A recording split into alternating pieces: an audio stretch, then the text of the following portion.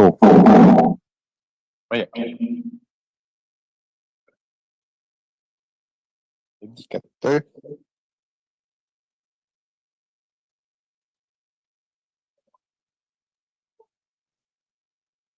Értek valamit, hogy én is hallom-e?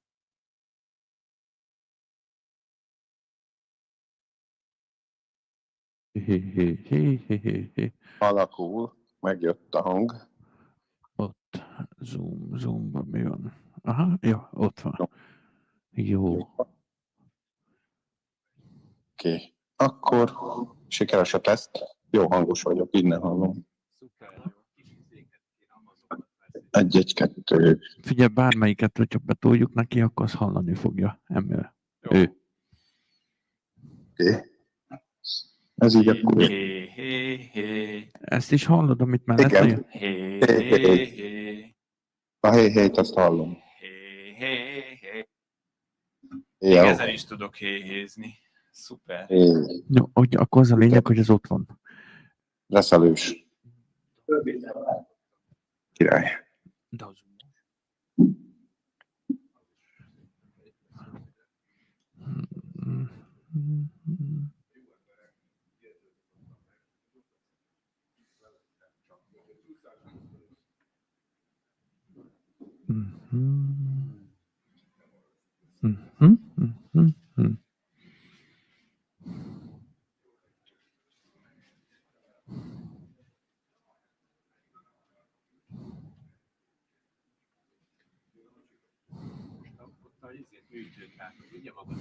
Semmit. Most bekapcsoltam, várjál. Most már igen, műtő. Szia. Jó, vettetek innen, ne? Szerintem a csajok hoztak. Ja, jó. Itt volt a gépen. Valaki jött. Aki hoztál? Ott a Jani.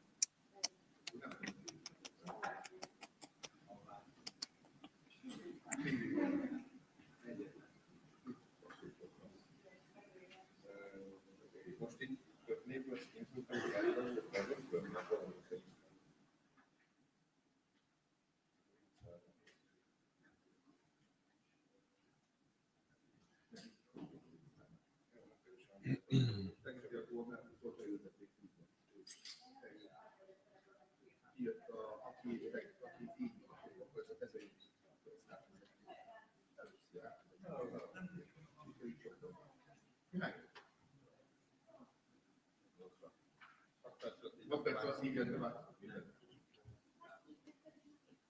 akkor értem én. Ja, értem. Az csak amikor vannak egyébként nekünk minket is csak mondanám, hogy nem így. De nem viccen kívül, minden jó. Akkor technológia azt mondom. Szerintem mi van nem? Ez így lemegy. Ők kiszmúlnak most, utána megint.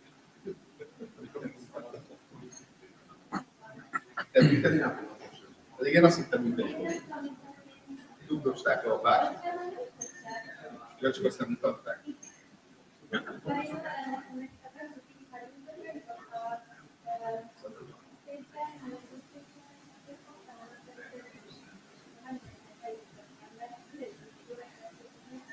Jó, akkor én ezt a kicsit diagnosztizálni. Na, tudunk tesztelni? Matyi, add be, meg a körtét is add be, és akkor elindítjuk a tesztet. És akkor 1-es, 2-es, 3-as. Van képünk, elvileg képünk van. Jó. Engem elvileg hallasz, ugye?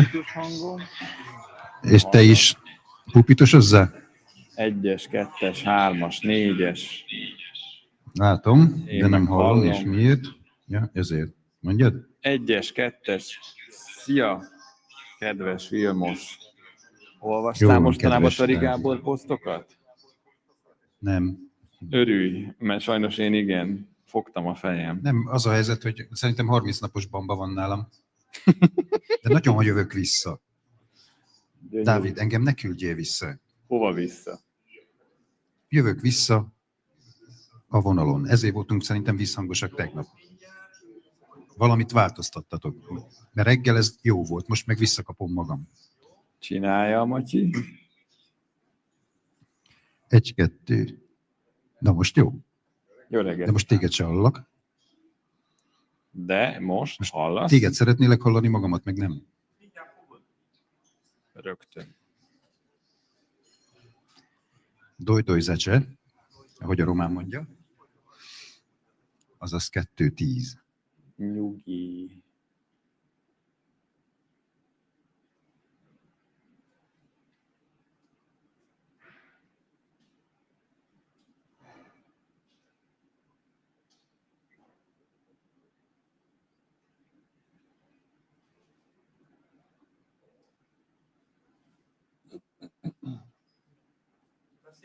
Egyes, kettes, hármas most. Mi újság? Most ő beszélne. Másodperc.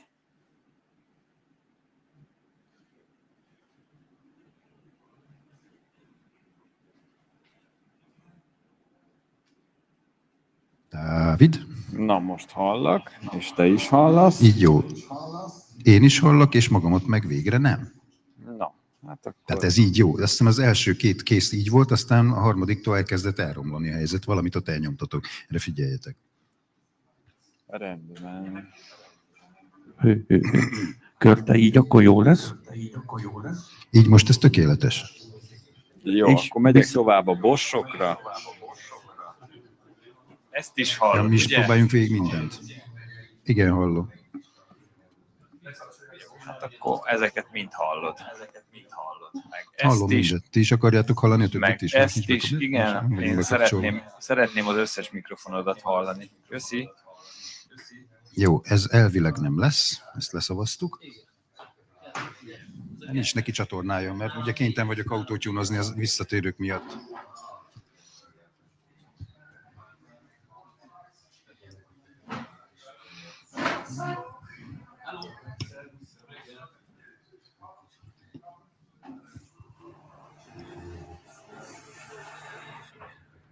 Jó, ezzel is itt vagyok.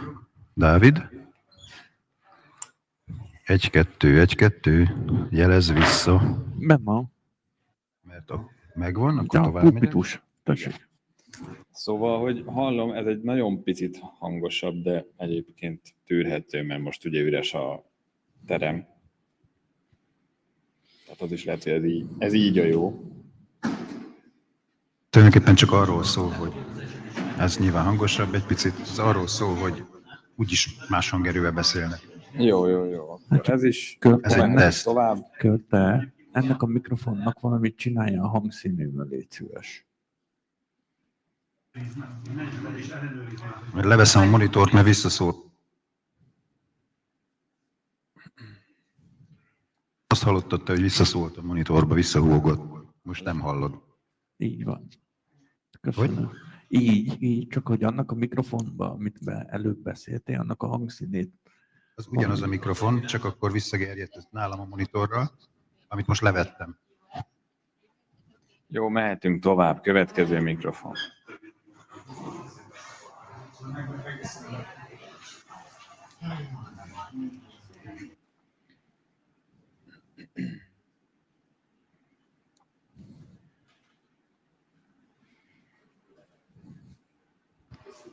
Na, itt jön még egy. Hűha, Mit szóltok hozzá? Hát nagyon máshogy szól, mint az előző. Nincs mélye. Hogy mondod? Nagyon máshogy szól, mint az előző a hangszínbe, Vissza szeretném kapni. de a hangereje az jó. Hol van? Az, amit még nem kaptam vissza, igen. Jó, akkor elvileg minden megvan nektek is. Csak ennek mondom, a hangszíne teljesen más, tehát hogy nagyon. De ezzel majd játsszál. Hát nyilván. Oké. De ez összesen akkor 3 mikrofonod van most? Nem 4?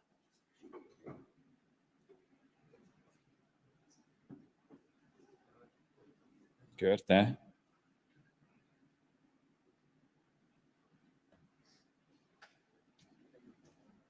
Jó.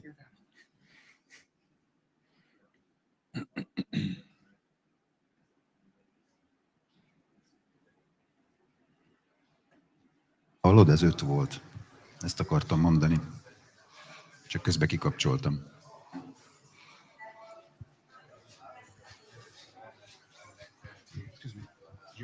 Yes, I'm doing this one.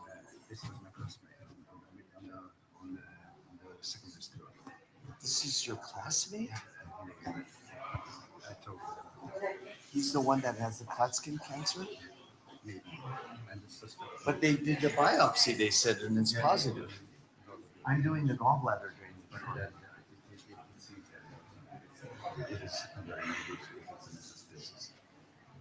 Am I right?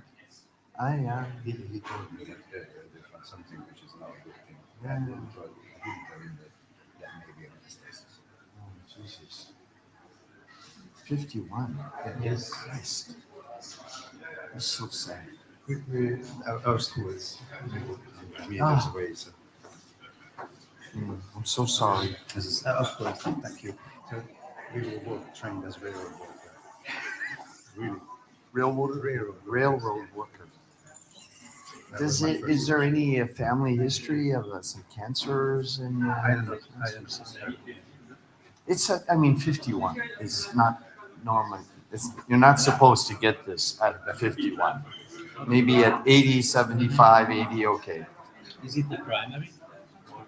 No, I think it's metastasis.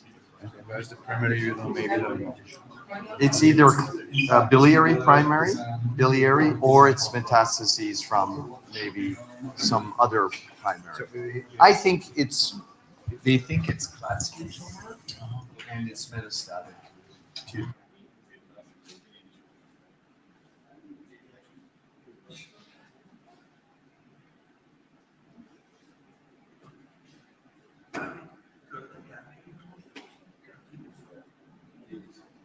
Vagy legalább félig, hogy ha bármi akar szólni, akkor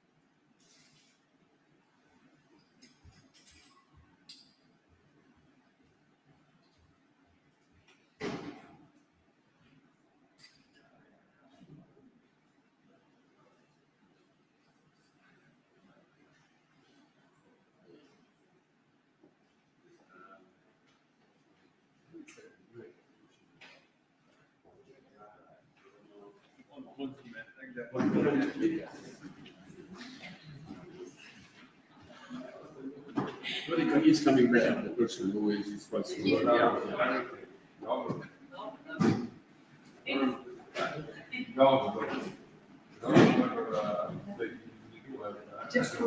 Si don't respond.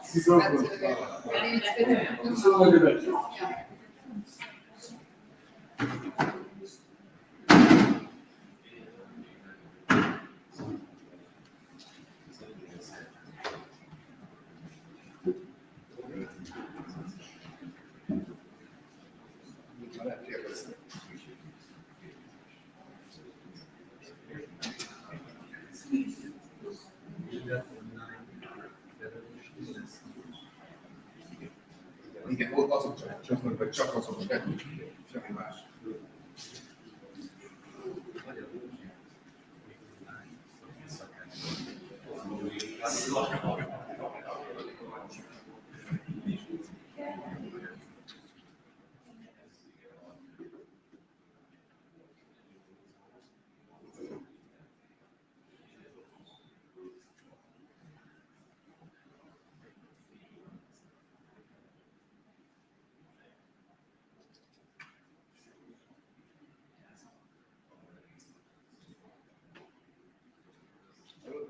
Tegnap félvedődtem a izét. Mondom, viszont, de hogy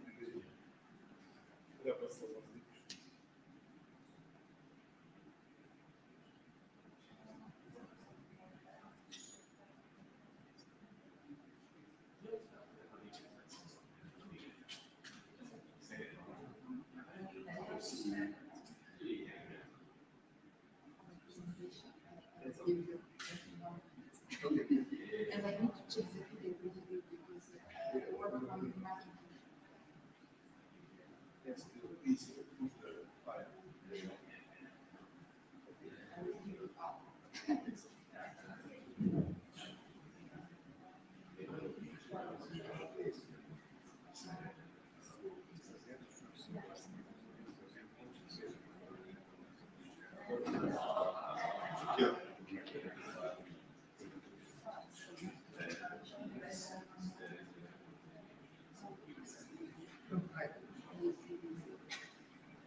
That's the problem.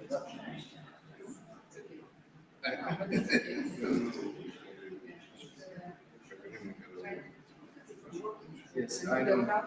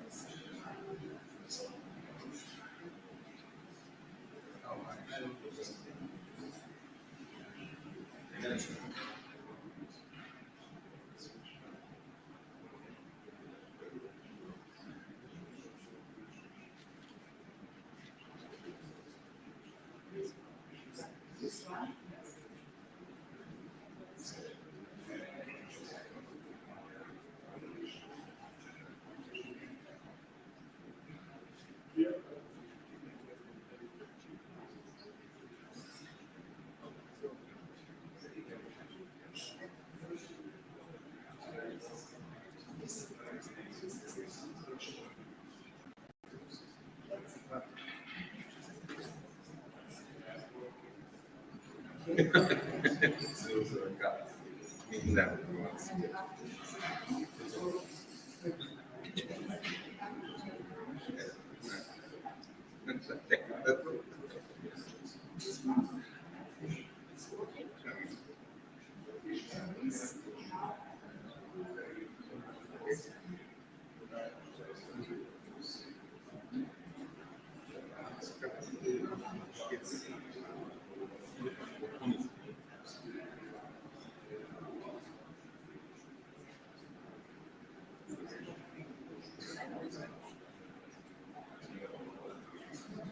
jövőre van.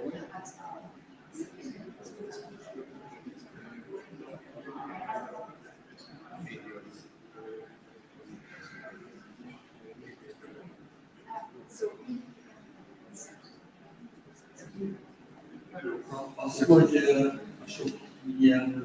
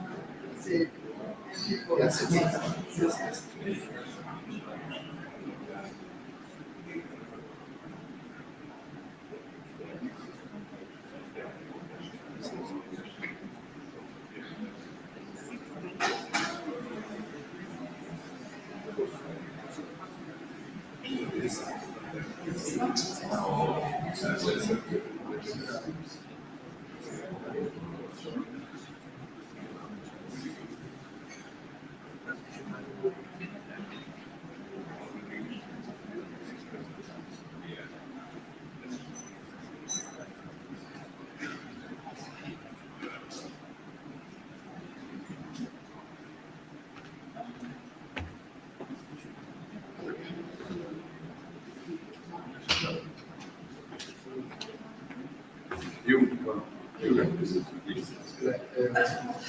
Last words.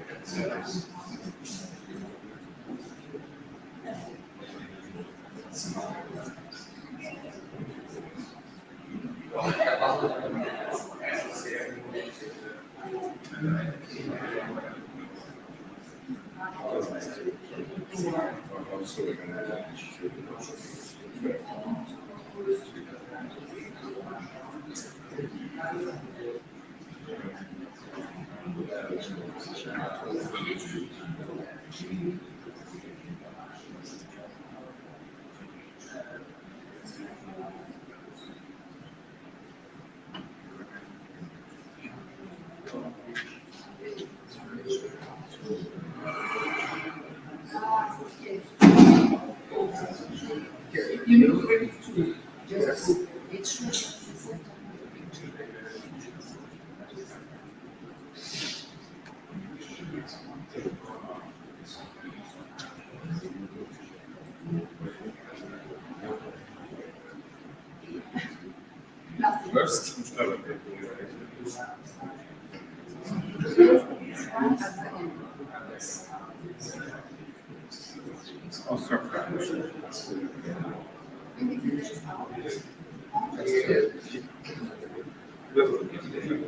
Azt meg egyesnek tudsz jönni.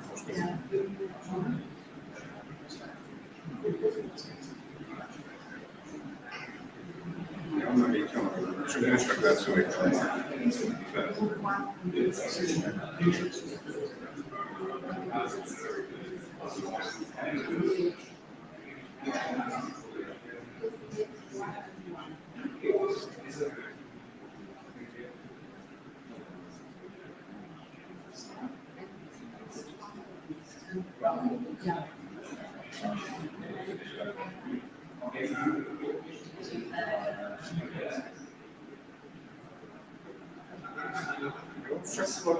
Ki most tökre az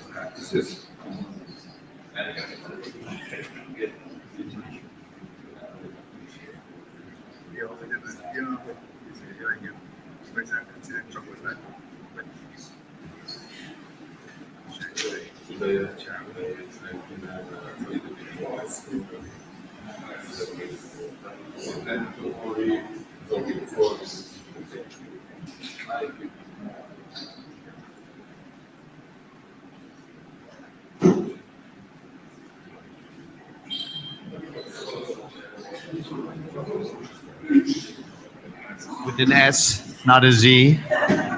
And your name is hidden. Edit.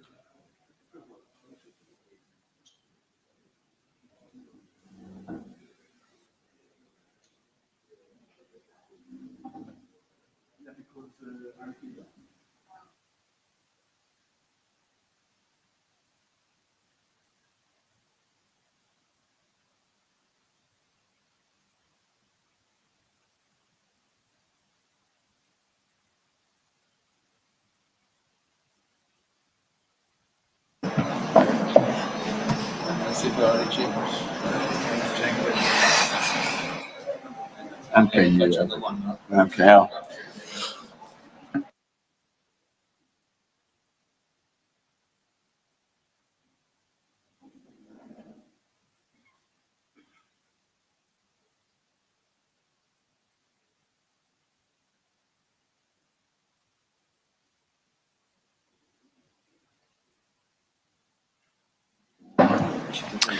Welcome everybody. Good morning on the second day of our Congress. We will start with a live session again, and I'm Áron Vince from Pécs, Hungary. I'm co-chairing this session with Rodica Ginkul from France, Richard Smola from Budapest, and our host, Professor Czako from Szeged. And I hope that the examiners are hearing us, and we are listening to the first case. Please go ahead. Good morning, dear audience. I would like to present the first case. Our patient is Kamal, 51-year-old male. He is hospitalized because of elevated liver function test and high drops of gallbladder. ERCP and cholangioscopy was performed, which showed bismuth correlate structure grade 1. Cystic duct was obstructed by tissue and cannot be cannulated. eus FNA was performed, and histology and cytology revealed biliary adenocarcinoma. Bilateral plastic stent implantation was done, which caused slow desicterization. CT scan revealed high drops of gallbladder, 25 millimeter mass in the right liver lobe caused at the diaphragmatic surface, which can be cystic lesion or necrotic metastasis. 62 by 109 millimeter hilar lesion was showed, closing slight central intrahepatic biliary dilation and pulmonary metastasis were suspected. Our planned intervention is EUS-guided gallbladder drainage. Go back to endoscopic. Good morning. Can you hear me? Yes, good morning. We are hearing you well. Good morning. So my honor to kick off our live session this morning. And I have a great team here. I have Susie, and her name is spelled with a Z, Susie. And then we have Marcy, and we have Edith. And Thomas is our anesthesiologist. And before we started this procedure, Thomas asked me, does the patient need to be intubated? The plan is to do gallbladder drainage. And I will say that sometimes when the gallbladder is very distended and filled with fluid, that it may be wise to intubate the patient, even though the drainage is typically into the bulb, but still the patient is at risk for aspiration. So that is always something to discuss with the anesthesiologist. So our goal today is to drain the gallbladder. For this, we'll start to evaluate the gallbladder anatomy in terms of the candidacy for EUS-guided cholecystoduodenostomy. So this is the pylorus. You can see endoscopically. I'm going to go into the bulb now. And the reason why you need to look at the bulb first endoscopically is you need to already have an idea where you're likely or where you would like to place the lambs. And the lambs should be towards the apex. It should be away from the pylorus, right? You have to remember that what you're seeing here is the endoscopic view. The optics are behind the transducer. So what you see with EUS is in front of you. So on EUS, you may think that you're very far in, but you actually may be further back, right? When you place your stent. So this here is where you want to have the stent. You don't want to have it at the apex itself because it makes this turn here. You want it a little bit behind the apex. All right, now let's switch to the EUS view.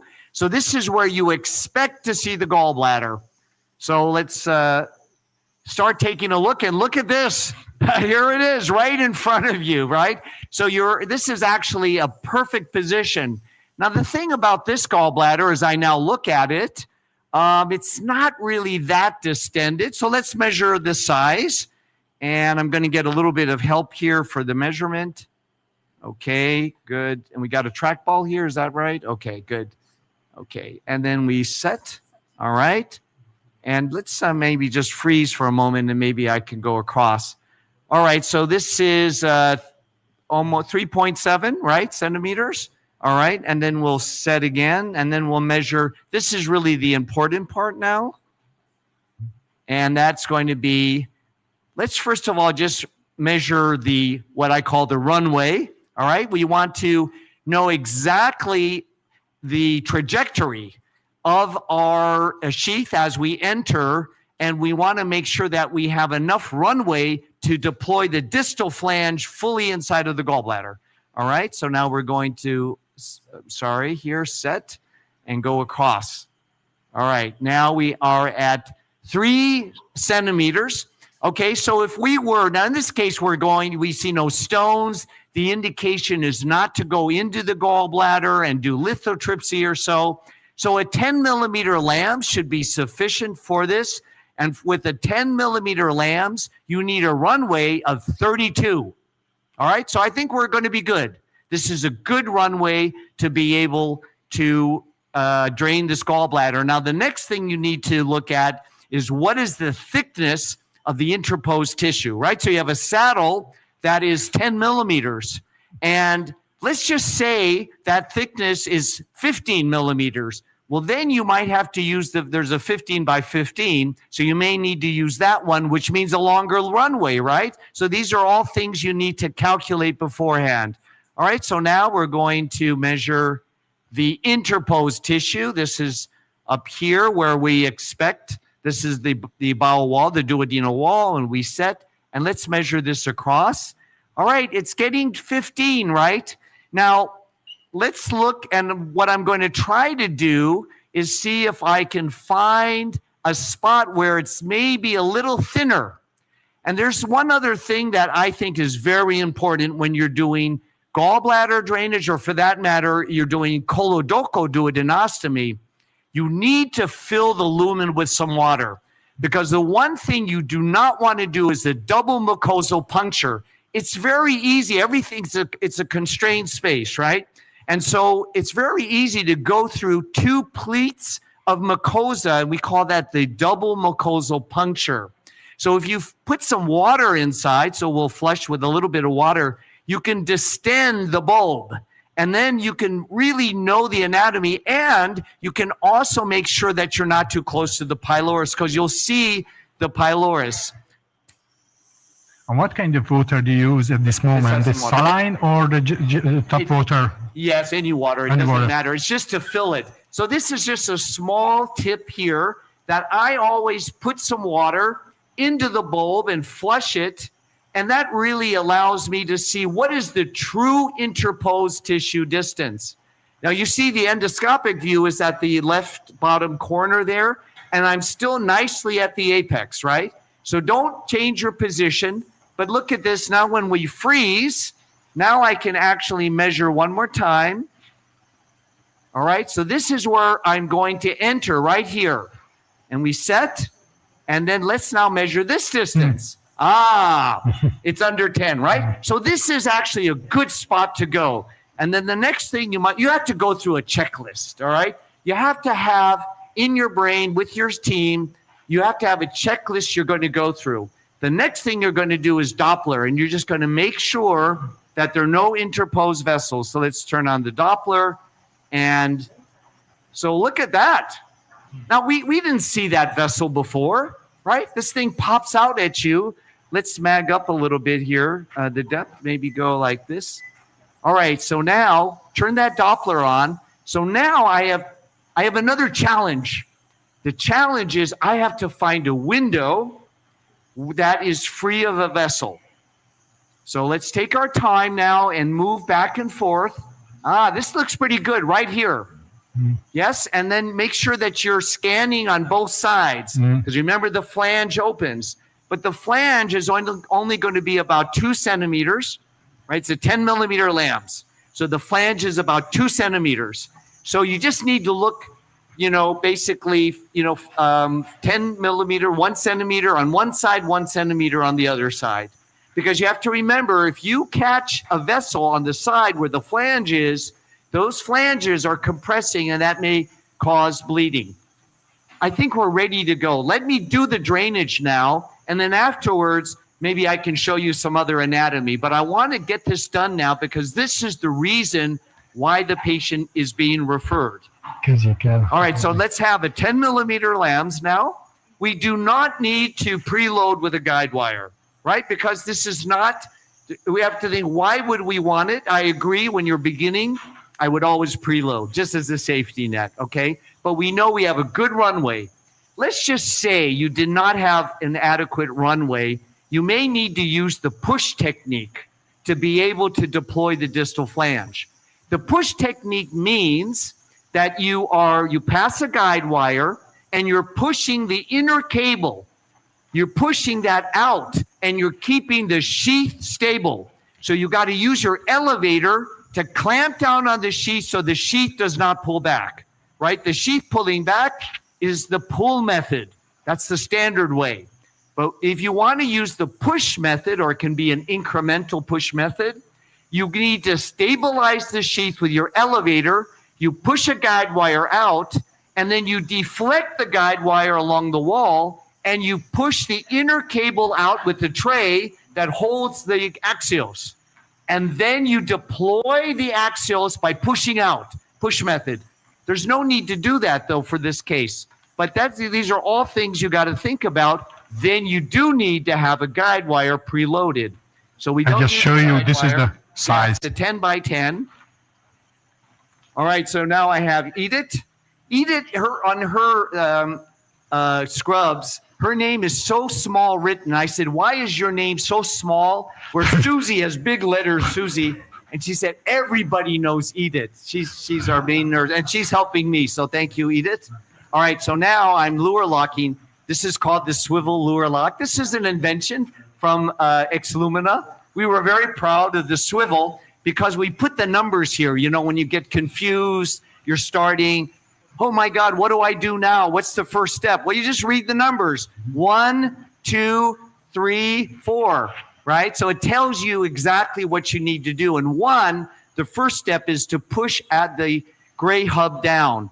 Now, in your mind, you're thinking, if I push the gray hub down, that's what's advancing the sheath. It's true, but only because the inner catheter cable is coupled with the gray hub with the outer sheath. They're coupled together. So you're moving the inner cable, inner catheter, if you will, together with the sheath. That's the only reason why it's moving together. If you uncouple and you push the gray hub down, you're just moving the inner cable with the tray that holds the axials forward. And so you just need to remember, coupling is what allows you to move everything as one unit. And then, so you never uncouple without, by accident, you have the yellow safety. So this was put there intentionally to make this as safe as possible. All right, now I'm going to have one of the nurses, maybe you, Susie, can you help me? All right, so Susie is going to hold my scope. You see, this is a team sport. I've got all my great nurses here helping. Susie's holding this because I definitely want to keep this position the whole time. I don't want to fall back because, look, it is one operator, one hand, one device, one puncture, right? So everything is one.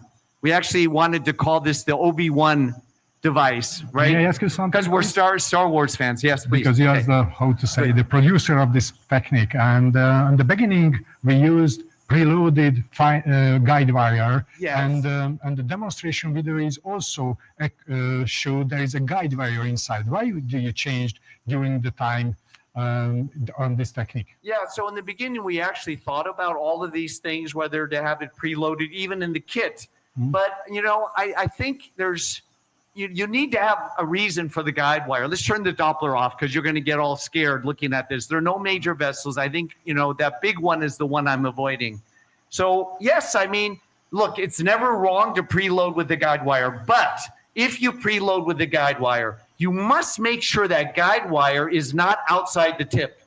It will then may impair, it'll absorb the heat, the thermal energy. So you may have difficulty puncturing. So there are two things you must remember. Never push against resistance. Right now, when I was pushing out, I was feeling how much resistance when I pushed the black hub down. If I have resistance, I pull back into the stomach, even if necessary, back into the esophagus to make sure I can advance the tip out because it's hitting against the elevator, right? If you push, then you're going to start to open the axios.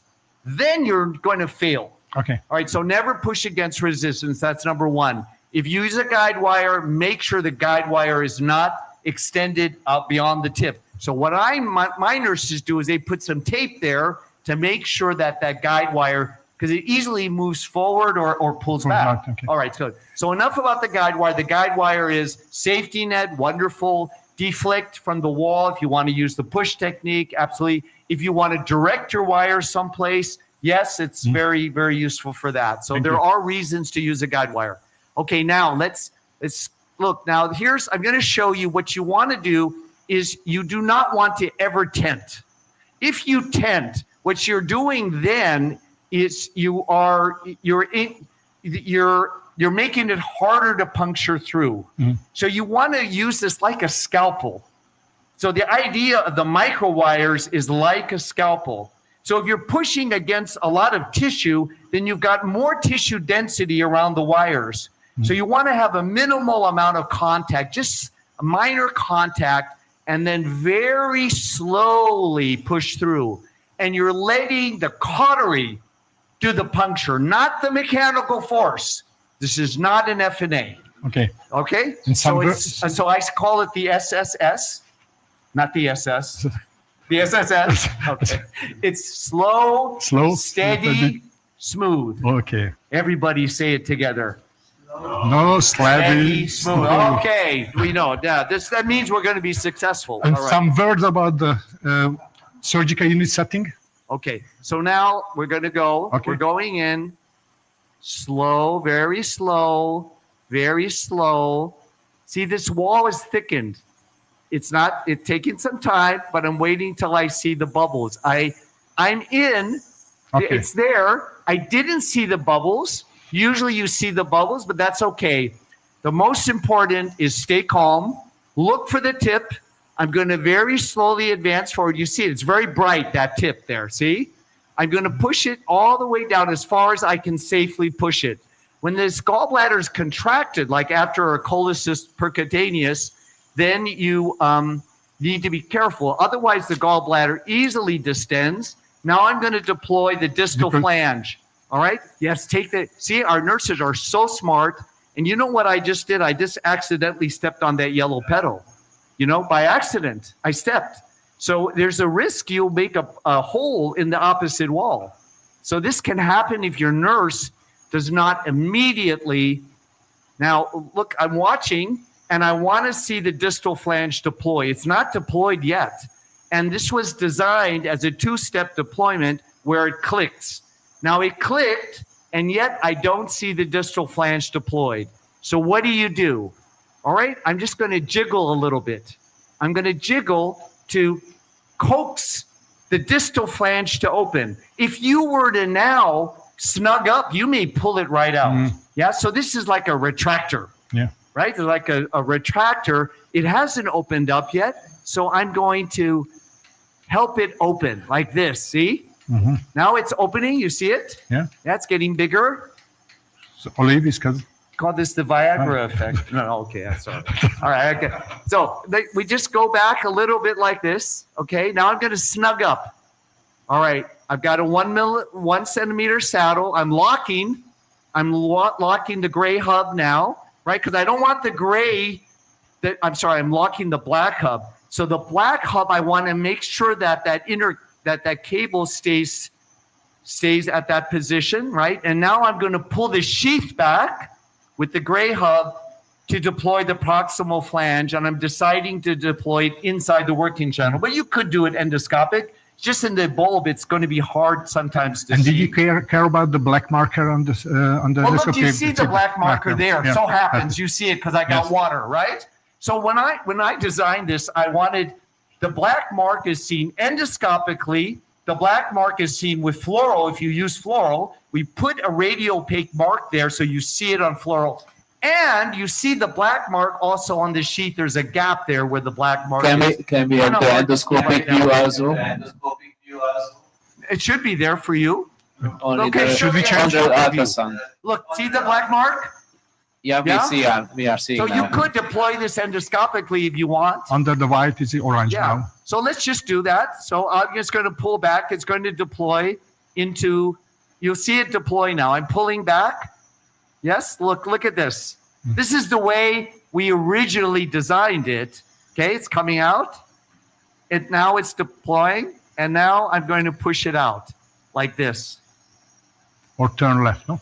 You turn left. Yes, turn Right, left. And, right. and then, go like this a few times. If it doesn't come out, here's where you got to be careful. Do not fall back.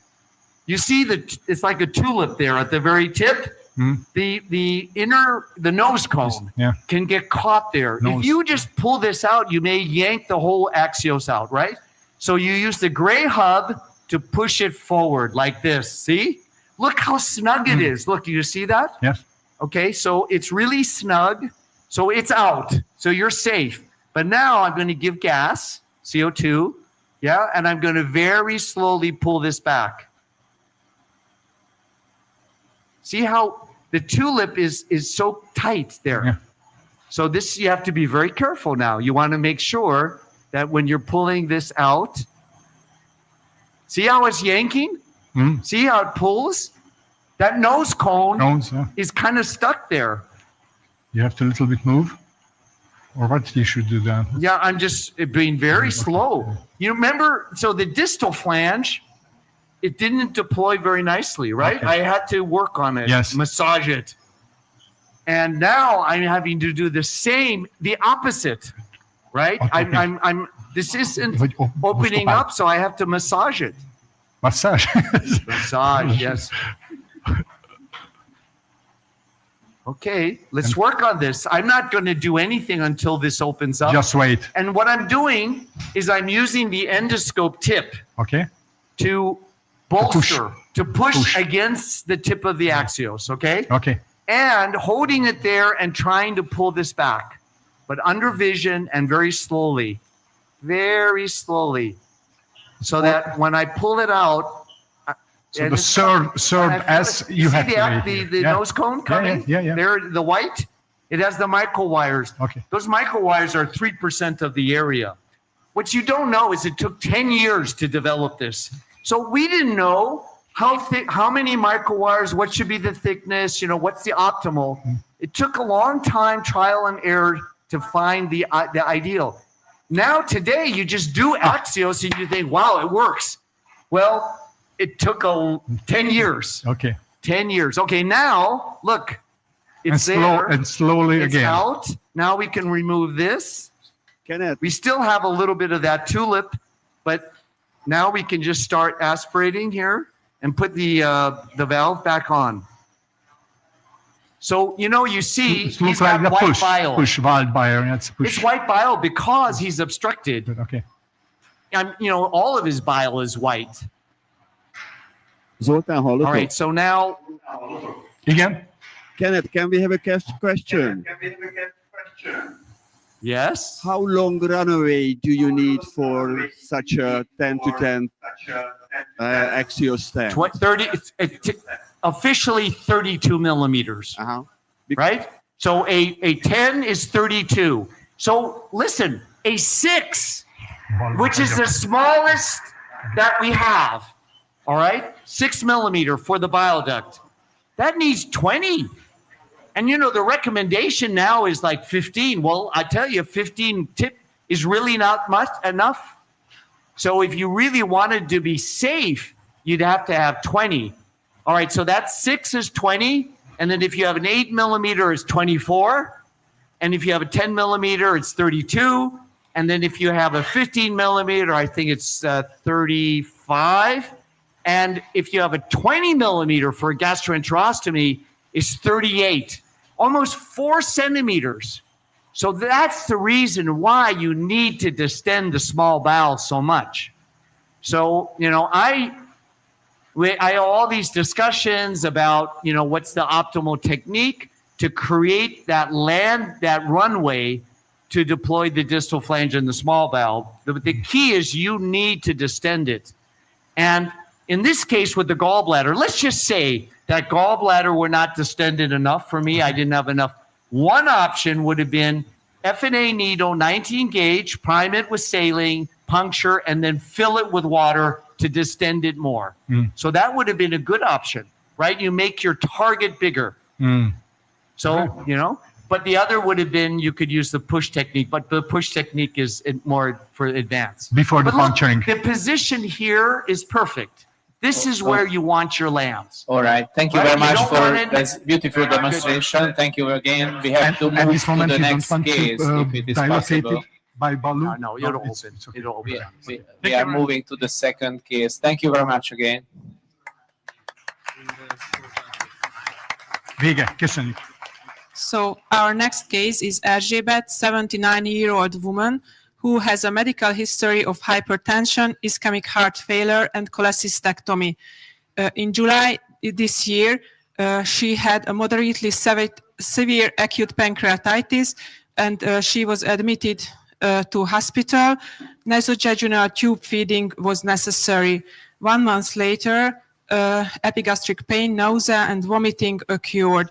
CT scan showed a 75 by 73 by 72 millimeter pseudocyst in size in the pancreatic head. Planned intervention is EUS-guided drainage of pancreatic pseudocyst.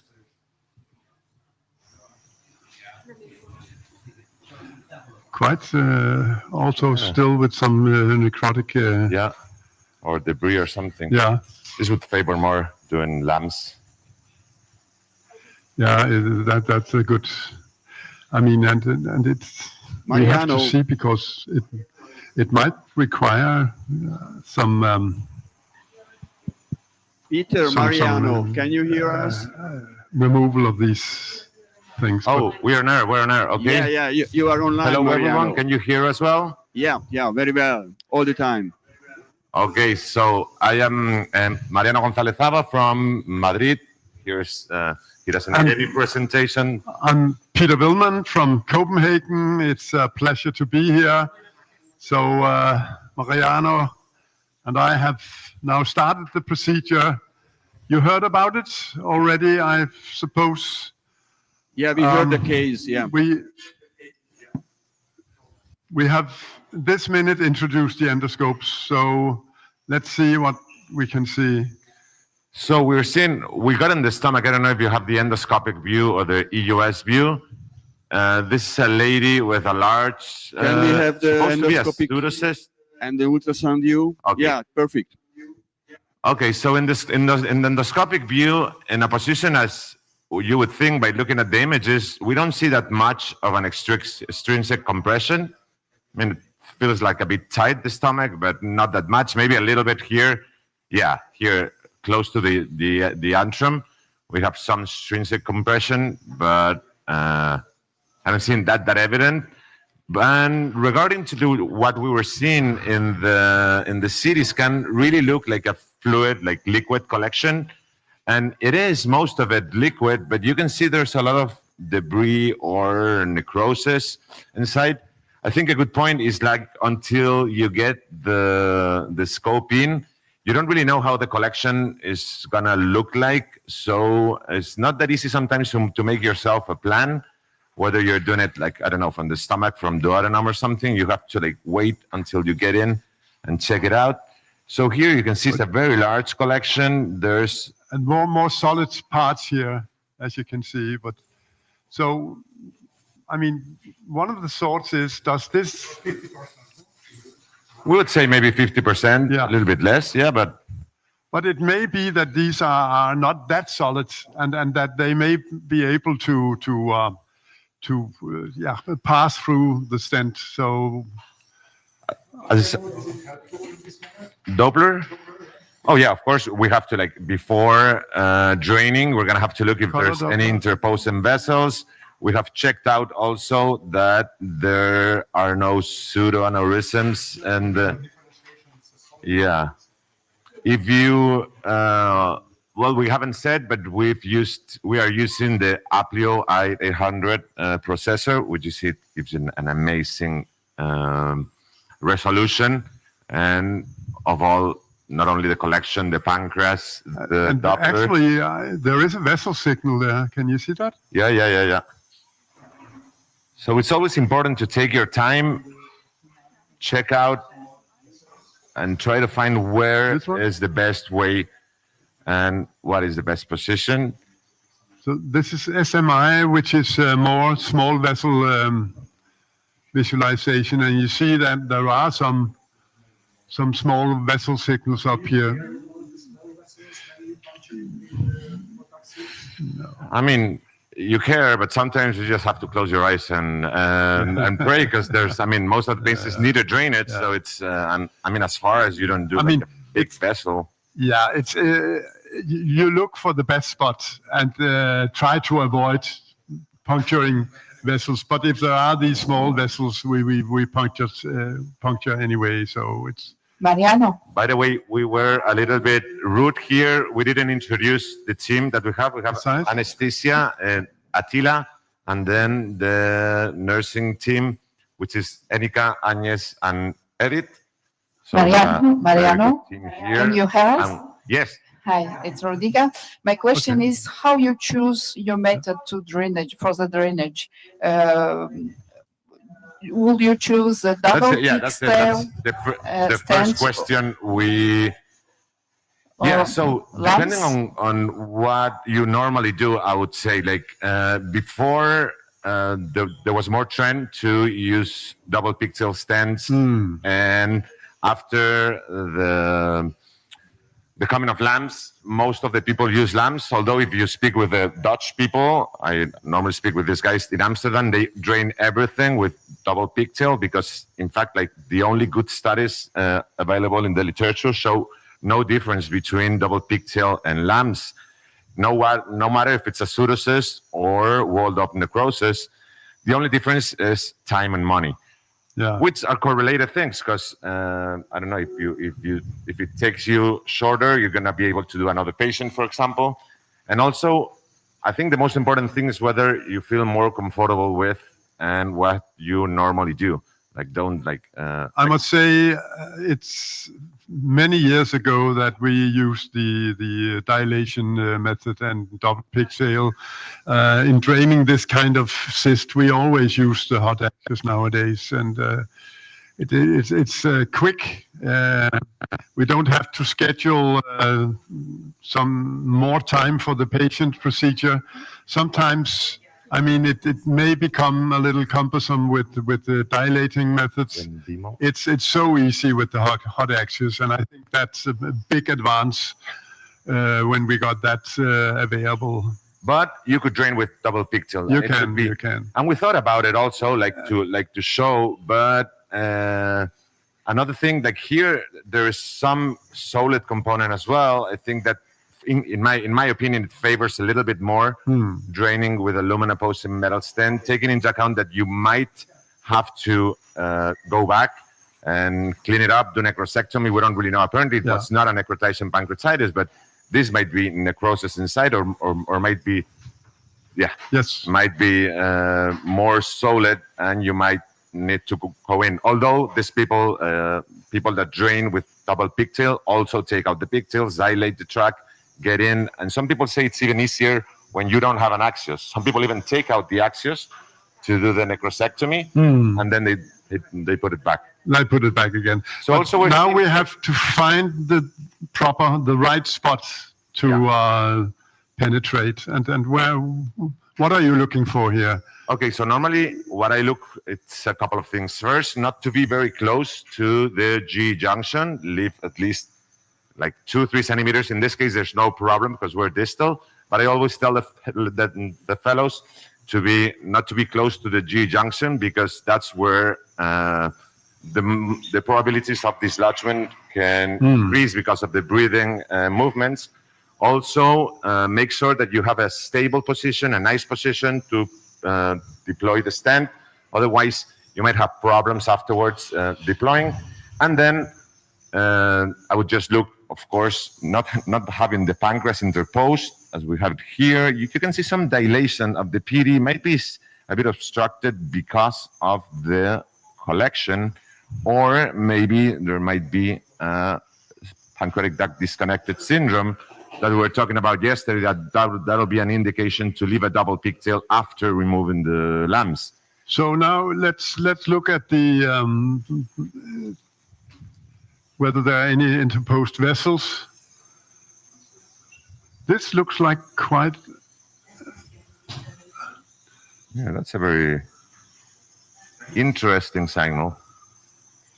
We should just avoid that one. Yes. What about here? There's something there. There was some spot over. Well, it can be. It can happen. I mean, if it's a pseudocyst, it's not that probable. Yeah, look but at if this. it's a necrosis, Look at this vessel here. That we have to avoid. Yeah. So even sometimes when you have a necrosis can happen anywhere, and if it happens in the body of the pancreas, even the splenic artery can be inside the necrosis. Sometimes you watch the CT scan and you just like have like goosebumps. It's like, oh my god.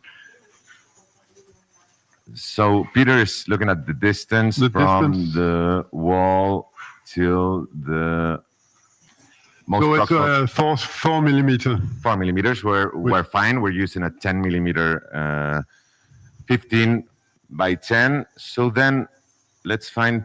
I don't know if you have any preference regarding. Okay, imagine we didn't have this vessel. Regarding draining it like more close to the pylorus or more proximal, do you think it's gonna drain better if you leave it like in the more like lower part or in the upper part? For necrosectomy. Okay, so isn't that a good spot here? I think this is a good spot. That's a good spot. Okay. Yeah. So I don't know. I feel like if we were like in a festival or something, that Mark Knopfler just played in the States by when Kenneth B. Muller was explaining how to use the Axios stent. So I hope I can just like do it half the good he does it. So we have a 1510 Axios stent. Once we've found let's check again the color. Yeah. We said this is. That looks good. A good position. Well, not that good now. Hi. Can we just, Mariano? Yes. Hi, can you hear us? Can you indulge Yes, us, please, perfectly. and go just a little bit to the duodenum and try to show us the image from the duodenum? Okay, sure. Yeah. Okay, from duodenum, we can still see the collection here, very close to the liver parenchyma, and it's probably somehow, probably not obstructing, but pushing backwards CBD, because we don't really get to see it here. We're in the bulb now. Where's the... What do we need? The size? Put it back a little bit. Okay. Oh, is it this one? Yeah, that's a good point. It's always important to have. That's good. These ladies had a cholecystectomy, so we should also always in a pancreatitis try to find the etiology of the pancreatitis. So this is what we see from the bulb. We don't see many things because the collection is pushing us out. And let's go now to the papilla. Why did you want us to go to the bulb? Is that, I mean, it's nice to see how the location of the cyst is all from everywhere, but were there some reason to the request? Yeah, we thought here that maybe the position for the drainage would be better from the duodenum. Well, that's a good point. I don't really like personally if I can choose to drain collections from the duodenum, if I can do it from the stomach, because afterwards I feel the position of the stent is not always going to come in the way you want. You might. And I think for the necrosectomy, it's for the necrosectomy, for the necrosectomy, it might be a pain. There's more risk of fistula when you do it in the stomach. Then it can get obstructed in the bulb. Sorry, I don't do that. Normally, I don't do it. I think it depends, but patients tolerate very, very badly, and most of the times you don't really need it. No, but there are groups who does it. But yeah. It's, I don't think we have any scientific results. Okay, let's use the Doppler again. So you think, Rodica, that we should do it from duodenum? No, we're not going to do it. But it was a question. I'm just going to ask. No, the question was from Tayana, but personally, I am doing as you, only when I cannot do by the stomach. Take it out. Okay, so Kenneth was explaining the stent thing, like not pushing a lot. Just when you see the axios, that's when you're good. I always try to be as perpendicular as possible, just not to make it like go across to put the axios across the wall. Of course, always check. Can we have a question from the audience, We're please? very close to the... I think that is not the signal, that is just... No, that's another spot you... Check it there.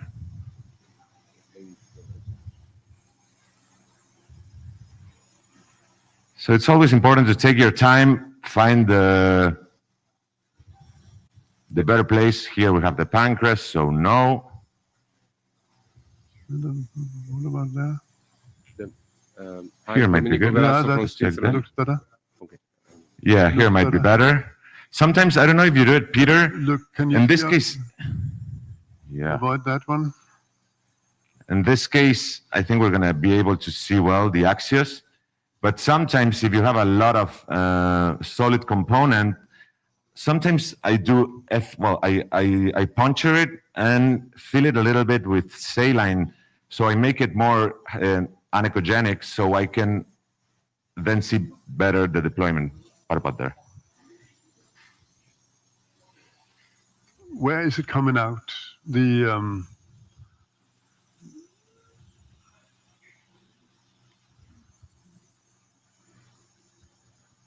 So, hoping not to disturb you, it's Domenico Grasso from Switzerland.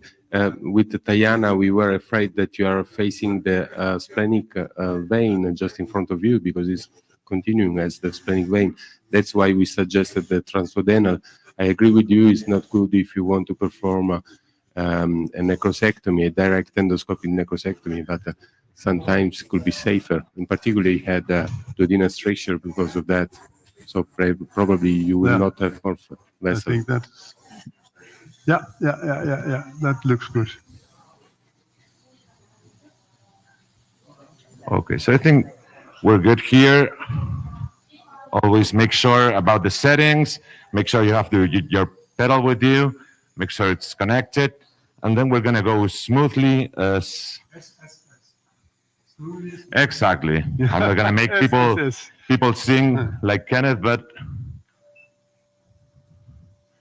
okay. So we're in. Disconnect this. Further in. And I think when the collection is big, or when you're doing gastrojejunectomy, if you have the chance to go all the way, that's going to be safer, especially if you're using 2 centimeters axios. So I didn't go all the way, but almost. So this is like 4 steps. So we're gonna lock here. It's locked, yeah. Okay.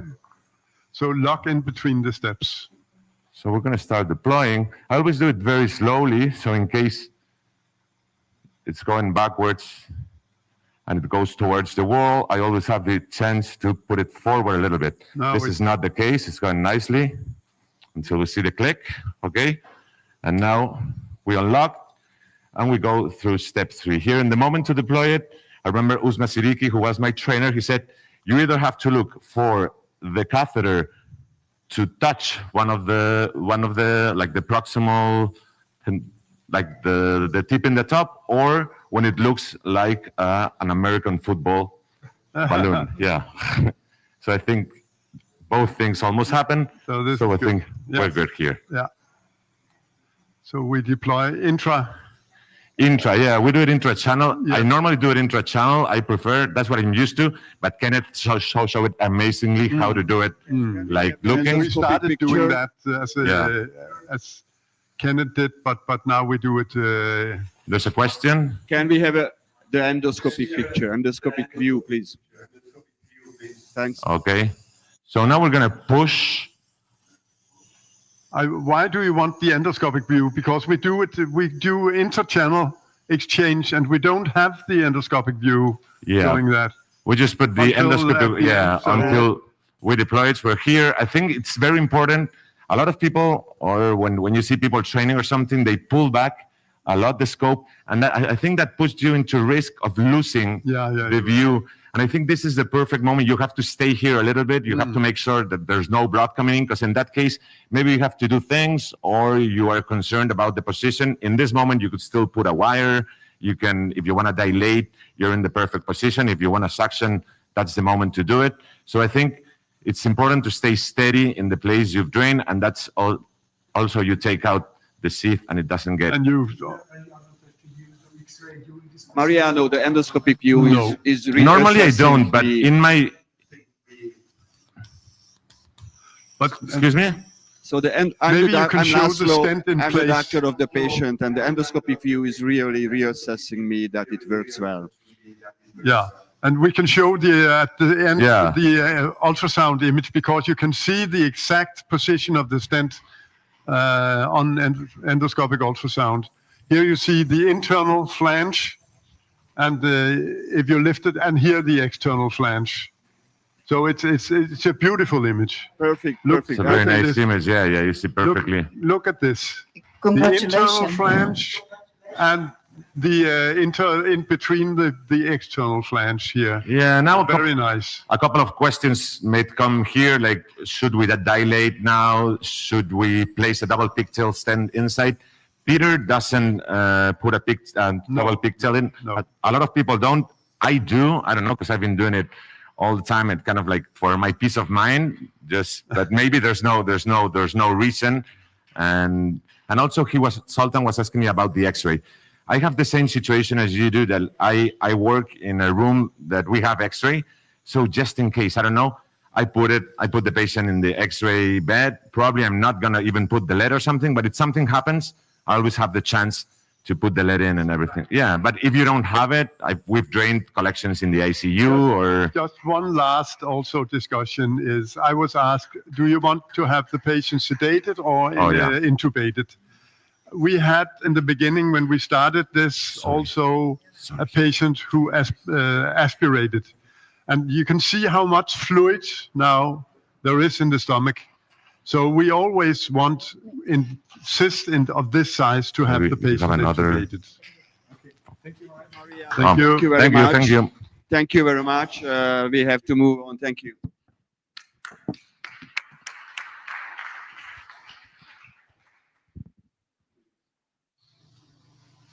Our third case is Zsuzsanna, a 47-year-old woman who underwent gastroscopy, which showed a 30 by 20 millimeter non-mobile polypoid lesion at the anterior wall of the stomach, which was rigid by touch and covered with normal mucosa. CT scan revealed a 14 millimeter wide non-contrast enhancing polypoid lesion in the fornix of the stomach, which protrudes the contour. Our planned intervention is eus-guided tissue acquisition. So great. Good morning. Good morning. Yeah. So can you hear us? Yeah. Hello from the. Can you hear Yes. us in the lecture room? Yes, it's Yes, perfect. great. So it's always reassuring to hear your voice. So I'm working with a Fuji EG740UT linear echo endoscope together with the Arietta 850. Andreas is here with me, Isvan, and a beautiful team of nurses and the anesthesiologists. Thank you for your cooperation. So I hope you have the endoscopy image to start with. Do you see endoscopy in the room? Yes. Just Nice. before. So I'd like to have some sort of general endoscopic overview Can first. we have the You endoscopic see- view? Sorry, we see only the EUS image. Can we have the endoscopic view? Yes, let me know when you have the endoscopic view. We have. Thanks. You have it. So Yeah. you see a little bit of the EUS tip. You see the green EUS tip in the endoscopic view, and you can see the elevator closing and opening. So you will know where you're going to. And with this preliminary endoscopic view, you see we are in the antrum here, and we see a nice mass, a nice bulge here on the lesser curvature here. So I think we're ready to start with EUS. Can we start with EUS, Andreas, please? And let's touch with the probe to this submucosal lesion, but hopes it's not a submucosal lesion. This is the gallbladder, which Can I is switch compressing. to US? Yeah. Yes. It is better if you see at the same time endo and EUS. That would be great. Can you see EUS right now? Yes. Great. So you see this is a false subepithelial lesion. It's not actually the true subepithelial lesion we're looking for. This is just a compression from the gallbladder. But this was just to demonstrate how sometimes external compression by other organs can be deceiving. You see, they somehow can represent a true subepithelial lesion. So I have to look. Can you see the endo view as well? No. Yes. In the room? Now you see. So I'm coming back. You see, I'm trying to get a full view of the stomach. Coming back, and here we go. Here we go. On the anterior wall in the gastric body, I think this is the true subepithelial lesion we were looking for. So we will now resort to EUS view again. So I will touch with the probe. You see, it is beneficial that we see the EUS probe because I can touch with the EUS probe the lesion itself. So I'm sure I'm looking with EUS at what I am interested into with endoscopy. And this is what we see. Can you see the EUS view with this wall preset? Very nicely. Do you have the US view in the room? Yes. Yes? Okay. It is important that I get your feedback. So as a first impression, we see a hypoechoic subepithelial roundish lesion, which is, if you can freeze the US view for me, Andreas, thank you very much. Let's get a measurement of the size of this lesion, and it is 15.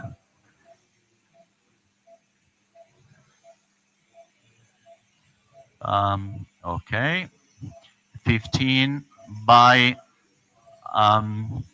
20, more or less. This is what we get. But as you can see, we're not sure from which layer this lesion is originating from. It is important to know the layer of origin to get yourself oriented with the differential diagnosis. So what I will do now, thank you, Svan, is I will inject some water very gently in the lumen. I have a 60 cc syringe, which I will use to inject gently some water. The reason for a gentle injection is that I don't want too many air bubbles to form into the into the water that might disturb the view. And you see, with the help of the water immersion technique, we get a much better distinction of the layers of origin. And now you can appreciate all the layers of the gastric wall. You see the gastric, yes, thank you, Andreas. So you see the mucosa here, black hypoechoic layer. You see the submucosa, the hyperechoic layer, which is untouched. And you see the fourth layer here, which corresponds to the muscularis propria, this one, which is the true layer of origin, in my opinion, of this lesion. Let me come back. So this is called the transition zone. You always have to look at the transition zone to have a sense of the layer of origin of the lesion.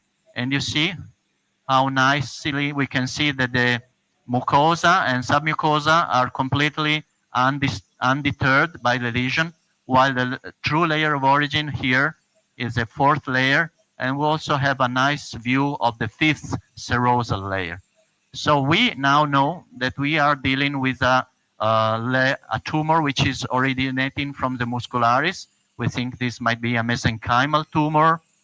And the differential diagnosis here is mainly between a GIST and a leiomyoma. And also, I wouldn't rule out the possibility of a neuroendocrine tumor.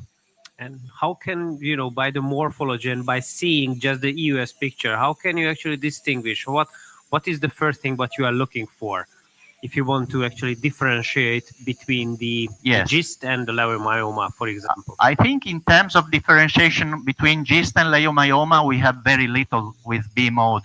They might look almost identical. There might be a difference with the neuroendocrine tumor, which is more often originating from the third layer. So in my opinion, this is not likely to be a neuroendocrine tumor. And also it is very important to know where the lesion is. If this lesion were in the fundus or the cardia or the esophagus, I would very much likely opt for a leiomyoma. Since this lesion is in the gastric body, I would be much more in favor of a GIST rather than a leiomyoma. But now we can take a look with elasto. Andreas, please. There's a question from the floor. Yes. Okay, let's freeze. Can we go back to the... Hi, Pietro. I can't hear the question. Hi, Pietro. It's Domenico speaking. Thank you very much. It's quite incognant or infiltrating the liver parenchyma, and the echogenicity is not that different too. Could it be also an hepatic lesion that is touching or infiltrating the stomach as a differential diagnosis? Okay, this is also a good point. Sometimes we do have hepatic tumors which are compressing the gastric wall, and of course we must be aware of that. I will look for it. I think we can differentiate this lesion from the liver parenchyma, but it's an important point. Thank you for raising it. So with the elasto, we see it's mainly blue. I don't know what information we get from this, but this is just for us to know. I think it is now time to get a sense of the vascular network of the lesion. So if we can start with DF5, detective flow imaging. Okay, thank you. Is it possible to turn the gain down a little bit? Andreas, please. So in this monochrome purple setup, you see, we see, you can freeze now. You can see how nice we can see the vascular network of this lesion. Do we also have the incremental mode with Arietta? Not yet, okay, no problem. You see the lesion is very vascular, very vascular. So this speaks in favor of a GIST rather than a leiomyoma, which is much less vascular. But I think it's now time to look with Sonoview, contrast harmonic EUS. Okay, let's switch to contrast harmonic EUS, please. And so we will now see also the arterial and venous phase. So actually, the nurse is already prepared this sonoview for us, so we are not going to do like a didactic Magnify lesson on that. Magnify, please.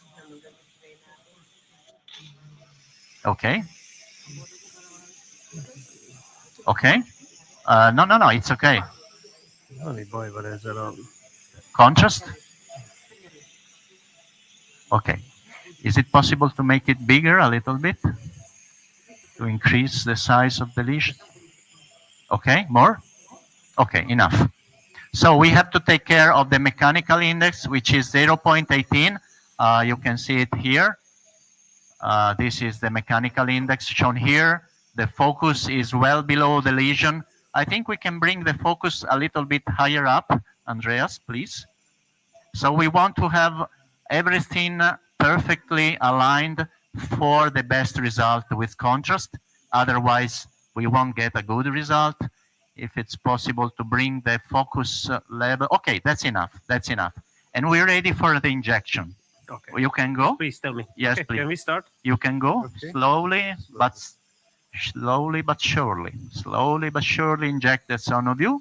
And you can, okay, you see the counter has already started on the left upper corner of the image. You can see the counter. So now we are entering the arterial phase of our investigation. We see some bubbles penetrating the lesion.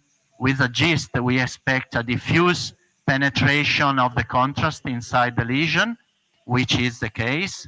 While with the leiomyoma, we expect to identify a sort of a vascular hilum of the lesion.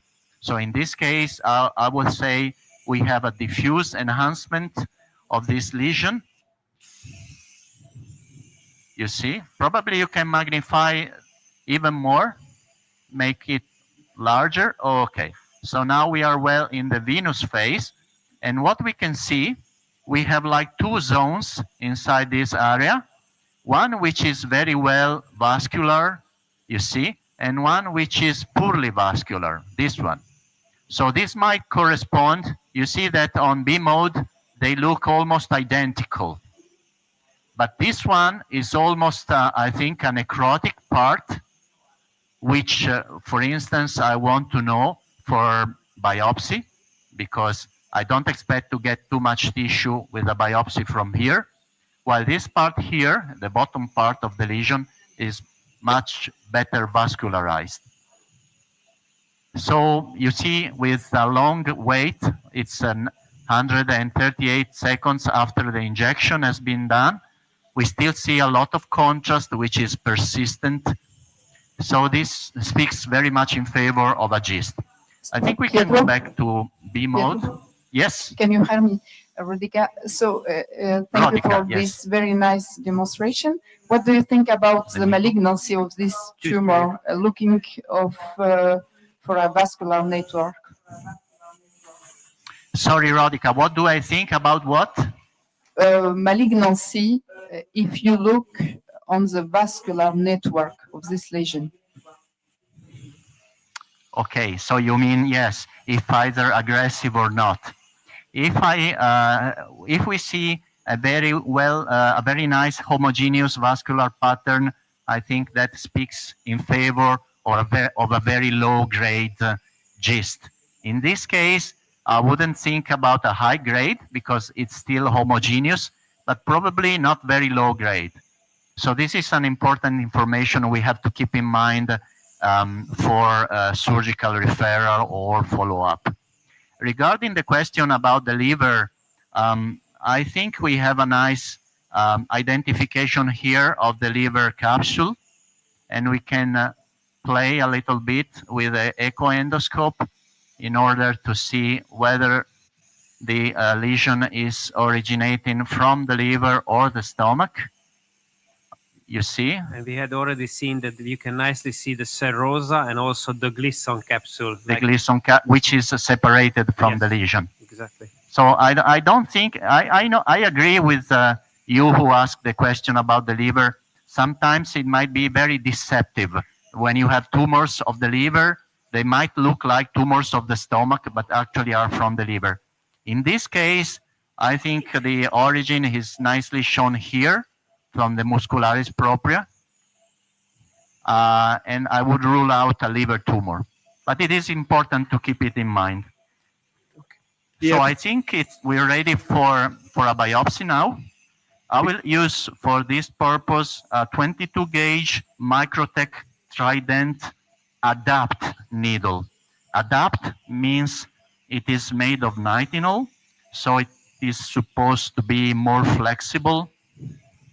So we always like to start with a needle completely retracted and also the sheath completely retracted. So with the press of a button, I will advance the sheath a little bit so I can get it, I can see it in the US view. You see how nice we can see the sheath. So I'd like it to be like 2 centimeters out from the scope, not more than that. Otherwise, you can't control the needle very well. So for now, I have the nurse. Can you tell me your name, please? Viola. Yola. Okay. Thank you. Yola is helping me for keeping the scope stable, because you see the lesion is very small, and from the gastric site for the puncture, the scope is very unstable. It's not like from the duodenum. So I don't want to, of course, miscalculate the trajectory of the needle. Also, as I expect some resistance, I would like to go for the door knocking technique. Door knocking means I have to adjust the control of the needle extension. I don't know if you can see the camera also from the room. I will set it to, I can also measure the distance from the tip of the needle here and to the center of the lesion. So this is the expected route. You see, it looks like a long distance, but actually it's only 11 millimeters. From the end of the lesion, it's only 20 millimeters, although it looks like a very long trajectory. Pietro, may I have a question? Pietro. Yes. Hi, it's Richard. Yes, go so on. my question is follow-up an option? And if no, do you have to sample this lesion at all, or send it straight to surgery?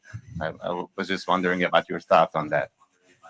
So if follow-up is not an option, do you need an FMV at all? The question is appropriate. The lady is young, so as this lesion can be treated with wedge laparoscopy or even endoscopically, why not? I think you should go for resection, as this, as we demonstrated with contrast, might be not a very low-grade tumor. The reason for having the confirmation of its nature, I think it's because now we have numerous options for treatment. As I mentioned, we can treat this with endoscopy, ESD, or full-thickness resection. We can treat it with surgery and different types of surgery, laparoscopy, robotic, minimal resection, wider resection. So it is important in my mind that we are able to demonstrate for sure what the nature of the lesion is. And sometimes some other lesion like carcinoma or lymphoma mimic a submucosal tumor. So this is why I would go for biopsy. What do you think, Isvan? I completely agree. Yeah. You completely agree? Yeah. Pietro, we have 1 more minute, or we are waiting for your puncture and then we move on. Okay, I will do the puncture with the door knocking technique.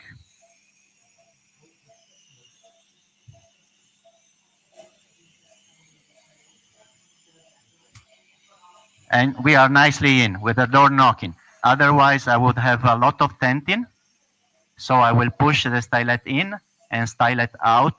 So can we do the slow pull technique, please? Okay. So while I push the needle in, Isvan is helping me with the slow pull of the stylet. And you see, I have a nice control. I can do a fanning technique. And I always use the door knocking. So I'm sure I'm getting a good thrust with the needle. We can nicely see the tip of the needle, actually, how, we have these three sharp edges. So I'm quickly advancing the needle while Isvan is retracting the stylet. And we don't want to use suction because this lesion is very vascular. And then I don't want to contaminate with blood the specimen. Pietro, Istvan, great presentation. Thank you very much. Thank you very much. Bye-bye. Thank you, Laszlo. Thank you, Laszlo. Bye-bye.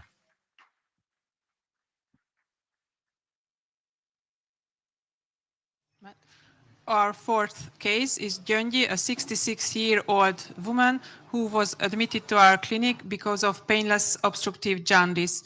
MRCP showed intrahepatic biliary dilation, 13 to 16 millimeters in central and 4 to 5 millimeters peripheral, with the suspicion of proximal bile duct malignancy, 30 millimeters in size. CA19-9 was highly elevated. PTBD and ERCP showed Klashkin neoplasia in stage bismuth correlate 4. Percutaneous drainage and bilateral plastic stent implantation was performed. Brush cytology and the single operator cholangioscopy biopsy weren't informative. EUS revealed 26 millimeter hilar tumor causing a diffuse intrahepatic biliary dilation and a 17 millimeter cystic lesion in the left liver lobe, may be an abscess. Cytology and histology of this hepatic abscess showed a well-differentiated invasive bile duct adenocarcinoma. Minimal regression of biliary dilation and jaundice was seen on CT scan. Planned intervention is EUS-guided biliary drainage. Okay. Oh, there you are. Oh, yeah. He's the one who should do the procedure, but he disappeared. Good morning, everybody. Good morning. Good morning. And my name is Kita from Japan. My best friend here, Defre. And Shushi is helping us. Yeah. This is bring from the Japan special devices, Tornus. And this is the dilation device, which is a kind of screw. And the LEM balloon, very, very sophisticated balloon. It's a improved hurricane balloon for and also the and chocolates here. No. And ES dilator, very tight dilator. Okay. Yes. And I have also in Japan long stents for AGS that are not available in Europe without any side holes that may cause choleperitoneum. Okay, so I hope we will be able to test all these devices, but otherwise we can use the normal device, which is a needle, a cystotome, dilation balloon, and the stents. In Japan, it's quite popular to place plastic stents to drain the left bile duct. But here we had discussions about the presence of ascites. But we don't see any ascites. Oh, yeah, but some. So I think we can choose any stent. Yeah. So we have nice dilated. Yeah, very dilated. This is B2 and this is B3. Okay, just take the pointer. Yeah. And as you know that this case, there is some ascites, and also she had already done by the ERBD for the right lobe, but she had jaundice. So maybe we puncture this. Now I use the GF180. Yes. Yes. Okay. But E3 processor. M3. M3 processor. Yeah. Yes. Maybe. And if you use the Olympus one, I recommend you to puncture the B2, B3, not B3, because in this site, this is B2, because of the angle, in some case we puncture the transesophageal puncture. Therefore, I recommend that using the Olympus, you should puncture this B3. Yeah. Yeah. And also you have to think about the distance. If the bile duct is too close, less than 2.5 centimeter, in this case, you have that some chance of the leakage of the bile juice. So therefore, the distance must be more than the 2.5 centimeter. That is my recommendation. So which needle are you going to use? And generally, I use Easy Shot 3. Olympus. Yeah, Olympus 3. Yes. So because of I love the. You open it. You open it. Yes. Yeah, puncturability. Concerning about the puncturability, Easy Shot 3 is the best in the at the moment. Yeah, because it's a coil sheet and it's quite supple, and its actuation is very nice. And do you use it with the stylet, or do you put saline inside, or do you put contrast to preload the needle? Yeah, and generally I prefer the preloaded contrast. Contrast. Yeah. Contrast, stylet out and contrast. Yeah. Yeah. Okay. Contrast, yes. Please. Oh, small syringe, please. Yeah, please.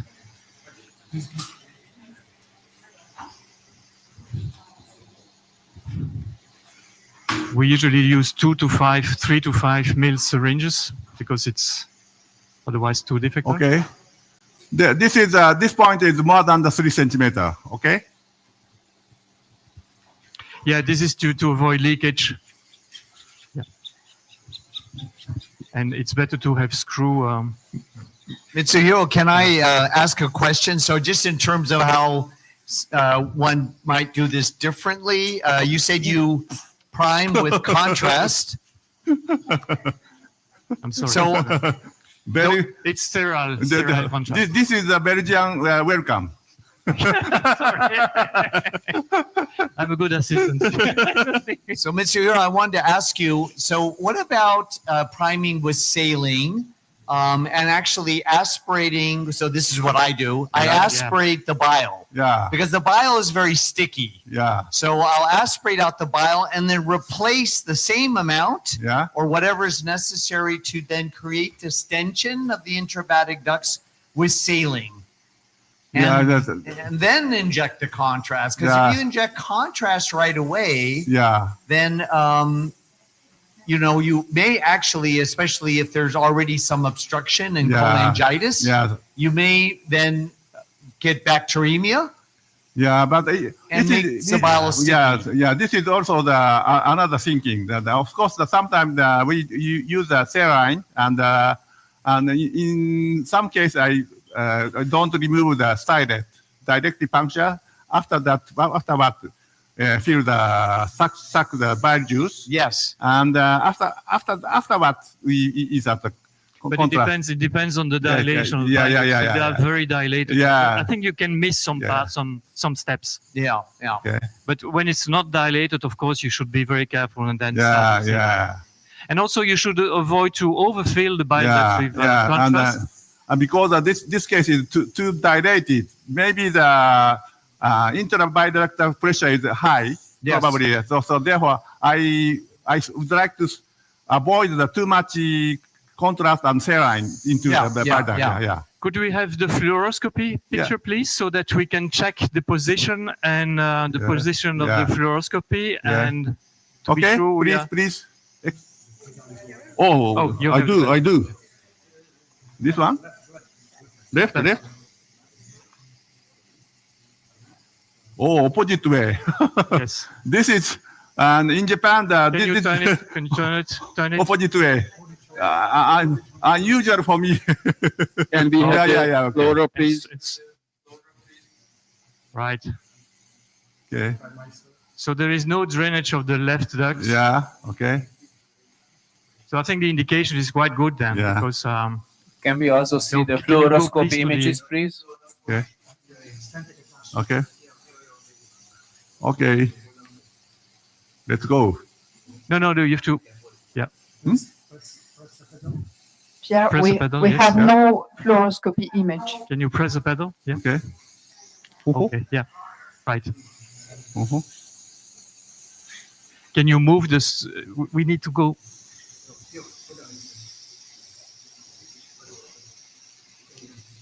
Okay. Yeah, press the pedal again. Okay. Okay. Okay. Okay, that's better. Yes. But generally, in Japan, the assistant do the X-ray. And keeping EUS Okay. view. Okay. Okay.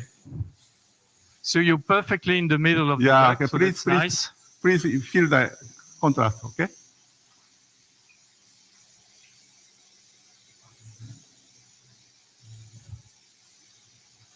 Okay. Okay. Wow. Very close to the strictures. Okay. So you think you are too close to the stricture? Would Yeah, would you do another puncture to be? Yeah. Maybe too close. Yeah. Don't you think so? Well, if you want to do anterograde stenting, then it might be fine. Yeah. Okay. Maybe try. We can try with the. Yeah. So we flush with saline, Saline, little please. saline, and then the wire. Which wire did you? Small. Vigilite. Which wire do you? 035? Yeah, 025. We'd like to have the 25. ultrasound image as well. We have the fluoro image now, but not the ultrasound. Now we have. That's why? very nice. Thank you. X-ray. Okay, fluoroscopy, please. You see the ultrasound as well, right? Okay. X-ray. X-ray. Yeah. Okay. There is no passage. Yeah. No passage. Oh, maybe a little. No. Not sure. No. Yeah. 25. 025. 025. 025. Go.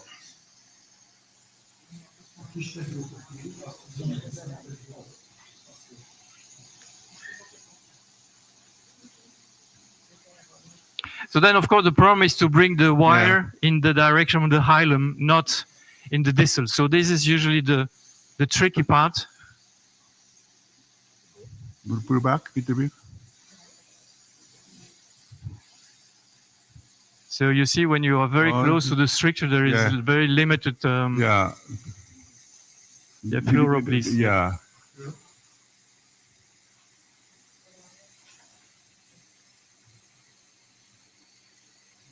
No. No.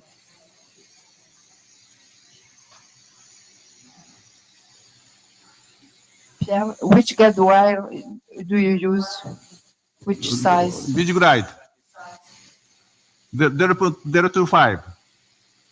No, I don't think we can.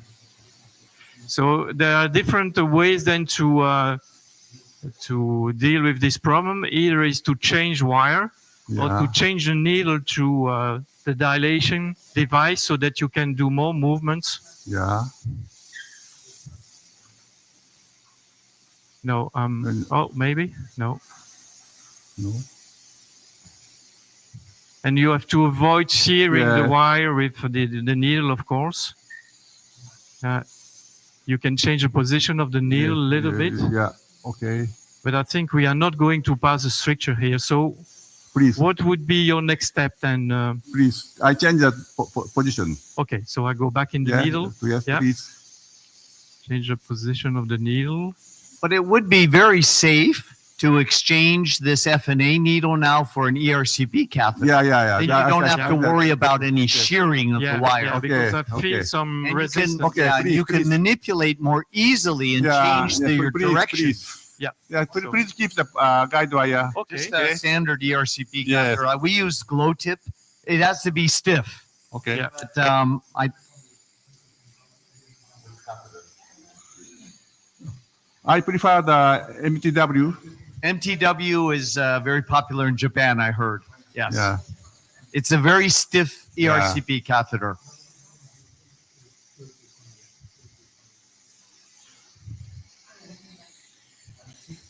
What is the size of the Please catheter? keep the Is guide it wire 5 in the French? picture.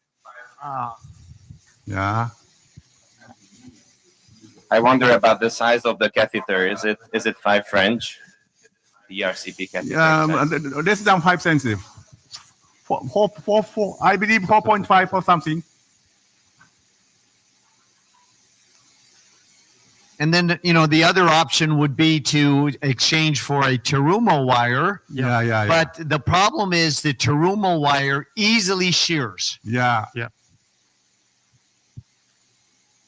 After changing the catheter, you can try the Terumo guide wire.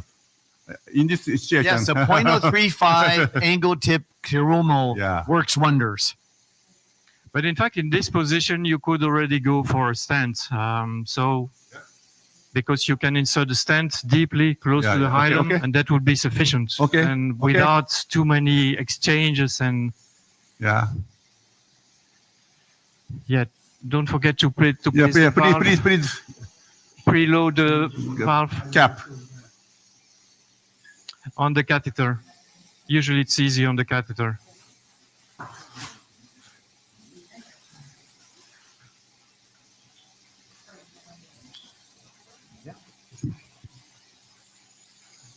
Okay. Please.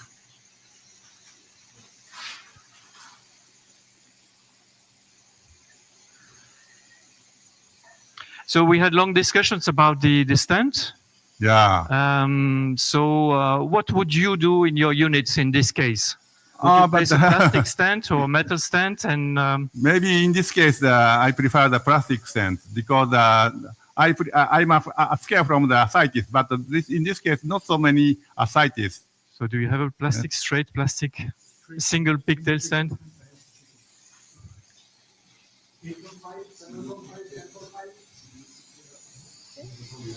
It should be a long one, huh? Yeah, but and plastic stent 7 French or? Yeah, 7 French. 7 French, yeah.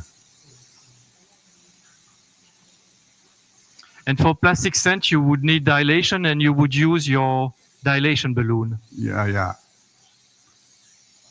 So at this stage, you don't use a tonus? Yeah, in this situation, I don't use the tonus. The tonus is generally we use the ESPD. Yeah. So there's a question is the length. It's a good one. Good one, I see. So you prefer longer, right? Yeah. But it has side holes, so no problem for that? Okay. So I know for the expandable metal stents, you want at least 4 or 5 centimeters in the stomach. But is this also necessary for the plastic? Oh, I cannot go in.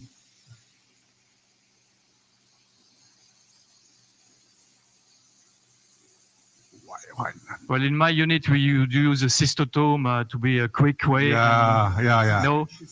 Well, it's working. Yeah. I would use a cysto and no dilation and directly the stent, and that's. And maybe. No, I never dilate. No.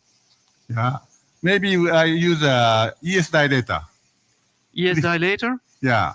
The REN one? Please. The balloon on the. X-ray, please. Which one? This one? No. No. The dilator, yes. The REN dilator here? No. Another one. The last one. This one? Yeah, ES dilator. Okay, please. So the comment I wanted to make is that if you use an ERCP catheter, it has to be very stiff. Yeah. And there are very few. So the glow tip happens to be one. X-ray. It works well. X-ray, please. And that MTW is the other one that I've heard about. We don't have that in the U.S. No, we don't have it yet. So. But otherwise, the other thing we have used is the 4 French hurricane balloon. Yeah. Yeah, I know you like it. Yeah, I like it very much, but not in this case. Not in. Yeah. But it's a very nice, and it's quite tapered, stiff enough. So, and I would like to show the ES dilator. This is very powerful.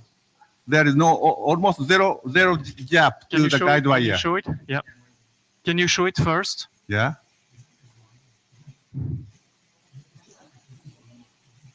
feel the cell line. Yeah. Okay, please show me the tip. No, inside. No. Inside.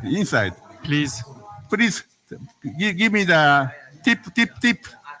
Please give me give me. No, this. Tip. Yes. This one. Yeah, can you see? Close up. Ah, yes. And Yeah, it's we are very, seeing very, it. We are very seeing it tight. nicely. How much is the size Yeah, of that very dilator? tight. It's very impressive. Yeah, How much very is the size? It's 7 French. 7 French. But there is no gap to the guide wire. We're begging the Japanese company Ren to make this available in the US. It really is like magic. Yeah, it's very difficult to insert. Yeah. No, it's a bougie. It's a bougie, yes. Yeah, so it's a bougie. But it's very designed and tapered so nicely that it really penetrates through very easily. But then you have to dilate with the balloon after this bougie passage, or you don't need balloon dilation. Why? I lost. Yeah. Can you fluoroscopy? Yes. Yeah, you're still in the duct. Yeah, please.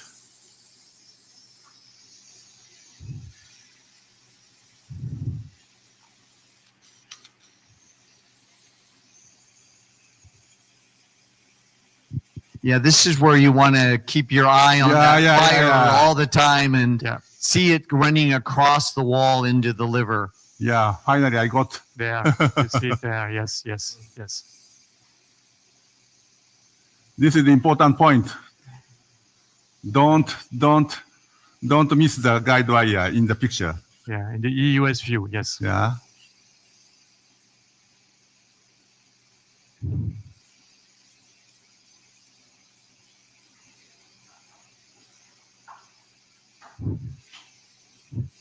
Yeah, because there is some excessive pressure on the wire, having a big loop in the liver. So maybe you have to pull a little bit more. Yeah. Yeah. Okay. Now come.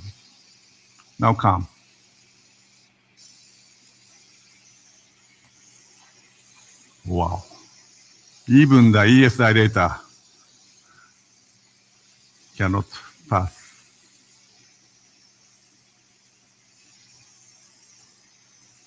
Yeah, you should pull a little bit more, slightly more, because you have to help him. Yes. Yeah, okay. Yeah. No. Very hard. But if you don't have this dilator, don't hesitate to use the cystotome. Yeah. Maybe cystotome. It's a good. I'm sorry. Good option. 6 francs. Yeah, please. Cystotome is better. The only problem with the cystotome is that you have to be sure to be in the bile ducts. So are you sure you're not through? It kind of looked like you went through. Yeah. Or not. Had a case once in my career. Oh yeah, passed. Yeah, you're through. Yeah, passed. Yeah, already passed. Can we ask you what is the advantage of this dilator over the cystotome? Because using the cystotome, you have some chance of the bleeding.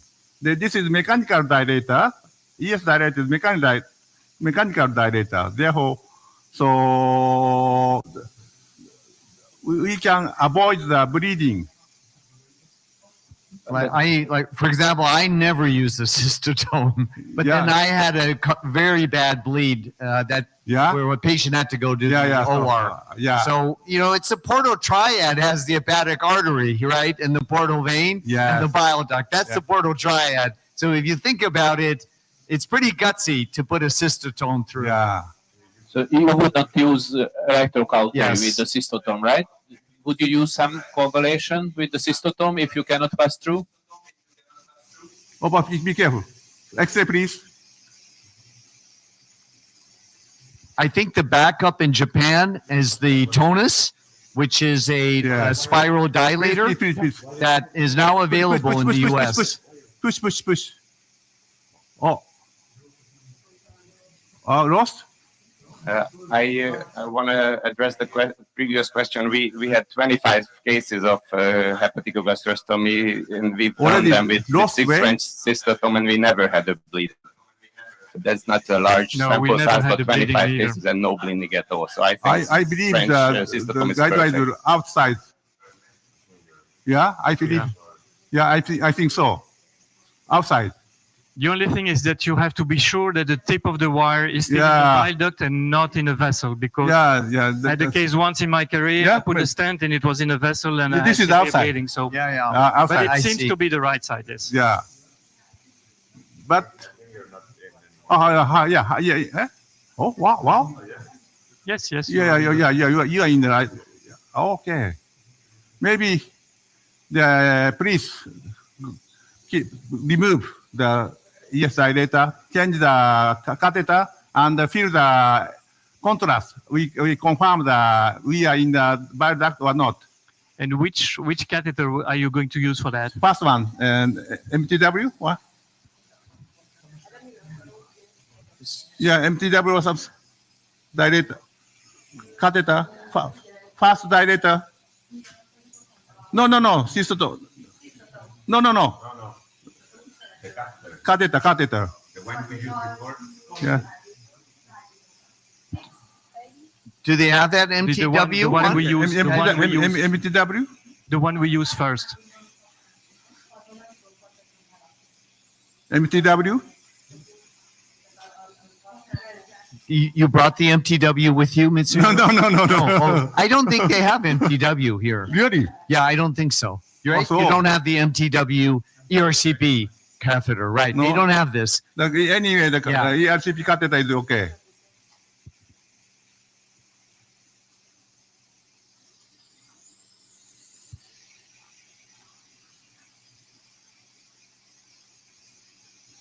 And can you close the catheter at the end to inject contrast? Yes, you have a system. Right. Sometimes we use the system from the SPY to, we keep them to to have a Y valve. Okay, now go in. Okay? Yeah, contrast.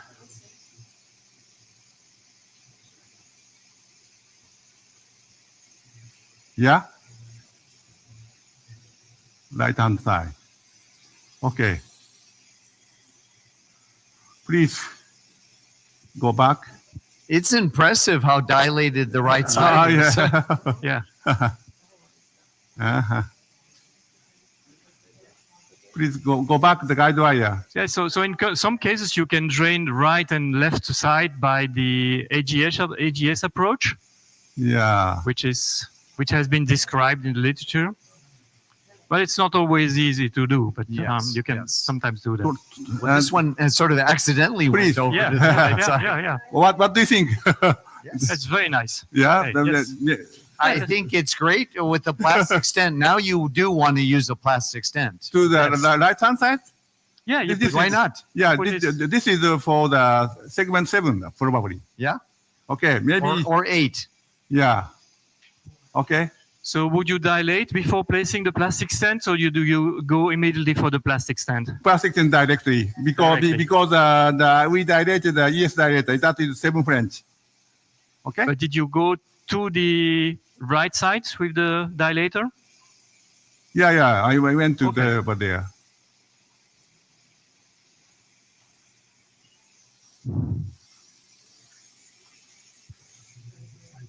Yeah, it doesn't matter. Yeah.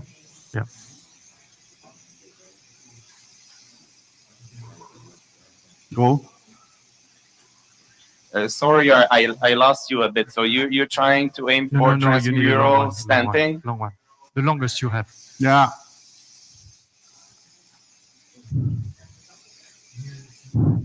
Because if you go for a plastic stent first, that means that after a couple of weeks you can exchange it for a metal stent. Yeah.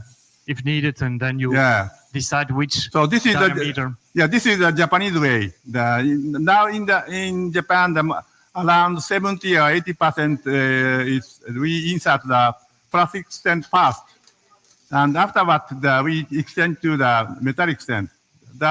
This technique avoiding the migration of the metallic stent. Okay, please. Although if you work properly using the gyro or the combined uncovered for 3 centimeter and covered for 7 centimeter, long enough to 10 centimeter long, I haven't seen any dislocation or migration in my experience. Yeah. But you have to be far away from the cardia. You have to really go to the B3, because if you are close to the cardia, if the patient has nausea in the recovery room, it might just migrate or dislocate at that time.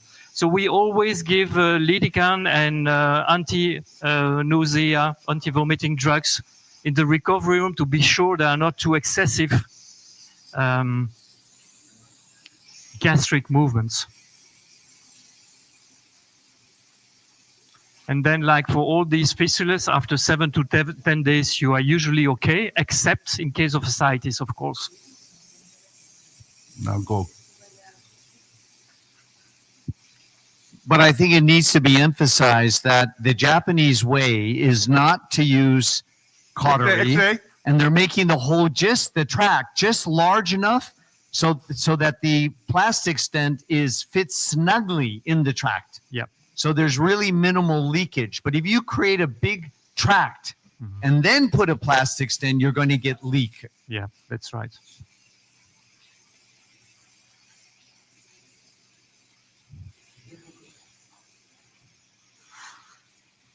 So I guess what I'm saying is, I think if you use the cystotome, you probably don't want to place the plastic stent. I think you're going to get leak because it's a hole. Yeah, but is there data about the size of the hole in the liver when you use a cystotome with few cut? The issue is not about the size. It's about when you use cautery, the hole doesn't collapse, so it stays open. Open, yeah.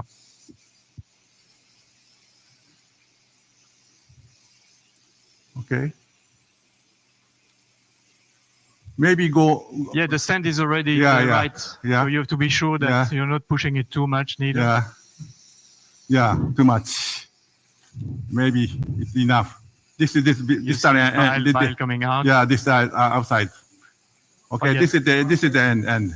That's a marker. So okay, please remove. Endoscopic view. Okay. And fluoroscopy view. Yeah. Please. Okay, please. Enough. Okay. What is the exact size of the stent? What's the length and size of the stent? It's a 12 centimeter, 7 French single pigtail stent. In this case, having a very long stent was very wise because it's going over to the right side. Yeah. Yep. And the fluoroscopy. And maybe could you show the fluoroscopy, please? Fluoro. Maybe we need another stent, Fred. I think it's not draining the left one. Yeah, left one. Yeah, I think so. Well, the reason is because the side holes may not allow the left side to drain. Yeah. Right? The side holes are just at the very tip. Yeah, and the question then is, should you do it at the same procedure or just... Yeah. Would you just wait and see the decrease in bilirubin and then go for a second step later, so a couple of weeks later? Yeah, it's up to the also you. Wait. Okay. Thank you for beautiful presentation, well beautiful and challenging presentation. So thank you very much. Thank you. Yeah. Thank you for assistance. and let us close the session. Thank you for all the operators for the great work. This was a fantastic live demonstration. Thank you.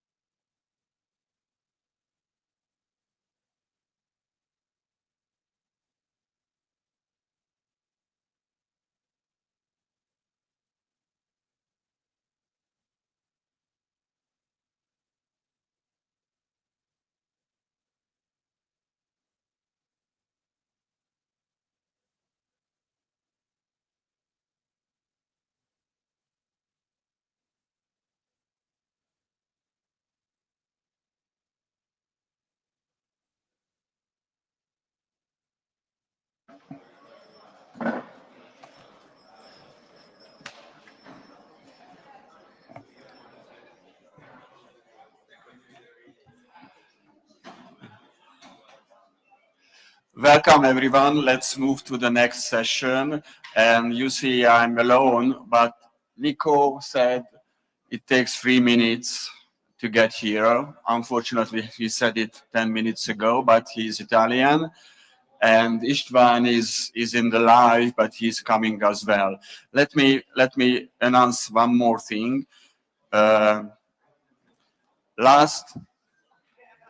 Yesterday live, we still have an interesting case. That is the coil injection of the subcardial varices. But there was no time to show it. We recorded it, we cut it. It's, let's say, 15 minutes. Kenneth Bimmoller performed the examination, and so we plan to show you this case after the 5 lectures, and Kenneth will say how to explain how to perform this examination, because I think it's worth seeing. We don't, at least in Hungary, they don't perform so often this examination. So let's start this session 5 with the role of eus in pancreatic solid lesions. And we changed the order a little bit because the first 2 presenters is still in the hospital in the endoscopic unit. So let me call Rodica Jinkol as the first speaker about the neuroendocrine tumors. Hello to the audience again, and thank you, Laszlo. Congratulations, firstly, for your excellent organization and nice meeting. So I will speak about the neuroendocrine tumor again. I don't know how many times the last years. So there's my conflict of interest. So let's go to the presentation. So as you know, the most frequently we encountered for pancreatic neuroendocrine tumors, it's sporadic and no functional tumors in large majority comparing to functional and genetic syndrome-associated lesions.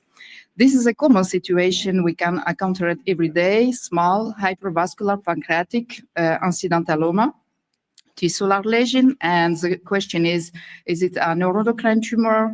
What diagnostic workup should be done, and which management? So usually we can help by performing the biological markers to demonstrate the nature of the lesion, and we need carefully to look for the family history investigation. Why? Because we need to exclude some genetic syndrome, and the imaging still important to perform, of course, by conventional cross-sectional imaging and somatostatin receptor imaging. And as you see, the gallium DOTA-PET still higher sensitivity to detect the neuroendocrine tumors comparing to octreoscan and CT scan. So what is the role of eus in the diagnosis of pancreatic NETs? It's not the last one. I think it's the most important role.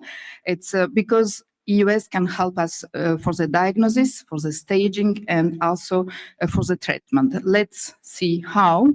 So several studies demonstrate that EUS, it's more accurate and sensitive to detect for the preoperative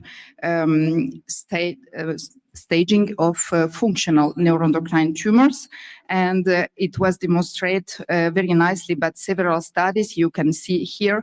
As for insulinoma and gastrinoma, EUS still more sensitive comparing to somatostatin receptor imaging, CT scan, and MRI.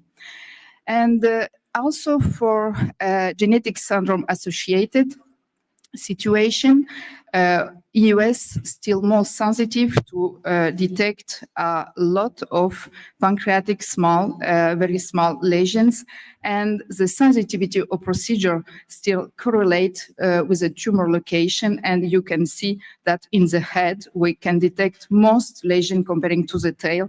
This is important thing to retain when in situation of genetic or hormonal syndrome, you need to prefer the linear scope to radial one to avoid inexhaustive examination of the pancreatic tail.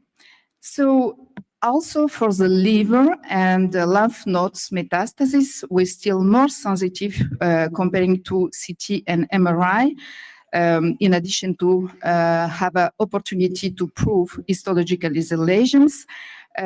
These two studies demonstrate that CT detect only a half of lesion identified by EUS, and contrast harmonic EUS still more sensitive comparing to B-mode EUS. So how about the tissue acquisition guided by EUS? I think it's not useful in context of functional neuroendocrine tumor because we will send to surgery, but still necessary even if it's typical lesion at somatostatin receptor imaging. Why? Because we have firstly the false positive for somatostatin receptor imaging, and in addition we have a lot of hypervascular lesions should be mimicking the neuroendocrine tumor.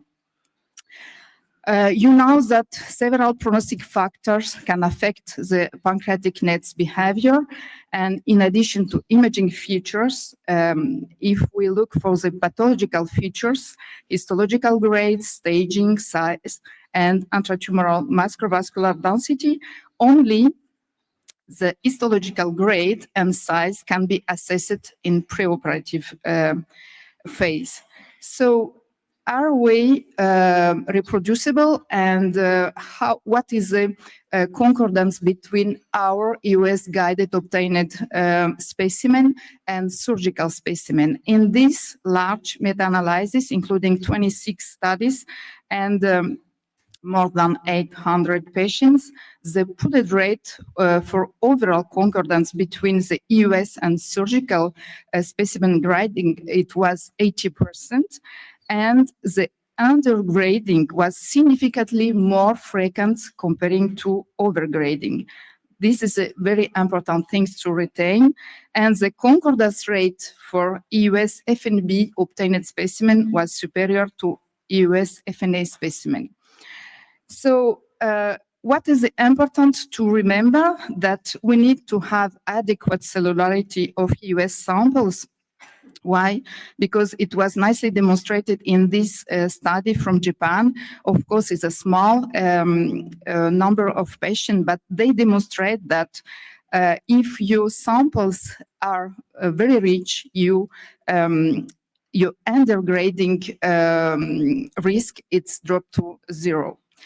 So another factors influencing our tumor grading on EUS obtained specimen is tumor size. It was demonstrated in this study, again from Japan, that in small lesions, our concordance rate with surgical specimen is better comparing in large lesions. Why? Because with large size of the lesion, it's increased the tumor heterogeneity. And it was also demonstrated by the authors from Japan. They demonstrate that inside of the tumor, I don't know, I have not pointer, no? Huh? Okay. So you see here that Ki67 index, it's very heterogeneous inside of the tumor, and you had some hotspot with elevated, Ki67 index. So this heterogeneity was demonstrated greater in G2 tumor comparing to G1 tumor. So why we have a risk to undergrade the tumor, and it's important to go inside of the tumor by finding the funny technique to take the material from all parts of the tumor. So contrast harmonic EUS, it's another tool helping us to diagnose and demonstrate the neuroendocrine tumors. Why? Because it can help to depict the small intratumoral vessels, and several studies demonstrate that the hyper or ISO enhancement is typical for neuroendocrine tumors. So microvascular density intratumoral was correlated with behavior of neuroendocrine tumors, and in very in benign neuroendocrine tumors, you see here the density of vessels inside of the tumor is higher comparing to malignant tumor. Why? Because in malignant ones, stroma fibrosis is very high. So this can explain why the contrast harmonic EUS can help us to predict the malignancy of the neuroendocrine tumors. It was demonstrated in 2 retrospective studies, one from Japan and one from France, that heterogeneous enhancement is typical for malignancy. So I think this can also help us in decision making.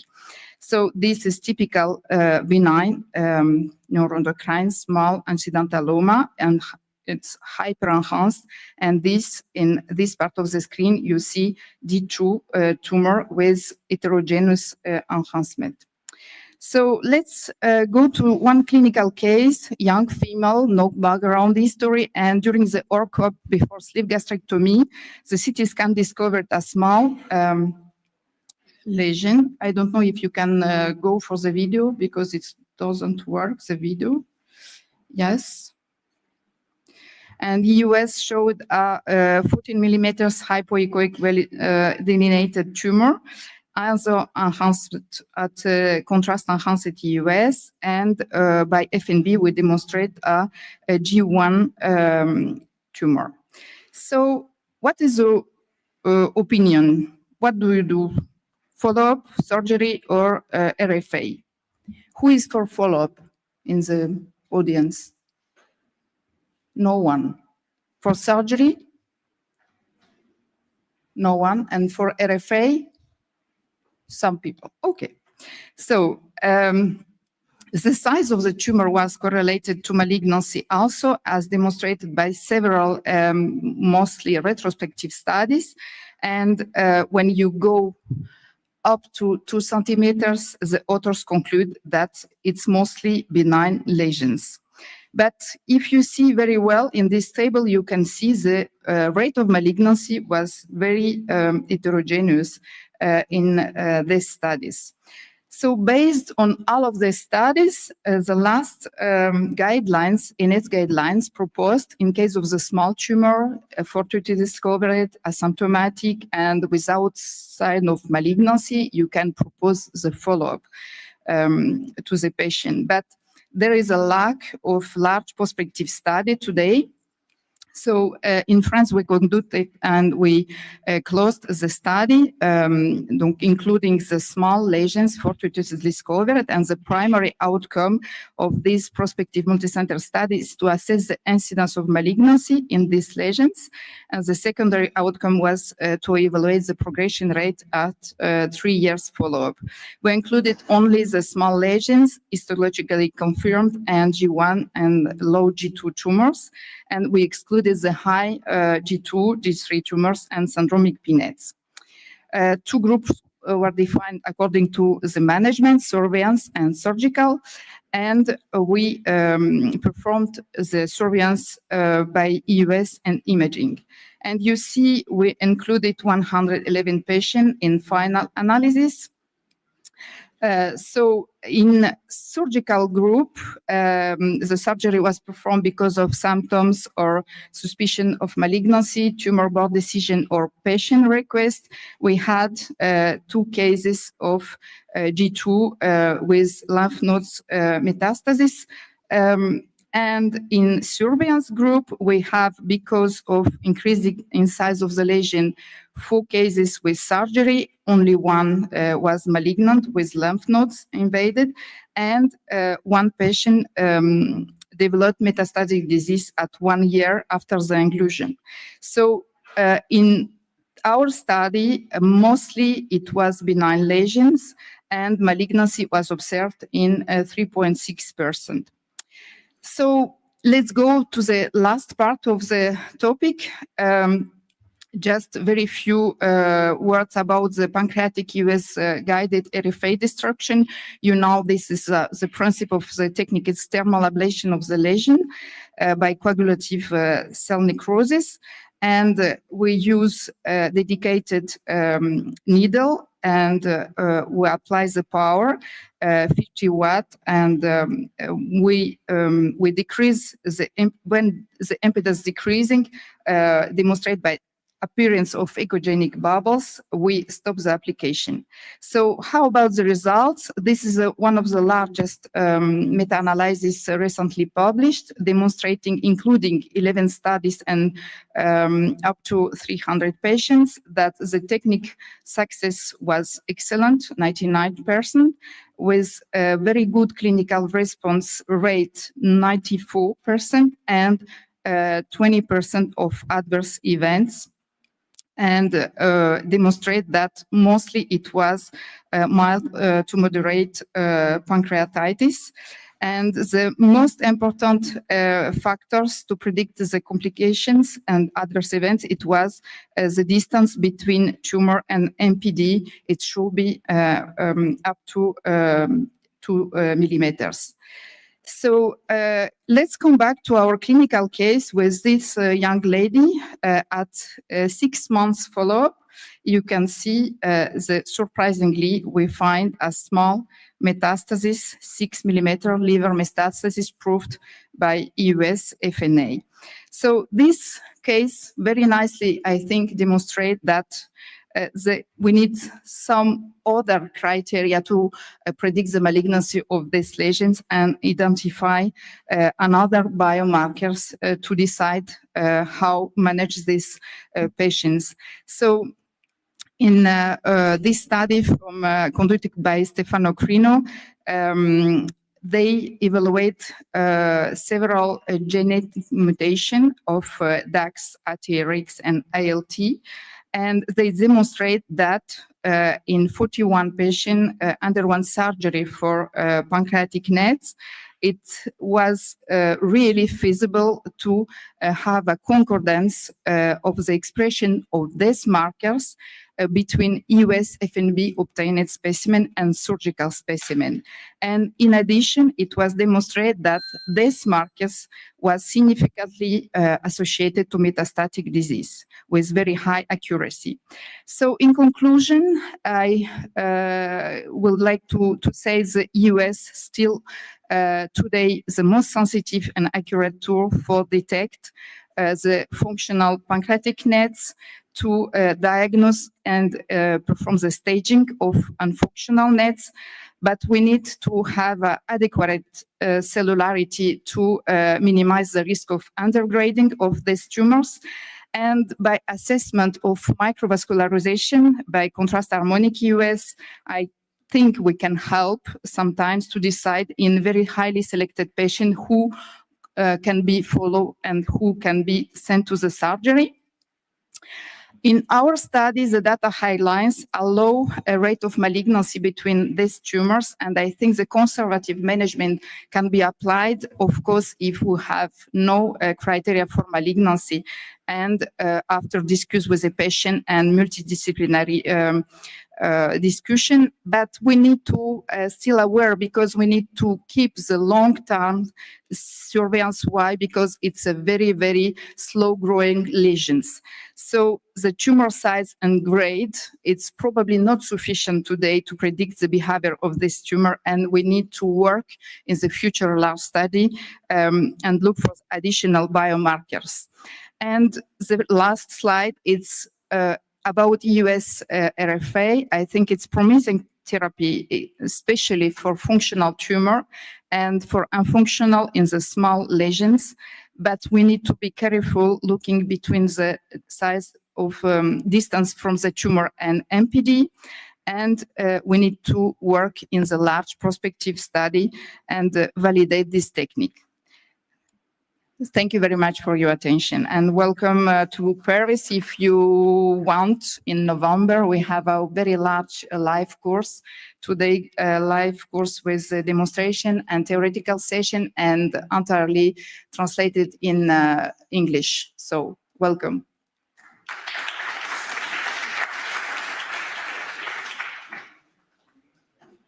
I think Thank you, Rodica. This great presentation. We plan to have a discussion at the end of the session. My co-chairs has arrived, Nico and Ishvan. Let me introduce the next speaker, who is Matthew Haggett from Leeds, UK, and he's talking about the anti-tumoral and pain management in DDAC. Thank you very much, and thank you to the organisers. It's my first CG EUS conference, and it's really great. Thank you. Here we are. Okay, so I've been asked to talk about EUS-guided pancreatic anti-tumoral and pain treatment and where we are, and I'll go through this. I've got no significant conflicts of interest related to this talk. Why is EUS a good therapeutic platform? And we're not talking at all about anastomotic therapeutic EUS, which has been discussed and will be discussed more later. EUS is very good because it's you can precisely target the deep pancreas with real-time imaging. As we know, it's minimally invasive, it's repeatable, and it does in cancer bridge systemic therapy and surgery with these minimally invasive techniques. There is an expanding device ecosystem. There are more probes available, and there are more things coming onto the market, which will make these treatments more accessible. The only issue with these treatments is that the evidence base isn't great, but I'll discuss a couple of studies which show that it's improving. So, first of all, celiac plexus neurolysis or blockade has been around for a long time now. Celiac plexus block is using bupivacaine and triamcinolone steroid, and we tend to use that for chronic pancreatitis patients. I'm not going to talk about that significantly today. Celiac plexus neurolysis is the injection of bupivacaine and alcohol as well, which we tend to use for pancreatic cancer patients. And this is how we do it. We look for the aorta and the celiac artery coming off the aorta just below the gastroesophageal junction. And then we puncture normally with an FNA needle, either a specific one or a standard 19 gauge one. And we inject the bupivacaine and an alcohol in around the celiac axis.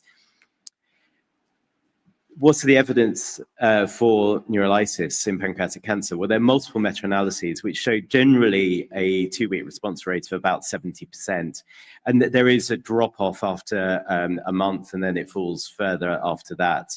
So the response rate is mixed, but there are some data to suggest that it does work. This study looked at early celiac plexus neurolysis versus standard therapy with morphine and found a significant improvement in pain scores and also lower morphine use through the course of the study at both 1 month and 3 months.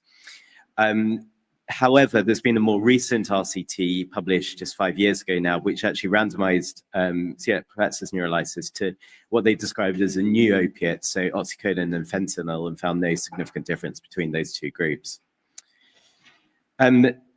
Different groups have looked at different techniques for celiac plexus neurolysis. There was some enthusiasm originally at looking at bilateral injection versus a unilateral injection. However, there was an RCT in 2011 which showed no difference between them. And the sort of more recent excitement is actually looking into the celiac ganglion and whether you can identify it. This study from largely an American group was a retrospective study which compared biopsy samples from celiac lymph nodes and celiac ganglia, and they found that they were able to identify the celiac ganglia correctly in 89%. So here you'll see in orange here is a celiac lymph node, and this is the celiac ganglion next to it and just superior. So this study randomized patients into direct ganglia injection or celiac plexus neurolysis, a sort of not as such a specific technique, and it did favor in terms of a positive clinical response and also a longer duration of action if you actually targeted the ganglia. What are the complications? Well, celiac plexus blocks, which we use in chronic pancreatitis, tend to have a lower complication rate. So we feel that that's better in benign disease. However, in celiac plexus neurolysis, it's the most common complications are diarrhea and hypotension. A few patients get a bit more pain.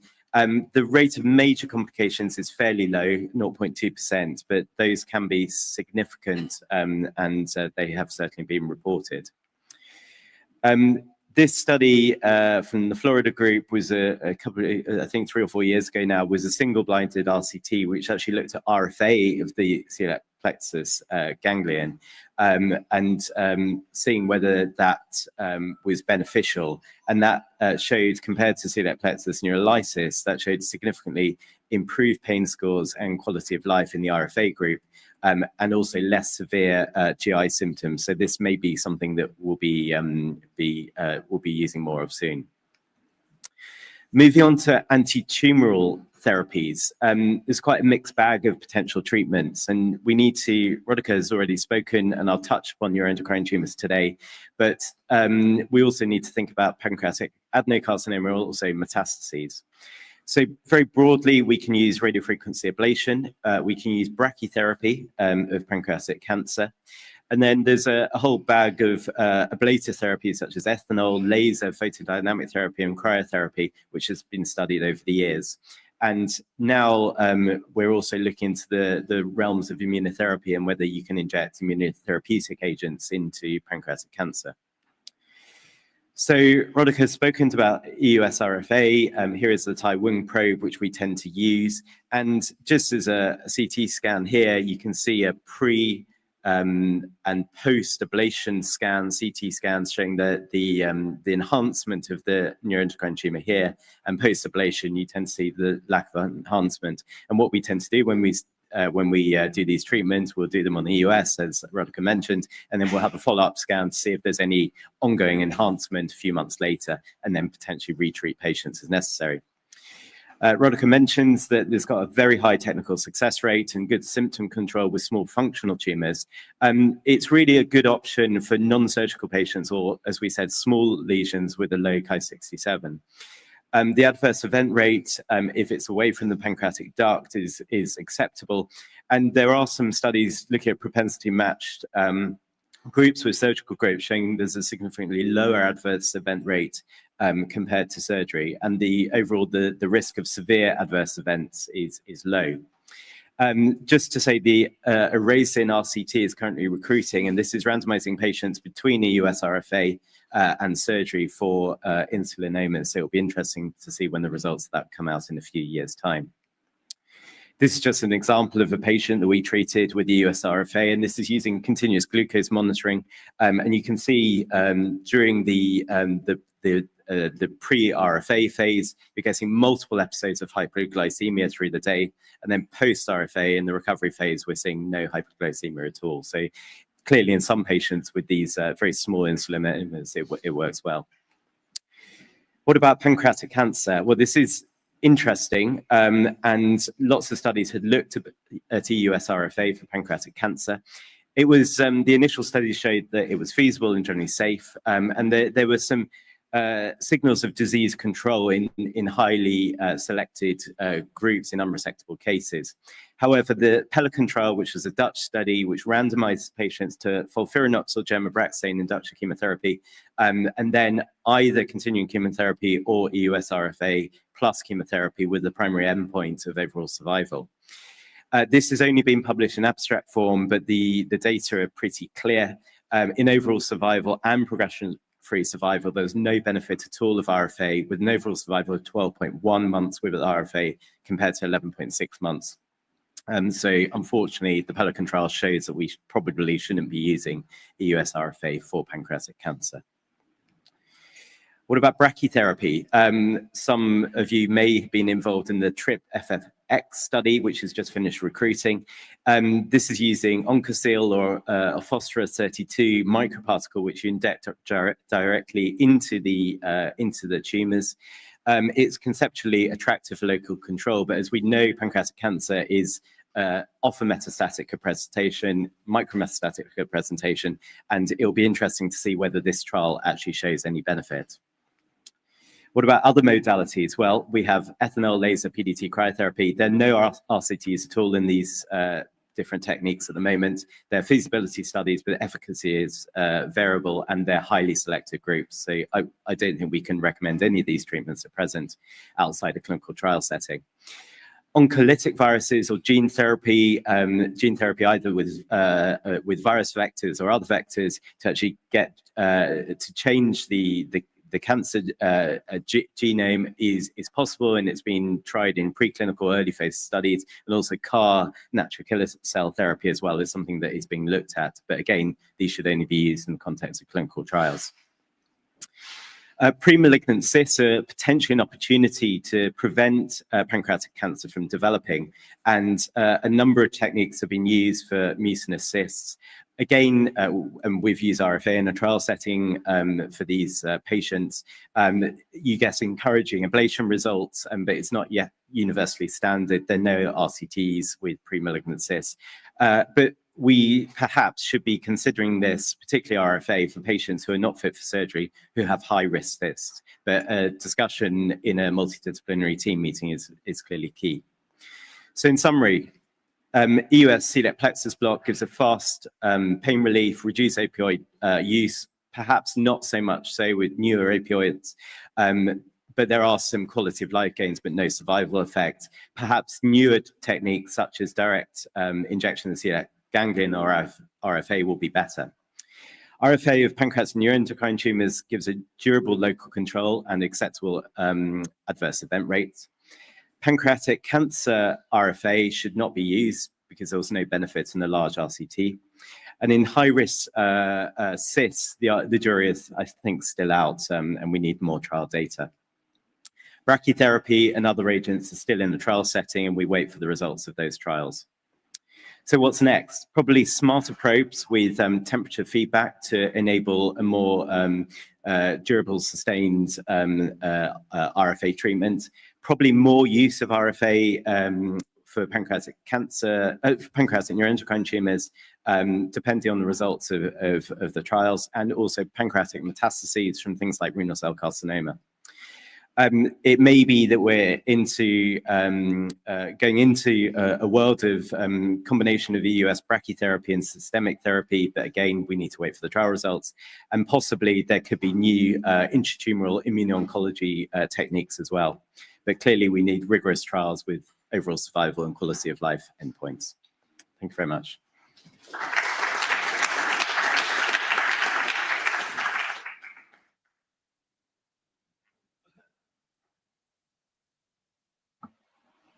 Thank you. Let's go on. So the next is going to be the idiopathic pancreatitis, systematic EUS by Abdel Raboui from Belgium.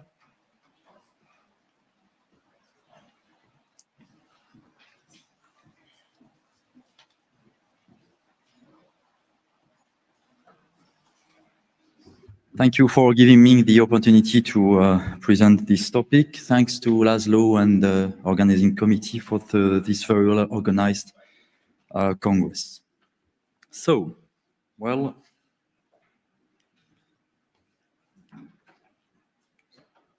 okay, my potential conflict of interest here. So what about idiopathic acute pancreatitis? It represents in the series 10 to 30% of patients with AP. It concerns a clear etiology after a full clinical assessment of diagnostic investigation, which consists on standard diagnostic workup with ultrasound, CT, laboratory tests, including triglyceride and calcium. And so this workup is negative. So I remind you that the transabdominal EUS is honorable when ruling out biliary stone with the sensitivity between 20 and 90% in the series. So you know the etiology of acute pancreatitis, and the main etiology are biliary disease and alcohol, and you have a rare etiology, less frequent etiology as autoimmune, genetic, hypertriglyceridemia, hypercalcemia, drug-induced neoplasia. We have the acute pancreatitis related to surgery and posterior CP intervention. So after ruling out the main etiology, we have an idiopathic pancreatitis. So it has been shown that the recurrence rates is 25% within 3 years, and that the risk of recurrence in patients with one recurrent EAP is twice as high as in patients with a first episode of EAP. I remind you the guidelines from EAP, APA for the management of acute pancreatitis, which were published in 2013, and they recommend to perform EUS after a negative initial workup, but it was a weak agreement at that period. So in this prospective study, they show that the diagnostic yield of EUS after a single episode of so after an idiopathic acute pancreatitis was 34%, with mainly caused by biliary lithiasis, as you can see. And don't forget that you can miss neoplasm, biliary and pancreatic neoplasm. That's the reason why we need to do a US in this case. They show that the recurrence rate at 1 year follow-up was associated with poor quality of life.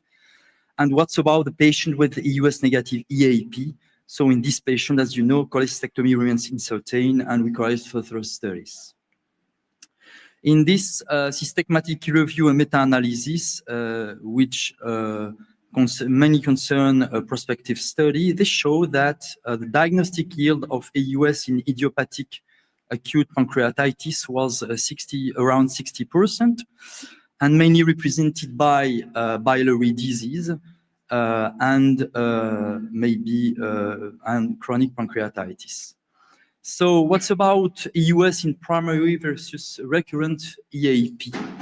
In this series, they show that the diagnostic yield of EUS was not significantly different after an initial attack or out of recurrence attacks, and that the chronic pancreatitis that they separated from the other etiology were significantly twice times as frequent in recurrent attacks that versus in a single attack. The problem is like in this series, in which they show that after a single attack, when you perform a EUS, you have here more than 50% of idiopathic acute pancreatitis, with diagnostic yield of more than 40%, EUS diagnostic yield with a single attack, and 55% with multiple attack. But we don't know if they perform EUS systematically in the EUS after the first attack,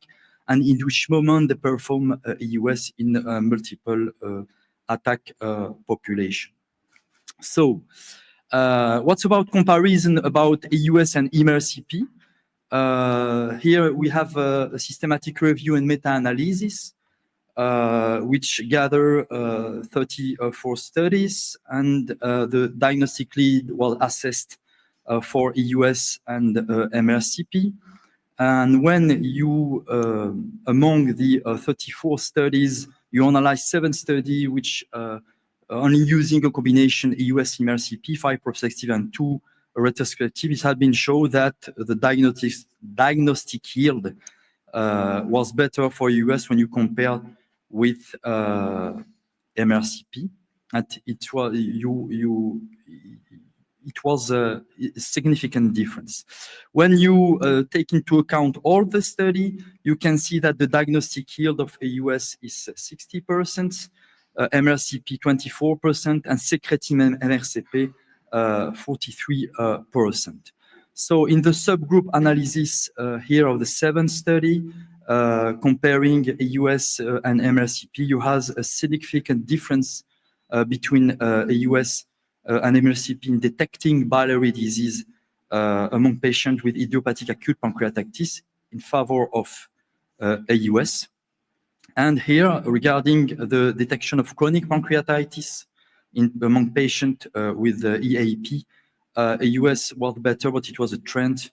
The difference was not significant. And the same here, MRCP is better for detecting pancreas divisum among patients with EAP, but with not significant difference.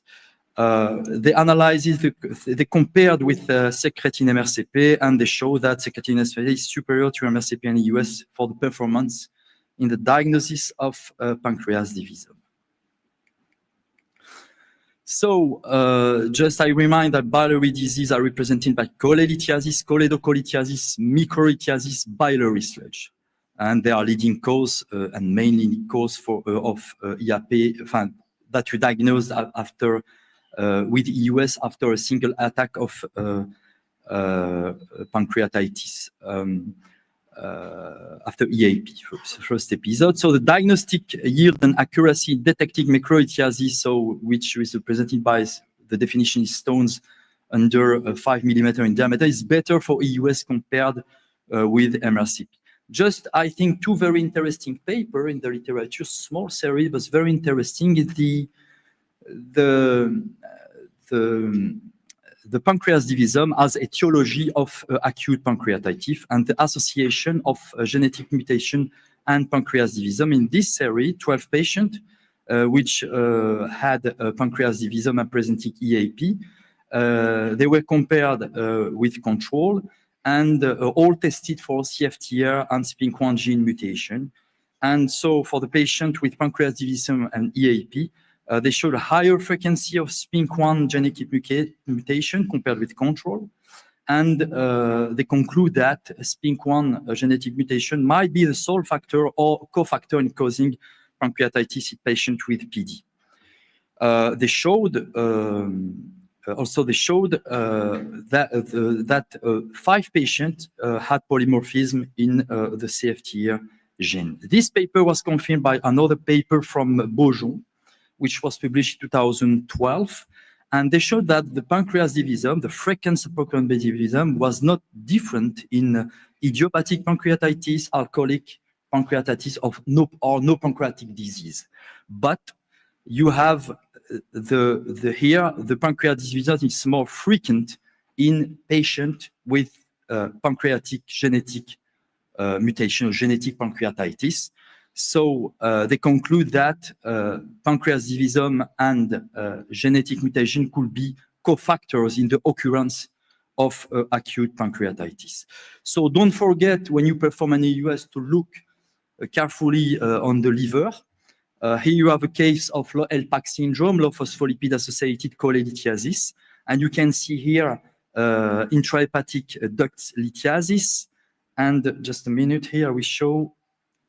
I don't know, I have, so they are, in the first image, you have lithiasis here with shadowing, posterior acoustic shadowing, and in the second image, you have anterohepatic lithiasis too, but on the right side, you can see the typical aspect of comet tail with a small posterior acoustic shadowing.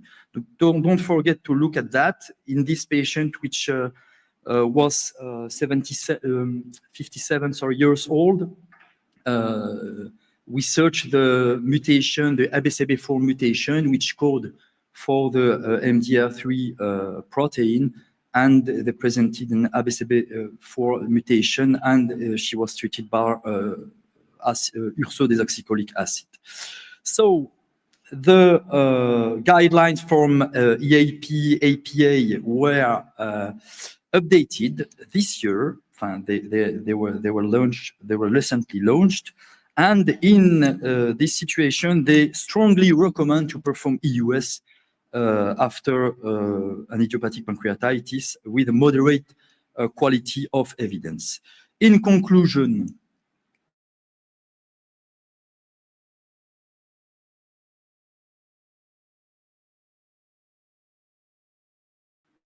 it would be interesting to perform systematic EUS in EAP after a single attack, avoiding recurrent in most cases. And EUS is superior to MRCP for detecting biliary disease, while MRCP is superior to a US, including secreting MRCP for diagnosing anatomic alteration in the biliary and pancreatic ductal system. And finally, EUS and MRCP are complementary tools in the diagnostic workup of EAP. Thank you for your attention. You spent 3 minutes. So we make question at the end, Laszlo? Still Yes. at the end? Okay. At the end, yes. At the end. Thank you, Abdenor, for this wonderful. Thank you, Abdenor. So it is my pleasure and honor to call Professor Mitsushiro Kida to talk about screening for pancreatic cancer in high-risk individuals, role of US. Thank you, Professor. Okay, thank you for kind attention, Chairman. And it is a great honor to have a lecture in front of you.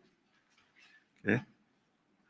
So nowadays, this is the yearly change of the cancer death in Japan. The pancreatic cancer reached to the third cause of the death and take over the gastric cancer, even in Japan, the lung cancer and the colon cancer and pancreatic cancer nowadays. And this is survival of the PDAC according to the stage. Then, of course, we have to find the stage 0 or stage 1, less than 1 centimeter. Otherwise, patient cannot get long survival. So this is a high-risk individuals, and of course the symptoms including the tumor marker, impeded dilation, IPMN, second group diabetes mellitus, and when the diabetes mellitus diagnosed, less than 1 year, the possibility of the PDAC is about 5 times. The third group, risk factor, familial history, familial pancreatic cancer syndrome, hereditary pancreatitis, breast and ovarian cancer syndrome, Poich-Jeghers, familial polyposis, and Lynch syndrome, and so on, and chronic pancreatitis. So this is a famous schema of the progression model of the PDAC. As you know, the PAIN 1, PAIN 2, and PAIN 3, the correlate with the genetic mutation like this. And also, this is the prediction model and the stage of the PDAC. Then it takes a long time, the 12 years from the normal epithelium, and carcinoma in situ to and invasive cancer takes 7 years. The stage 0 is 2 or 3 years. And afterward, the advanced stage, there's only 3 years and death. So this is a very interesting case of the follow-up the several years after the health check. And she was diagnosed the elevation of the CA99 like this. Take a look. And 2016, there is nothing, and including the MRCP. And in the 2019, there is a small tumor in the head of the pancreas, MPD dilated. And also the EUS reviewed a very tiny lesion, and MRCP is abrupt interruption, and CT cannot detect the tumor. It's very difficult to identify the tumors. Yeah, 8 millimeter in size. So this is the cumulative incidence rate of the PDAC on the IPMN. The incidence is around 0.94 and to 3.3% by 5 years. By 10 years, 2.3 to 6.6%. 15 years, 7.6 to 15%. So the mean rate of the high-grade dysplasia and invasive cancer in the rejected bile duct dilation IPM, BD, IPM, and high-grade dysplasia is 31%. Invasive cancer is 90%. Rejected mixed type IPMN, high-grade 62%. Invasive cancer is 43%. So this is the recent Kyoto guideline for the IPMN. The high-risk stigmata and the high-grade dysplasia and invasive cancer present the obstetric jaundice and enhanced mural modules more than the 5 millimeters. Main pancreas duct more than the 10 millimeters. suspicious of the positive result of the cytology. If there is one sign, that patient should be considered for the surgery. No is to be continued. So this is the case of the follow-up, the bile-duct IPMN. The CT is the arrow indicates the suspicious point. And using the contrast enhancement EUS, you identify the suspicious of the mural nodule. The contrast echo enhancement is very useful in this diagnosis. After contrast, this is viable. Yes, mural nodule. Here.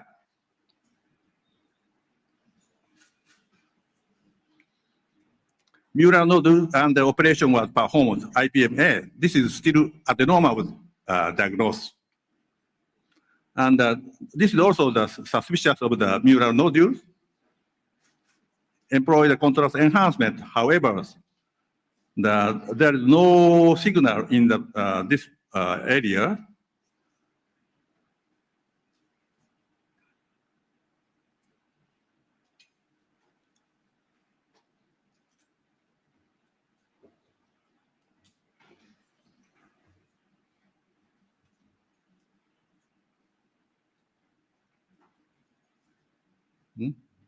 Go ahead.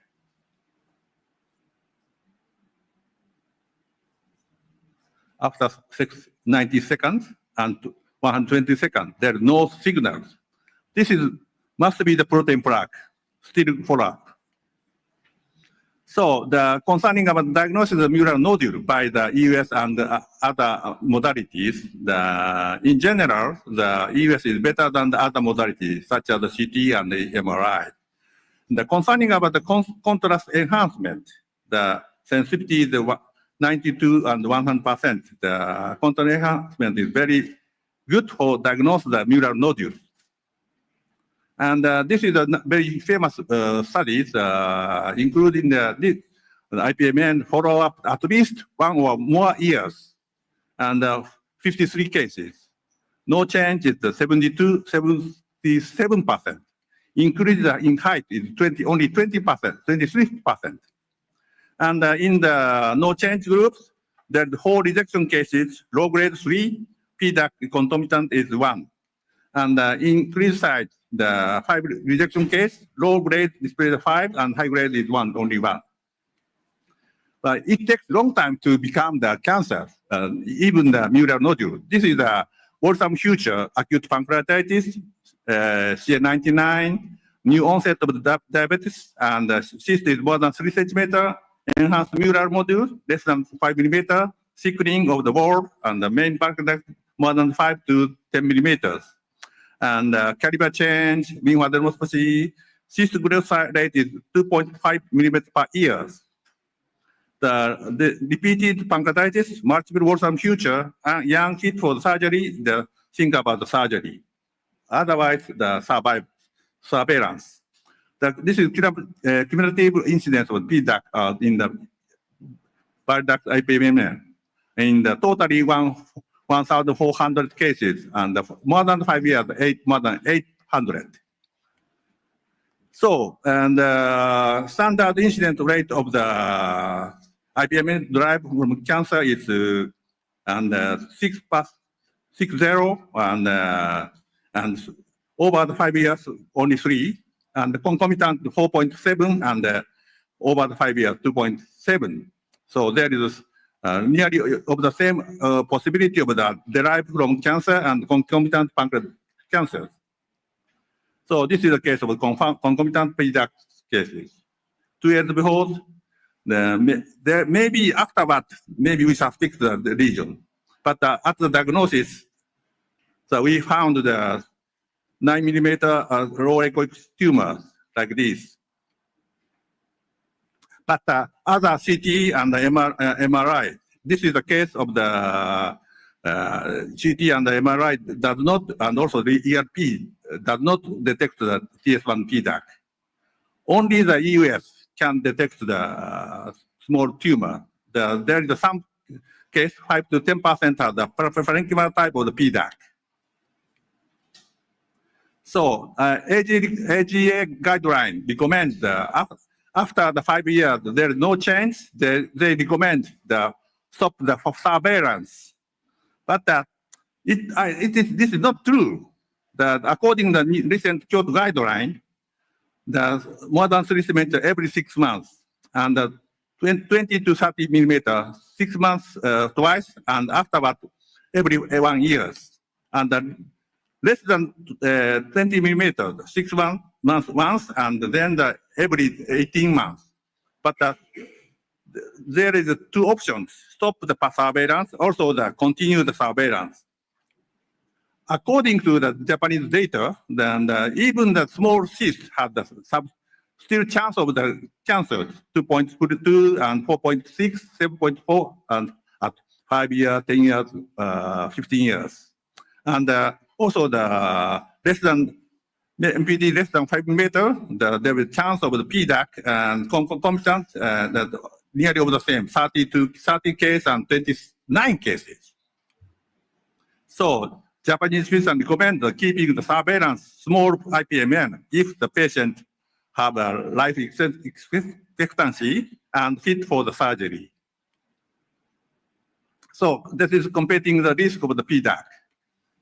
So the IPMN derived from cancer is it's correlated with the size of the IPMN and diameter of MPD. But in contrast, the size of the IPMN is was not associated with the incidence of the concomitant PDAC. The very interesting finding. So this is the national survey on including 200 cases of the stage 0 and 1. 25% of the stage 0 and 1 had the symptom. Mainly the 72% belong to the abdominal pain. 70% of stage 0 and 1 had the abdominal finding. Mainly the MPD dilatation. Around 50% has the abnormal finding screening for the other disease by chance. This is the typical pattern, the pancreatic stenosis and atrophy and of the pancreas, and of course the main pancreatic dilatation after the stenosis. So ultrasound and CT and MRI, EUS review the main pancreatic dilatation. However, only the EUS can detect the tumor, 96%, 76%. This is the case, only the EUS detect the low echoic area, the unclear margin. And we use ERPD cytology, like they're using this catheter. And there is very tiny strictures. And this is cytology with positive. This is stage 0 CIS, carcinoma in situ. That means that this low echoic area is just a fibrosis, not a tumor. That means even you perform the FNA, you cannot diagnose. Yeah. And this is also the finding, stage 0 and stage 1. Now, each group has the dilatation of the MPD. But in the concerning about tumor, even the stage 0 has a 27% have the detected tumorous lesion. That means this is fibrosis. So concerning about the cytology, stage 0 is higher, 72%. Stage 1 is 60%. And of course, the FNA is very low in the stage 0. And stage 1 is 84%. So there is a study, and including the 271 cases, the attempt the FNAB. Technical success is 219, failed 52%. Technical success to 80%. And including technical success, the 26% is positive, 73% is negative. And the PDAC is 51 is positive group, the negative group is 11 case. That means diagnosis FNB is 82%. So this is the critical failure 52 and including the FNB negative cases. The cytology positive is 69%. And cytology negative is 30%. And PDAC is around this. So sensitive cytology PDAC is 74%. So in conclusion, high-risk individuals for the PDAC is like this, tumor marker, MPD, IPMN, and other hereditary diseases. Carcinogenesis PDAC takes long time. We have enough chance for the diagnosis early stage of PDAC. And there are two concepts. There is carcinogenesis of the IPMN. IPMN derived from cancer, concomitant cancer. Concomitant pancreatic duct cancer grow up rapidly, whereas mural nodule gradually. Lot of years following the change of the cystocyte and MPD, especially the detecting the mural nodule, concomitant PDAC. And the efficacy of the USFNA is for the small is not enough, especially the CIS. Maybe collaborate with the ERCP cytology for the salvage. Thank you for kind attention.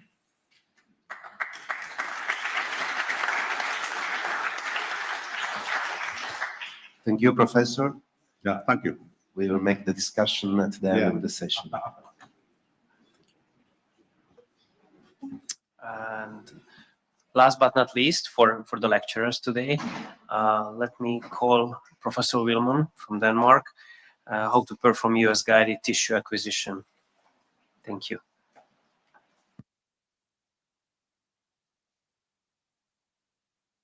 Thank you for these introductional words, and thank you for the invitation. It's a great honor to be here and to discuss with you how to perform US-guided tissue acquisition.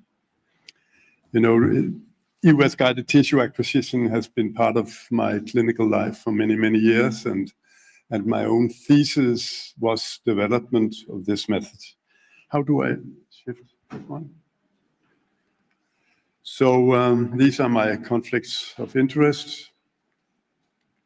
So the aim of my talk is how to perform US-FNA and US-FNB. Now we have two methods.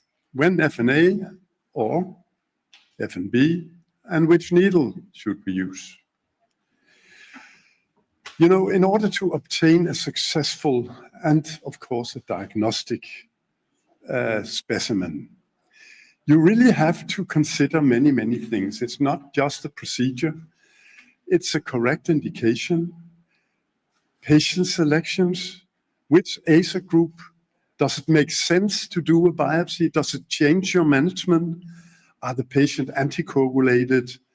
And what should we use, sedation or general anesthesia?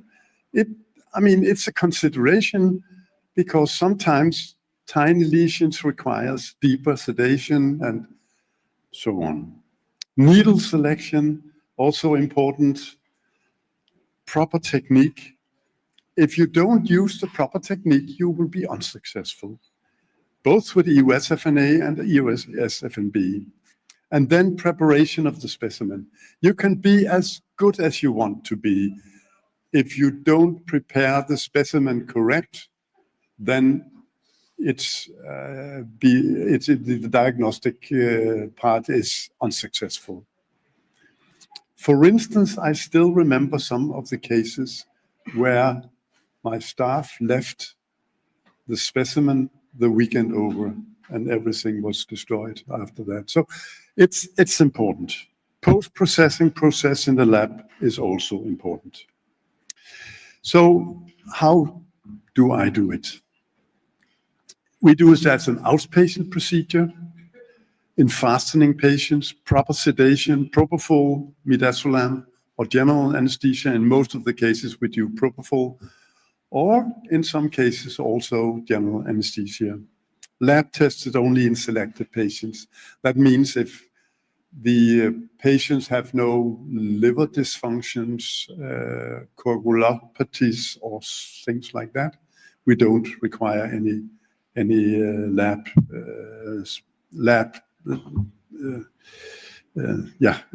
procedures. We observe the patients 1 hour after the procedure in our endoscopic unit. You know, we have gone through the evidence for how to perform EUS-guided biopsy, and there are good guidelines. So those of you who have begun to do these procedures, please go in and look at these guidelines. We have done lots of work to get kind of conclusions out of the literature. So the EUS-guided procedure consists of many steps. First, outlining the lesion, mounting the needle, positioning of the sheath, introduction of the needle, removing the stylet, aspiration if you aspirate, discontinuation of suction if you do that. We don't do that anymore. Retraction of the needle tip from the lesion, removal of the needle system, expelling and smearing of the material, or whatever you do. If any of these things goes wrong, you may not succeed. By the way, this is one of my trainees, Rajesh Puri, many, many years ago. He is now doing a great job in New Delhi. And one of my co-workers still working at my staff, Hasim Hassan. So if you want to hit the target, there are 2 ways of getting the right direction of the needle. Either you can use the elevator or you can use the big wheel. Look at this. If you go back anti-clockwise with the big wheel, it looks as if you lift the lesion up towards the transducer. Actually, what you do is you deflect the endoscope. And you can even, for very deep lesions, use both the elevator and the big wheel to get as deep as and steep as possible. I say always use a full needle monitoring of the needle. So in case you should use the needle monitoring and you can't just find it easily, start all over again. Don't begin sticking, because that may become dangerous. So again, I say to all my trainees, please look at the tip when going back and forth. If you do like this, just move the lesion in and out. You don't move the tip inside the lesion. And that is mandatory in order to release cells. See, this and insufficient. You will never get tissue out, in this case, of a lymph node. Usually we do 5 to 10 to and fro movements. And again, we tend to do fanning, as you can see here, this small lymph nodes of maybe 7 millimeter. Again, you do by moving the big wheel in different directions. See how I can fan through this tiny lesion here. So there are situations where it's difficult. Maybe you lose the image. There are ways to handle these things. If the contact gets difficult, I tend to fill the balloon shortly after the needle contact with the duodenal wall. This also gets, in most cases, a good image back.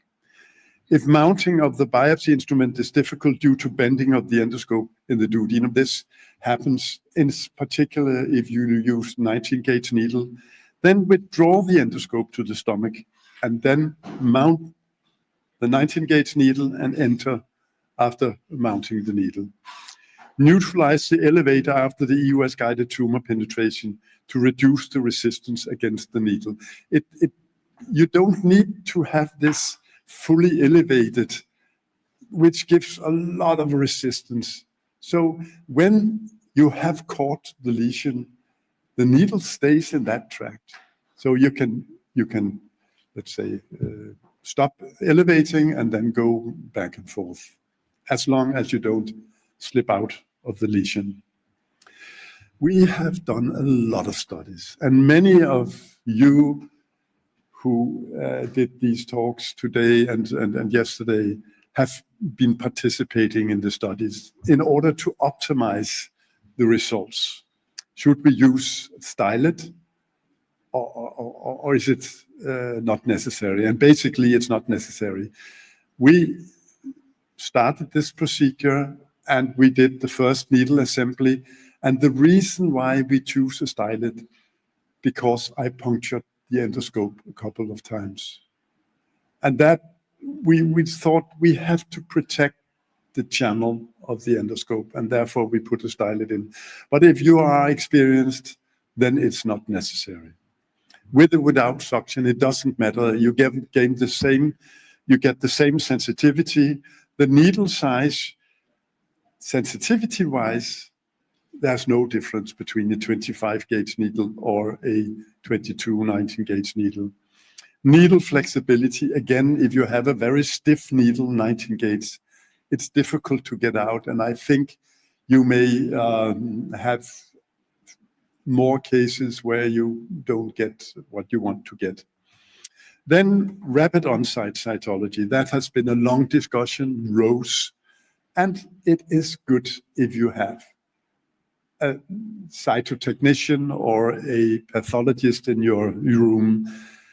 But if you don't, as long as you do enough biopsies, you will have the same sensitivity. Slow pull technique, we use that nowadays. I don't think it's necessary. You probably don't need to do slow pull, but again, traditions are strong, and now we do slow pull. Number of passes, of course, that you have to be aware of. If you don't do few passes with FNA needles versus more than 4 or 5 passes, then of course, you get more tissue for diagnostic with more passes. Wet suction.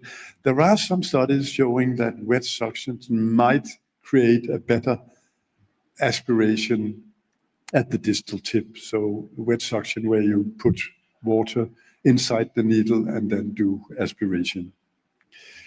So choosing the right needle. This is something that has changed our practice, because we have now seen that front-cutting needles are preferable to FNA needles. And you see here at least the fork tip, the Francine and tree-sprung asymmetric needle, which are front-cutting, and I think in most cases we will use one of these needles. And we know today that the Francine needle tip and the fork needle tip are the ones that are preferable. This is among 16 randomized controlled trials with about 2,000 patients, clearly defining the priority of these needles. Our own randomized study, I think, gave us the insight of what is the difference between FNA and FNB. We were able to obtain 6 times as much total tissue area with an FNB needle, front-cutting needle. The mean diagnostic tissue area was 6 times as much as an FNA needle, and the sample quality was significantly better. So if you want more tissue, you should use an FNB needle. We also know that 2 passes with a Francine fork tip needle is sufficient to provide optimal diagnostic performance for eus FNB of solid pancreatic neoplasms. And I think 2 passes can also, in this study, show that it is not inferior to ROSE. So without a cytotechnician in the room or pathologist in the room. If you do 2 passes with an F&B needle, this is sufficient. You know, F&B method, I call it the stabbing method, because the needle tip, as you can see, compared to a F&A needle, slides through, but an F&B needle actually takes a core out. And therefore, it's not as sharp as an F&A needle, and you really have to stab your way into a lesion like this, as you can see here. Retracting the needle back, and then like that. You lose a little bit sight of the needle while doing it, but it is necessary to do it in that way in order to get tissue inside the needle tip. Can you see how that was a little far, but still, and back, and then stab again, the stabbing method. So, preparation of the specimens. You can see it depends, of course, what you are doing. Is this cytology or is it histology? To me, it makes no sense that you do the same as you do with FNA. You do FNB and then use it for cytology. That makes no sense because it's histology that you have now. You can make imprint cytology, taking the specimen and then slide it very, very delicately over this preparation slide, and then take the specimen and put it in something. But your pathologist is also very important. This is Anders, our pathologist. He is key in our process. We have tried many methods.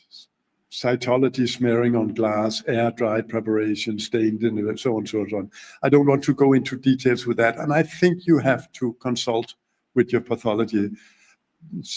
But remember, there is a difference whether it's cytology or histology. We put it now in formalin, and we have a closed system where we can take formalin out in our container. At our pathology lab, it disappeared. Oh, but mine disappeared. In the pathology lab, we prepared here. Okay. We add liquid paraffin, and when solidified, slices are cut within the microtome. And then it's stained, or it's stained in many ways according to what you want to look at. So coming to my conclusions, EUS-FNA is a powerful tool with high diagnostic yield, sensitivity about 80 to 90%. It's a multi-step process where proper indication, technique of biopsy, needle selection, establishing diagnosis by pathologists is important. It seems that EUS-FNB is preferable unless ROSE is available in most indications, reaching sensitivities of 95 to 97%. The experience of the endoscopy is of key importance. Variation of technique is important. However, strict general recommendation does not exist. Histology, FNB needle, is preferred over cytology in selected patients. Autoimmune pancreatitis, lymphoma, genetic analysis, tissue for organoids, things like that, where it is absolute mandatory. In other cases, if it is only cancer, no cancer, you can use an FNA needle still, but if you look into the literature, showing more and more patients, we see now also a preference for FNB needles with a higher sensitivity, also in diagnosing cancer. Thank you for your attention. Thank you, Peter. And now we have the video, Laszlo, or we make discussion and then We should, we have 10 minutes for discussions. And is there anybody a question? If not, let me ask, can you handle a microphone to Mohammed, please? Peter, thank you for the presentation. I have a question. If you have any tips for eus biopsy of lymph nodes. Sometimes you have difficulties, the sample is negative. Do you change the size of the needle? Do you have special tips for lymph node biopsy?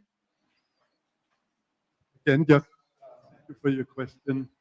You know, recently studies, first of all, showing that FNB needles are also preferable to FNA needles. So I will again take an FNB needle and use that. I mean, up till a few months ago, we didn't know, and we thought maybe for lymph nodes it's okay with an FNA needle, but it much more now turns out to be better with an FNB needle. I would use a standard needle, 22 gauge FNB, front-cutted FNB needle for that. Okay, negative suction, capillary, you know, wet suction. Again, we have shown, he underwent gastroscopy. We have shown that if you use suction, you get much more blood. And I would not do that. I would start without suction. If you don't get any material, I always try suction as well. And sometimes you're successful with that. Thank you. And the microphone is going there. Short question. It's your turn. Yeah, you have a microphone. Yeah, very short one. This question is for Rodica. We know now in the literature, there's some patients that have been followed by neuroendocrine tumors or treated by neuroendocrine tumors, G1s, develop pancreatic cancer in another part of the pancreas. I know it's not very frequent, hopefully. Do you think we should, is this important for you? Is this too rare? What do you think about that? Like a synchronous tumor. Because we know in the literature that there are some trials where they have had pancreatic cancer while they were following the patients. I don't. Is the yeah? It's working.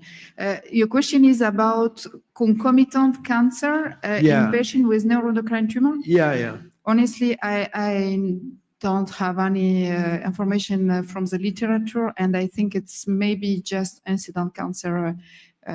You think you have something? Well, yeah, in the paper, in the French paper that they followed the neuroendocrine tumors, they found 3 cancers in the tail while they were following the head neuroendocrine tumors, and they are reported in the literature 3 neurocancers.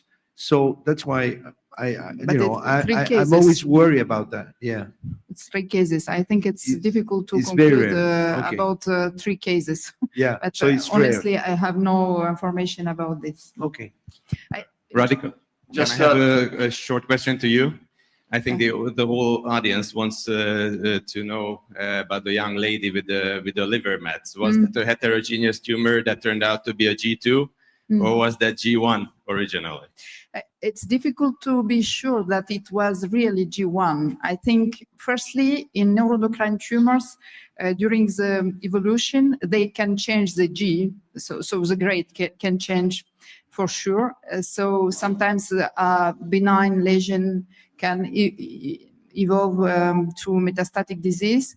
And of course, we can underestimate the grade. So I think for this reason, it's still very important to keep the surveillance, and not only by MRI, I think, and keep EUS also in our arsenal, because the small metastatic lesion in the liver, for sure, CT and MRI cannot detect at the same time as EUS.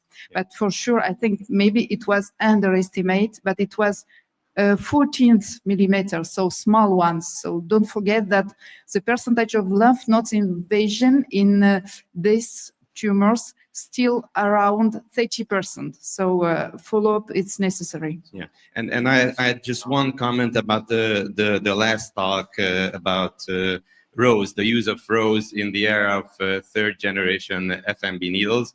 I think for same session EUS ERCP enthusiasts who would want to do the ERCP as well, it's very good to know that your FMB turned out to be positive and you can go ahead with metal stenting right away. And also I think it would speed up the oncology process of the patient because you can schedule an oncology appointment for next week. And at the same time, it's also good to know within the lesion. Of course, we have ancillary techniques, but it's good to know that I hit the positive target and I'm good. Thank you very much. There's Claudio with a question. I have a question for Matthew. Matthew, a question for you. Is because speaking about radiofrequency ablation and with the chemotherapy, but why should we expect that radiofrequency ablation can work with chemotherapy? It cannot work because the supposed usefulness of radiofrequency ablation is not to ablate the tumor, but to release a lot of tumor antigen. So if we can expect that radiofrequency can add something, it's not to chemotherapy, but to immunotherapy or vaccine and anti-cancer vaccines. Yeah, I think you're right. It's about priming the tumor, isn't it? So yeah, exactly. It's not ablation. I mean, pancreatic cancer is a systemic disease, and I think that's the key thing. Ablating it isn't going to work. So thank you. My question is for Abdelnour. What's your strategy when both EUS and MRI are negatives and the patient still has recurrent pancreatitis?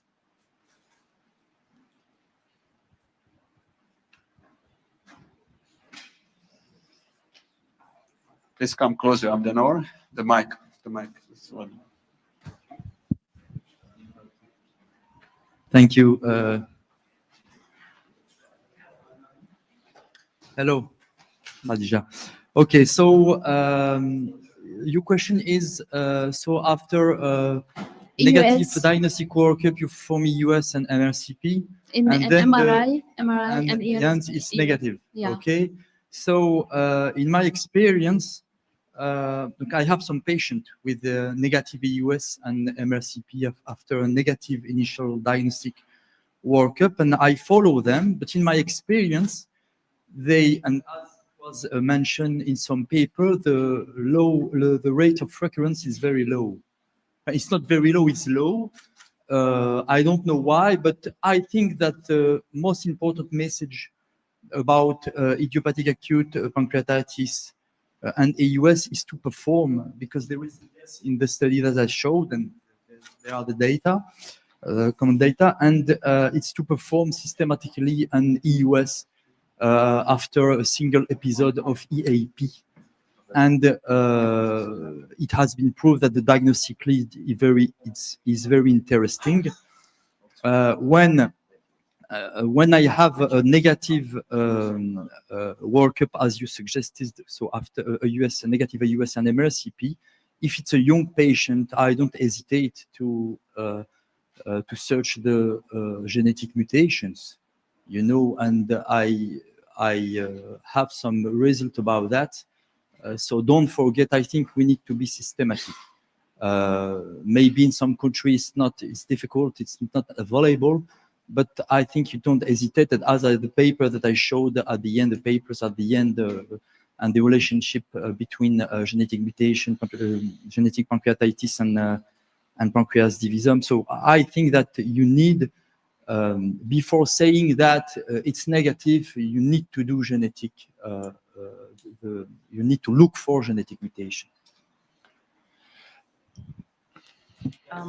Yeah. I have a question for Abdelnour as well. When you're faced with the LPAC syndrome, a suspicion of LPAC syndrome, do you systematically do the ABC before gene or not? Because it seems to me quite a low sensitivity. And the second question related to that is, if you have a high suspicion, the gene comes back negative as it can in 60%, would you go ahead and treat with ursodeoxycholic acid? Okay, so for the first question, papers show that you can have LPAC syndrome with ABCB4 negative. So I did that, it was many years ago, but and you know that the treatment, if you suspected this kind of diagnosis, the treatment is ursodeoxycholic acid. Yes, and I gave it. And for the second question, sorry, because I have, okay, I give it, sorry. Okay. Peter? Peter? Yeah, just comment to you regarding US RFA in patients. You stated that it was, I mean, only suitable for non-operable candidates. We have now performed US RFA for 20 patients with insulinomas. And what has turned out is that you also have to include patients' preferences, because many of the patients, when they hear what is the alternative, there's surgery with so and so many complications, or alternatively, US RFA, they choose US RFA. Yeah. And then, so we hardly do any surgery anymore in patients with insulinomas less than 2.5 centimeters. Yeah. I mean, above. So we have a limit to 2.5 centimeter in size. Yeah, exactly the same. So we now treat pretty much all neuroendocrine tumors which are functional, less than 2 centimeters with RFA. We always talk to the patient about, you know, preferences and so on, as you say, but almost always they want treatment with RFA, and we tend to get complete ablation in one, perhaps two procedures. I think the point I was making was that for bigger lesions, I think RFA isn't proven, but certainly small lesions with a low Ki-67, then they're mostly unlikely to metastasize, so they're great for RFA. Yeah. Rodica, the last question is The last yours. question for Professor Kida. Thank you very much for your great presentation and very interesting. I have a question about how about the acute pancreatitis complications after ERCP obtained cytology, and just why not to send to surgery directly the patient with a small lesion, very small lesion? Yeah. And this is already asking. Thank you for your question. And of course, the risk of the pancreatitis is some percent, 5 to 10% after that. But in general, the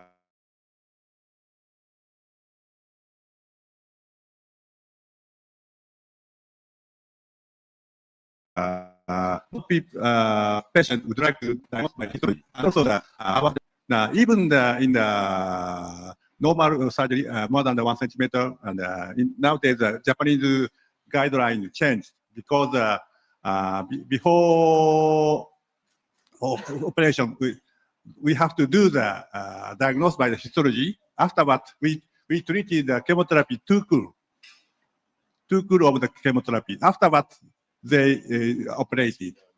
But I directly mentioned about the seeding. So in our department, last year, I have one case that we refer to the surgery, the pancreatic cancer located in the pancreas body. Then after the 1.5 years after operation, he had a gastric wall recurrence, and unfortunately, he was died because of the. We recommend the gastrectomy, but however, that he had already peritonitis carcinomatosa. Yeah, that is the reason.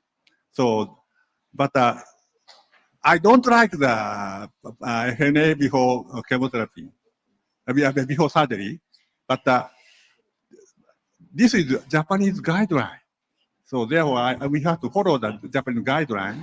Maybe in the near future, this problem will be the big discussion even in Japan. I believe so. So therefore, and for the CIS, of course, we have to diagnose by the histology or cytology. That is important for the surgery and the patient as well. I believe so. Thank you. If I may just a few comments on that, because we have several studies now showing that there is no difference in survival rate between people who have undergone EUS FNA before or not before surgery. I mean, it's so there's no statistically evidence that you get that it will affect your survival. And we know also that there are circulating tumor cells in patients with pancreatic cancer. So it's a systemic disease, and I don't think it, I mean, even though it's of course of concern, but there's nothing that shows that there's any difference whether you... And I also added a comment that Professor, guys, I'm sorry. Sorry. I have to stop you, and you can continue in the lunch break. But first of all, I wish to invite Kenneth B. Morer, because there is, I think, an interesting video that called Injection of Subcardial Varices. It was done yesterday in the live, but we recorded it, we cut it, and I asked, especially there was a very young, very young assistant.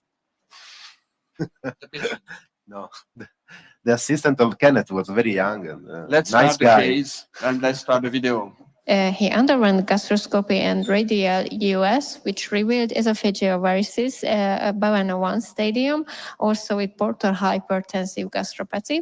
And we also discovered subcardial varicose vein with additional extraluminal dilated veins, GOV1. The planned intervention is EUS-guided coil injection. So, for example, you may have difficulty going into retroflexion, but you see I can see the fundal varices very nicely. So we have a beautiful view, and now we'll switch to the EUS. So for this, the first step is to take out the gas, evacuate the gas, and next we want to fill the stomach fundus with fluid, with saline. All right? All right. Now the landmark that we're going to look for here, you see these varices here? And we're actually looking now transesophageal. This is transesophageal view. And now the fundus is very nicely filled. See, so what, I'll just show you here. When we do retroflexion, your scope is like this, retroflexion, you're looking up at these varices. See? And you're looking at it from this side here. I'm looking at it from this side, transesophageal. The Crus muscle is in here. So I want to look for the feeder vessel that's feeding these guys. If you do endoscopic treatment, you're just putting your needle in here, and you're just able to obliterate just what you're getting here. And the mucosa is usually very thinned out, so it's very easy for it to bleed afterwards. But if you go from this side, from the transesophageal, especially if you're going to the Crus muscle, it's like a backboard, so it prevents any back bleeding. Now look here, you see this one, this guy here, it goes here. You know, they're all connected. It's a convolute. They're all connected here. Going here, here. And what you need to know is what are varices and which ones are the collaterals. You don't want to inject the big collaterals. And if I'm going this way, you're going to see that we'll get to these are the collaterals. See, this is outside, and these are the typically shunts, big shunts. The biggest ones are called gastrorenal shunts, but there are other shunts. And these shunts go to the IVC. You do not want to inject this here. Otherwise, you get embolization. Well, then you get definite embolizations. So now you see the gastrorenal shunts down there, right? I showed you that. We're going to turn into the feeder now. And Nico is doing a great job helping me. And then we'll lure lock this in. So this is the Easy Shot 3, which is nice because it has a nice coil sheath.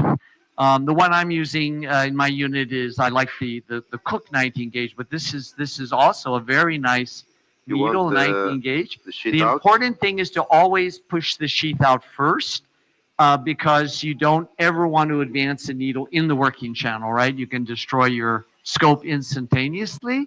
So we need to definitely prime the needle first. Saline, please. So we're just going to flush some saline through the needle, right? I've removed the or saline, stylet. as it's correctly said.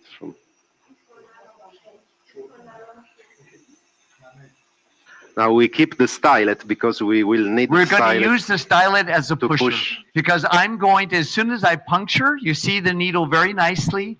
It's in the trajectory of the varix. Other saline? And Other now what saline. I do is Saline. I'm a thruster. I like to thrust. So I'll just measure out the approximate distance I need to thrust. So this is about 2 centimeters. Saline. Okay, that's good. So this is the feeder right here. We're on the feeder beautifully. And then I'm just going to turn, and I didn't go through yet. So here, if you inject it, you probably are not inside the varix. You see, I'm tenting. There's an endothelium there, and it tents the needle tip, catches that sometimes, and then you're not inside. So let me just do another thrust. But I use the thumb screw because you don't want to thrust through the opposite wall of the Maybe stomach, right? Sometimes it happens when the sheet is too Okay, there. farther. I'm perfectly in. Now I'm 100% in, right? And I didn't go through, and you'll see the bubbles. Now inject. Saline. See the bubbles? Okay, good. And you see where the bubbles are going, you know? Now, everyone talks about afferent and efferent. I don't care. I just want to see whether the bubbles are going into the varices that I want to occlude. See? So we're just going to take this out. We're going to take this part out here. Yeah, yeah. And then we're going to screw it in. Take that off. This little thing here that just holds it. Yeah, there you go. Just release that. Okay, now screw this into the... I don't have my glasses. so- Okay, this one goes down. 1 second. This has to lure lock in. This part lure locks in. Slide it down. This is what normally my nurses are doing this, so I almost can't. Lure locked in, right? Okay, you're going to use this to push the coil. Can you and keep the this? coil is Yeah. going to go into the sheath of the FNA needle, or into the needle itself, I should say. Keep pushing. And you need to push the distance that you're pushing is the distance to get the coil down here.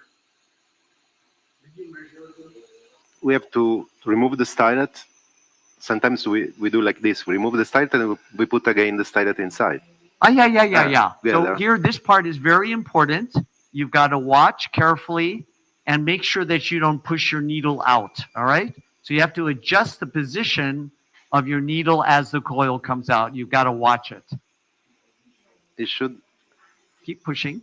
In You should see it in a moment. in a moment. The MRI is versus the Nestor. It is much, it's a stiffer coil.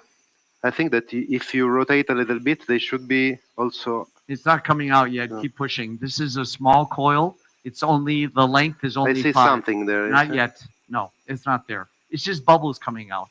Keep pushing.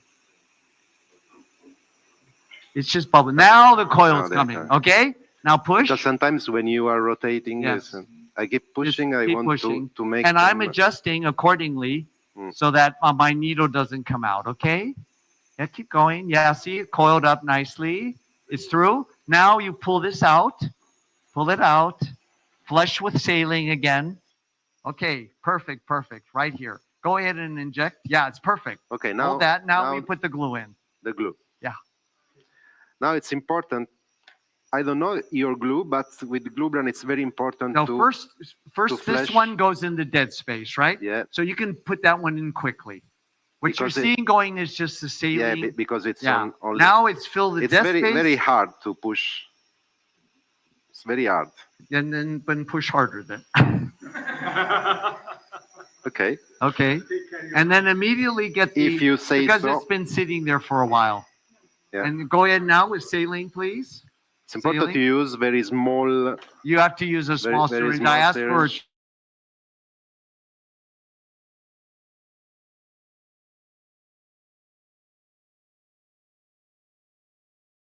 2 cc syringe extra for this. Because of the saline on a 2 cc syringe. Just inject it in there. It's okay because it started to polymerize a little bit. It's very hard.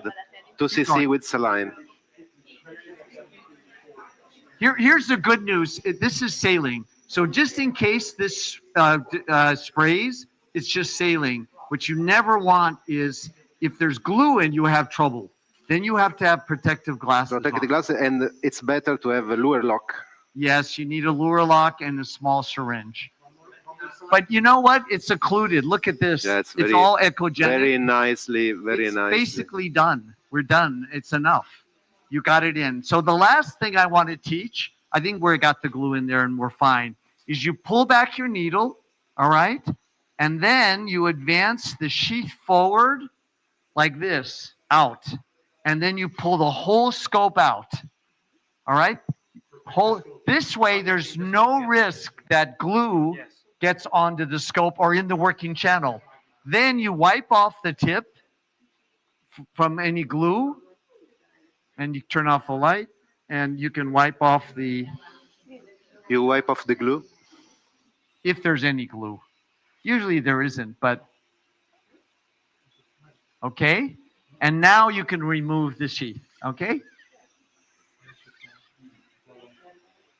Now we can go back in and take one more look and sort of see how things are looking.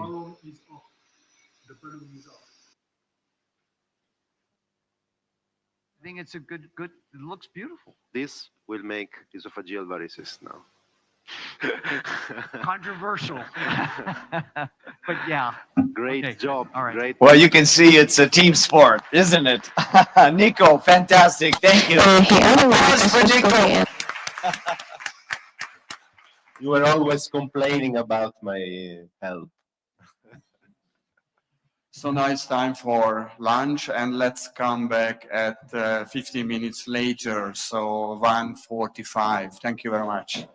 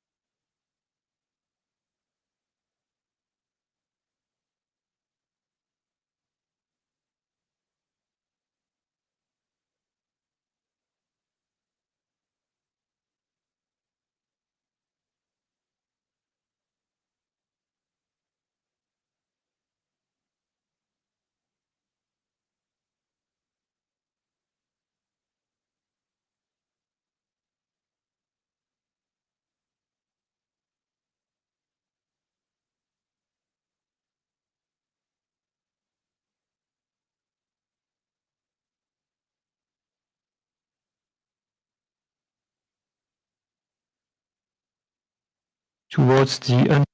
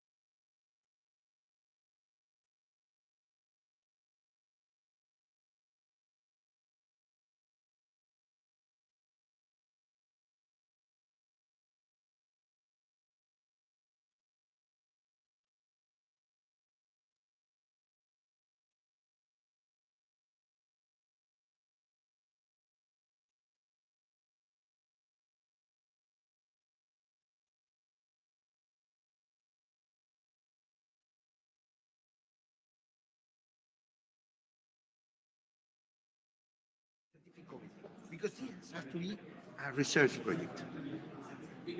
To understand.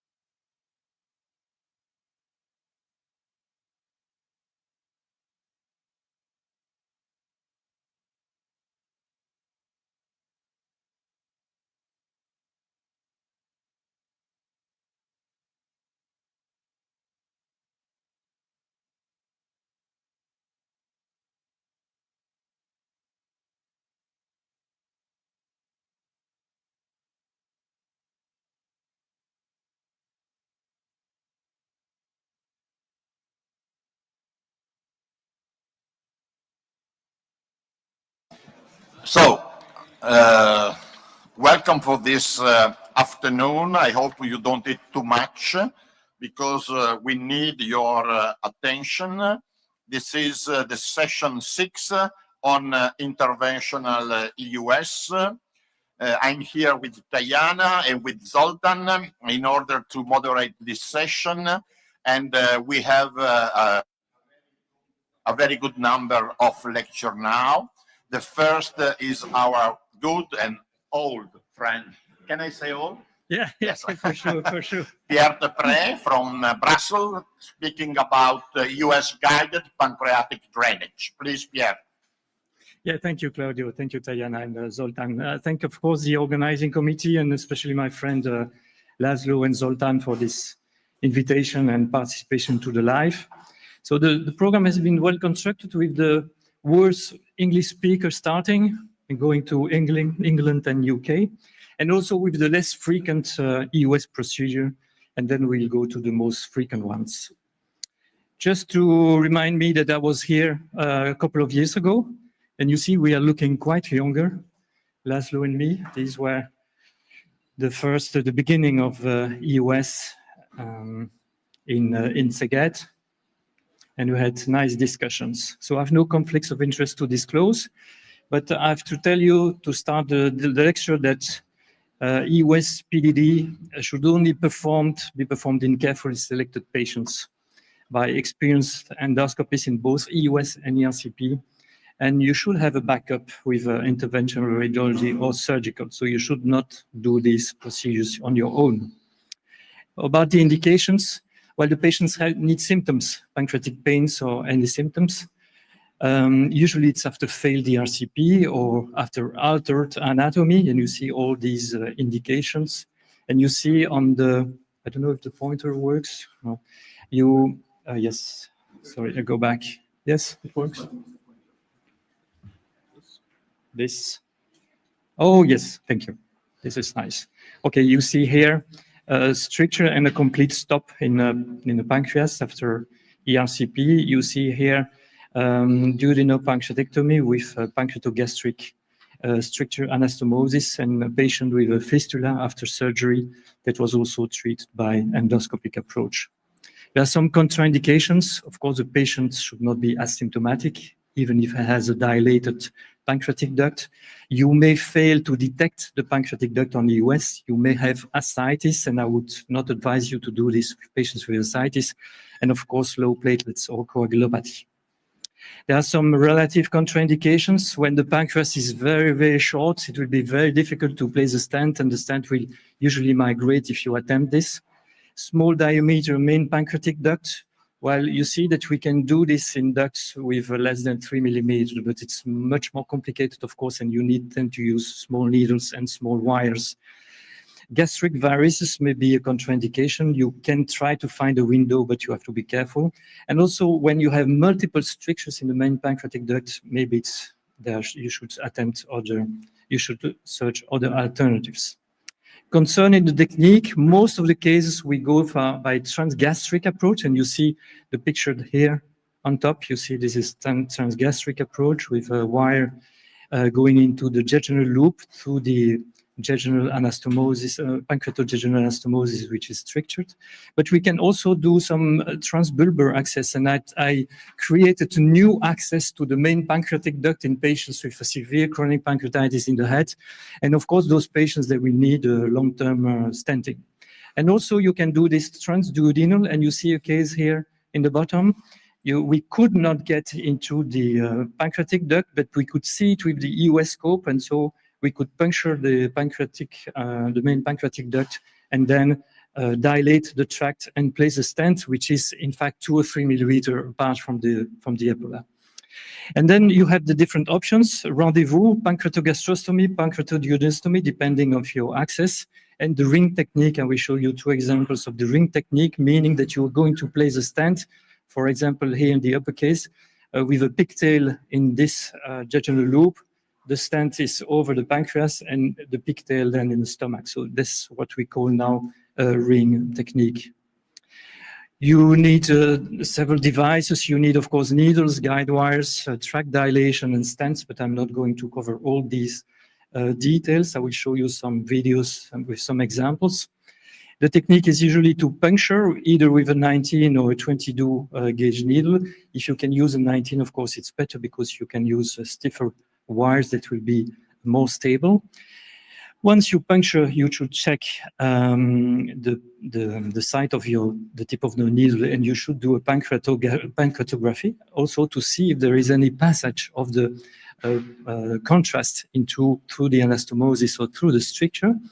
And then once you've done this, you flush it with small amounts of salines. Of course, you have to be much more careful than for bile ducts because the amount of contrast should be limited to avoid the post-procedure pancreatitis. And then you insert the wire that fits into the needle. Usually I use a 018 Navi Pro for the 22 gauge needle and a 025 Visiglide or Jack for the 19 gauge. Then in Europe, we use cystotome, but in Japan, they have, as you've seen, Mitsuhiro Kida this morning showing you Japanese devices where they are quite popular in Japan. The tornus, where you can screw a passage into the pancreatic duct, or the stiffer dilators. But in our center, we use a cystotome to go through the pancreas. And then you have to try with the cystotome to mobilize your wire to get into to try to do the rendezvous or to go through the stricture or the anastomosis. And either you succeed, and then it will be rendezvous or ring procedures, or you fail to pass, and then of course you can just abandon the technique, consider surgery, or go for transluminal stenting with pancreatogastrostomy or pancreatoduodenostomy.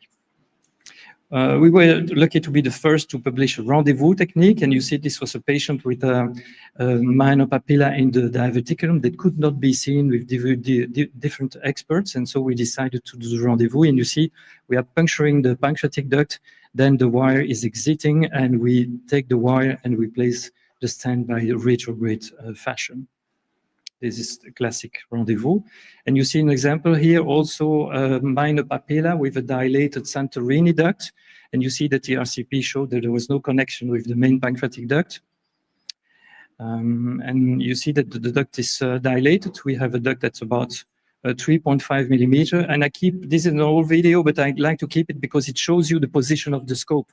So you really have to get a good position, because once you are going to push the needle, you will be pushed away by the gastric wall, and sometimes the pancreas parenchyma is quite difficult to traverse. And then you see we exchange for the cystotome, and then with the cystotome we can mobilize, and we can play with the wires, and we can exchange the wires to try to get and to do the rendezvous. And you see here we did a pre-cut over the wire to place a stent. The team of Jacques de Vière published 1 year later the pancreatogastrostomy, the first pancreatogastrostomy series. And you see this on the slides, on the images. You see it's also stopped at the at the middle of the pancreas. And then, of course, you have to position your scope so that you have to decide if you want to go to the papilla or if you want to go to the tail of the pancreas. So that's the main decision. And this depends on the indication, if there is a chance to do rendezvous or if there is no chance to do rendezvous. If there is no chance to do rendezvous, you have to consider that you need at least 3-4 centimeters of the pancreatic duct to be able to position a stent. And you see some examples, for example, in this slide. Of course, you will try to position your needle so that the wire will go to the tail to be able to position a pancreatogastrostomy stent. And you see this is a good example. You see the opacification and then placement of the stent. When we consider ring technique, you can consider it in the stomach, and this is a ring going from ring going from the stomach, pancreas, and stomach. This was a special patient because we treated a huge one, and he kept a fistula, and he had recurrent pancreatitis on a disconnected pancreatic tail, and we were able to puncture the tail of the pancreas to position a wire that exited through the access for the previous one, and we did a ring. This is a patient who had this stent for 7 years, and now I replaced the stent after 7 years, and he is still asymptomatic, and he still has no diabetes. So I think it was a good idea to treat him endoscopically and not to remove the tail of the pancreas. This is another example of a patient with recurrent pancreatitis, and you see there are plugs in the duct. Some signs of chronic pancreatitis. The duct is about 4 millimeters, so this is usually easy to target. And this patient had also previous pancreatoduodenectomy. And again, this is a 19-gauge needle. You see it very clearly. We push the wire, and then we try to traverse. You see, position is really to aiming at traversing the gastrojejunal anastomosis. If it had been to go to the tail of the pancreas, the position of the scope and the needle would have been different. And then you pass the wire, you dilate the stricture, and you place this ring stent going from the stomach to the pancreas and to the jejunum. And most of the time, these stent can be left there on the side for a couple of months or years. Recently, we used the lamps also for some special cases, and mainly patients with a dilated pancreatic duct after surgery and with left pancreatic stent, surgical pancreatic stent left in place. So you see the bulging, you see the stent. This is a surgical stent that was free in the pancreas, that was not accessible by entero-ERCP, and then we place the lamps. And we did this in 3 cases where we could, by this way, take out the plastic stent through the lamps, and then replacing the lamps by a plastic stent if needed. There was some blood in this patient. I don't know why, but it stopped after the procedure. She had no delayed bleeding. You see the stent is well in place, and you see that with a rat tooth forceps, we could take the stent out through the lamps. Well, there are many series in the literature, usually small numbers, so I'm not going to cover all this. The biggest one is from Germany, and you see it has a 56% technical success, although in the series it's usually 86, but I guess most failed cases were not reported. And in our series, so we analyzed about 76 patients, and you see biggest group is anastomotic strictures, followed by strictures for chronic pancreatitis, and patient with pancreas divisum, and some leaks. And most cases were treated by transgastric approach rather than transduodenal, and many of them, a third of them, by rendezvous. Technical success 82%.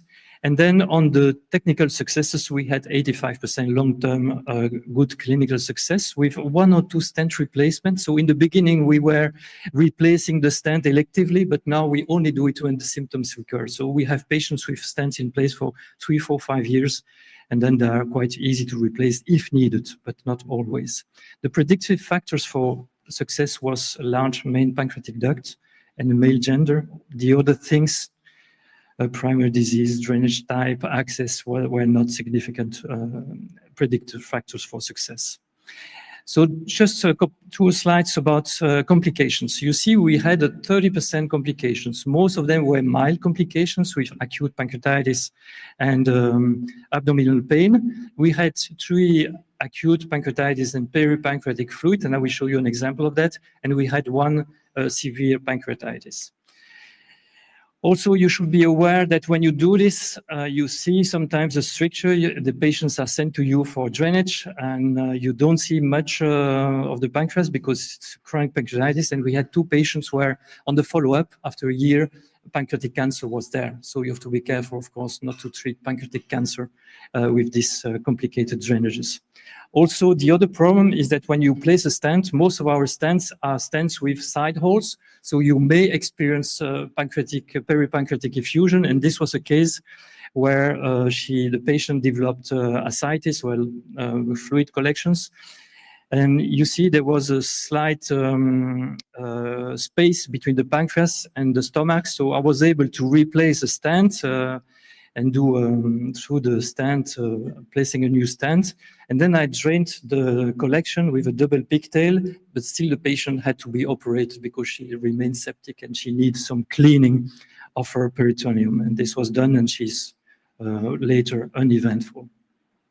So going to the guidelines, ESG guidelines were published 3 years ago. They recommend that it should be only considered as symptomatic patients with obstructive pancreatic ducts when ERCP fails. They recommend rendezvous over transmural because of lower rate of adverse events, and they recommend high volume centers and expertise.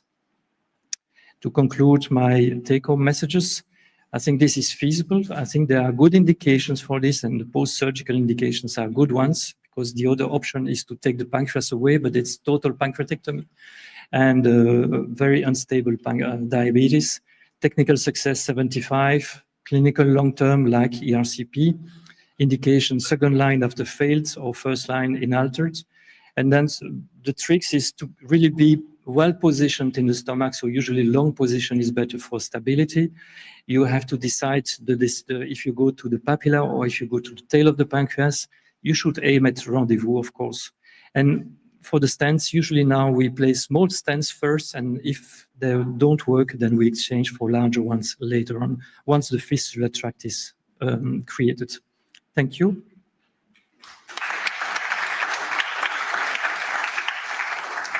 Thank you, Pierre. As always, the discussion will be at the end of the session, so please. Okay, and now I would like to invite one of our oldest friends, Nico Pagano from Novara, to tell us something about the gastroenteral anastomosis. Please. Thank you very much for the invitation, and it's a pleasure to be here. I had the honor to work with Ken, so my congress is perfect. And let's talk about US-guided gastroenterostomy. These are my potential conflict of interest. So what are we talking about? We are talking about gastric outlet obstruction that is very frequent in patients with gastrointestinal malignancy.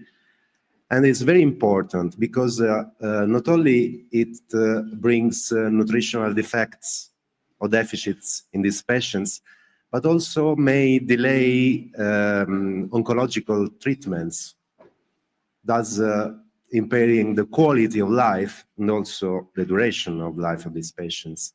Traditionally, the first approach has been surgical, but in the last 30 years, from surgery, we often shifted to endoscopic treatment with the enteral stenting position that has been working very good for a lot of time. But still, in the long term, the results were unsatisfactory because of the patency or the bleeding of the stent. And given that, fortunately, in the last years, patients with this kind of tumors live much more, we need something more stable. That's why, thanks to the guy is here with us, that invented the system, we are able to perform US gastro-jejuno anastomosis. These are the various options. Where's the pointer? This one? Oh, okay. The third one is a new kind of intervention we'll talk about in the last slides. The other are the classical gastrojejunostomy, the US guided one, and the enteral stenting. So the evolution of every technique is that when we speak about this technique, at first we have to assess feasibility and safety in animal models and then in humans, but then we have to make external comparison with other techniques with standard of care, and afterwards there will be internal comparison in order to standardize the technique. We are with the US guided gastroenteral anastomosis. I think we are in the third part of the process. Regarding feasibility and safety, we use these lumen opposing metal stents. At present, there are two kinds of these stents. There is no comparison, no superiority between one and another. We have 15, 20, and 16 millimeters diameters. And you know the procedure, of course, you are all experts. We put the nasojejunal tube, and we fill the jejunum with water, with a little bit of methylene blue and some contrast. And afterwards, we puncture, as it was a cyst, the jejunal loop, releasing the lumps, as you see here. And when you see the blue color of the water, you are happy. Otherwise not. There is also the possibility to puncture directly the loop if you cannot reach with a catheter, you cannot pass the stenosis, and fill with water directly with an anti-gauge needle, like in this case, and then release the lumps. Also, other methods, like, for example, the balloon assisted are used, but now the preference is for freehand anastomosis. So we have 4 options. We have to assess the feasibility. There are lots of meta-analysis. I can say that on this subject, there are maybe more meta-analysis than published papers. So the technical, clinical success is very good. Adverse events and reintervention are acceptable. It's time to make external comparison. So we have some meta-analysis that use the papers, the few papers to compare US-guided gastroenteral anastomosis with the classical endoscopic stenting. There is this paper from Vanella in Italy, Milan, which are not so many cases, but the adverse event rate is less in the US group, and technical and technical success is comparable. Clinical success is much better in the US group. Same thing says another article with an excellent outcome of US-guided gastroenteral anastomosis and less good results with the stent. The clinical success is much better, as you see in the table, and especially the recurrence, considering this patient live more, is much less in the US group because it's not inside the tumor, so you don't have tumor ingrowth. It's just a bypass. What about the comparison between our technique, the US-guided, and surgery? There are still some studies and lots of meta-analysis. meta-analysis says in general that at least US-guided gastroenteral anastomosis is not inferior to surgery, and with the the side effects are comparable, but maybe less in the US group. Going ahead, the most important thing maybe is time to oral intake, and also in our clinical practice, this means also time to chemotherapy. Many patients can start chemotherapy earlier if they do US-guided gastroenteral anastomosis than surgery, with an overall adverse events that maybe is less. And the long-term patency is still comparable. This is another study that says more or less the same thing. The oral intake is earlier in the US group than in the surgical group. And this is logic if we think about it. What about studies that compare the three approaches altogether? There is, of course, a meta-analysis that says that at the end of the analysis, US guidance is better than stent and comparable to surgery. And very interesting, there is a recent network meta-analysis that it's the best way to compare three approaches, or more than two approaches, that says that US gastroenterostomy, if you see here, is better than standard surgery and endoscopic stenting, but there is this new kid on the block, which is a different kind of laparoscopic gastrojejunoenterostomy with stomach perching. It seems to work very, very well for patients. It's still a surgical approach with all the limitation of a surgical approach. And also there is a randomized control trial in progress. This will give us maybe the correct numbers and the correct interpretation of what we think. I think that we all think that US gastroenterostomy is much better than stenting, and still much better than surgery, maybe even in long-term results. What about using this technique for benign gastric outlet obstruction? Well, data show us that the patency in the long term is not bad. At first, we were concerned about the long-term patency, the long-term complication of doing USGEA in a patient with a benign condition. Now we have done some, and we can say that there is not so much difference between this approach and a surgical approach. But still, we have to select patients for this kind of indication. It seems that we began to make a little bit of internal validation. So now we are more sure about our procedure.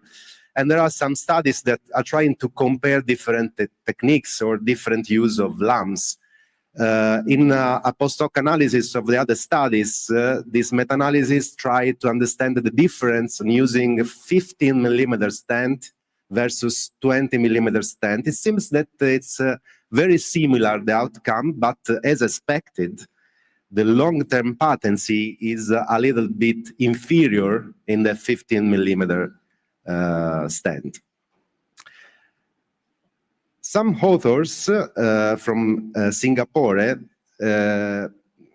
analyzed the data with a Markov model, producing also a flow chart, which I personally disagree with. But what they show that the three approaches are good, but the long-term results, of course, is better with the USGE.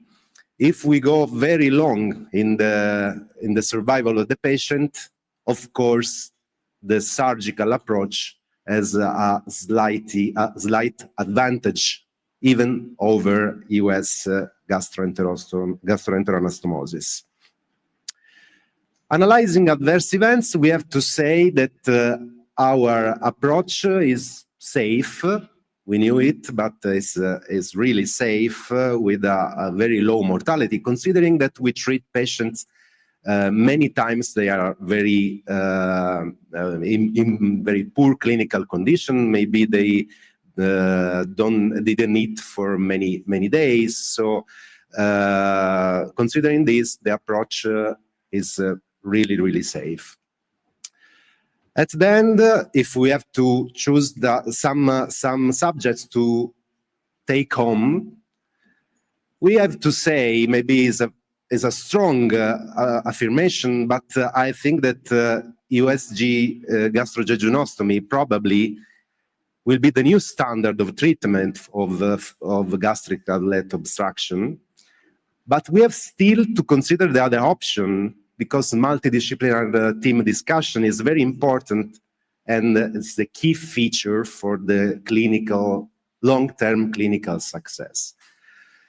In this, maybe life expectancy of the patient, a prediction of life expectancy is the single most important factor, because the choice is made considering this in first place. And teamwork, of course, is still the best option. And I thank you, and I invite you to Novara. Remember you that Novara US RHP in next year in December 17-19. You are all invited. Thank you. Thank you, Nico, for the excellent overview of the method. And now I would like to call on Manu Nair from Newcastle, UK, who is going to try to solve a little bit of dilemma whether to put plastic or lumen-opposing metal stents in fluid pancreatic collections. Please. Thank you. Thank you very much, Diana. And thank you to Laszlo, Claudio, and Zoltan for the very kind invitation to the 11th iteration of EGEUS. So yeah, I think the team have tasked me with which I thought was a simple question to answer, but I'm left with more questions by the end of the talk, as Diana said. No conflicts of interest. I think we know the techniques for draining pancreatic fluid corrections are either plastic or metal stents. We've been doing this for nearly 4 decades. And the whole idea as the therapies evolved is to do indirect or direct endoscopic nephrectomy. So these are the collections that we actually deal with. Most of them, we just wait for the collections to mature. That's pseudocystin ones. But very rarely we are asked to drain very new collections which are less than 4 weeks old following the attack of pancreatitis. Now, I think we know how pseudocyst drainage has evolved. We started using plastic stents a few decades ago, but with the introduction of both biflange, the non-lumen opposing and the lumen opposing metal stents, it's made life slightly easier because it's much quicker to do as compared to plastic stents. For walled-off necrotic collections, it's a bit more tricky because it's not just draining the thin blood-stained fluid from a pseudocyst. There's necrotic material, and that needs to be treated either indirectly, like we did in the old days, or directly, where we actually enter into the cavity, have a look at the necrotic material, try and take them out, and hopefully have a nice, clean-looking cavity, as I've demonstrated on the right-hand side. And as was mentioned in the previous talk, the most commonly used stents are the hot axios and the hot spaxes. Okay, so that's where we are currently. But what is the evidence to back up the stents that we use? So, as Nico mentioned, there are, even as compared to gastroenterostomy, there are so many systematic reviews and meta-analysis in this particular field because it's been around for a very long time. So I'm focusing on pseudocysts first, and then move on to walled-off necrotic collections. So this study, this is, bear in mind, 2018, 6 studies, 504 patients, comparing the performance LAMS with multiple plastic stents. There was no difference in clinical success between the two. Adverse events were more common in walled-off necrotic collections as compared to pseudocysts, and mainly it was in the form of stent migration and infection. So what they concluded, again, these were studies before 2018, that LAMS seems to have excellent efficacy and safety in the management of fluid collections. they may be preferred over plastic stents and are associated with better clinical success and less outcomes. We move forward 4 years, another meta-analysis, more patients. What they concluded was that eus-guided drainage with LAMS had similar technical and success rates as compared to double pigtail plastic stents for the management of PFCs. Again, clinical success rates were higher in both groups. They also said that possibly LAMS had lower adverse events group as compared to plastic stents, but this wasn't significant. Okay, we move forward another 3 years. EOS-guided drainage with LAMS versus plastic stents for the treatment of pancreatic pseudocyst again. 10 studies, but they teased out the patients who had pseudocyst, which are 502 patients, and who were treated with the EOS drainage.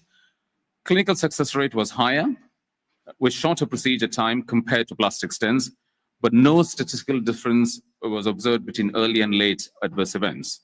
So they concluded that LAMS had a higher clinical success rate, this is 2025, and a shorter procedure time, but no difference in the adverse events, recurrence, and technical success rates. It's not moving forward.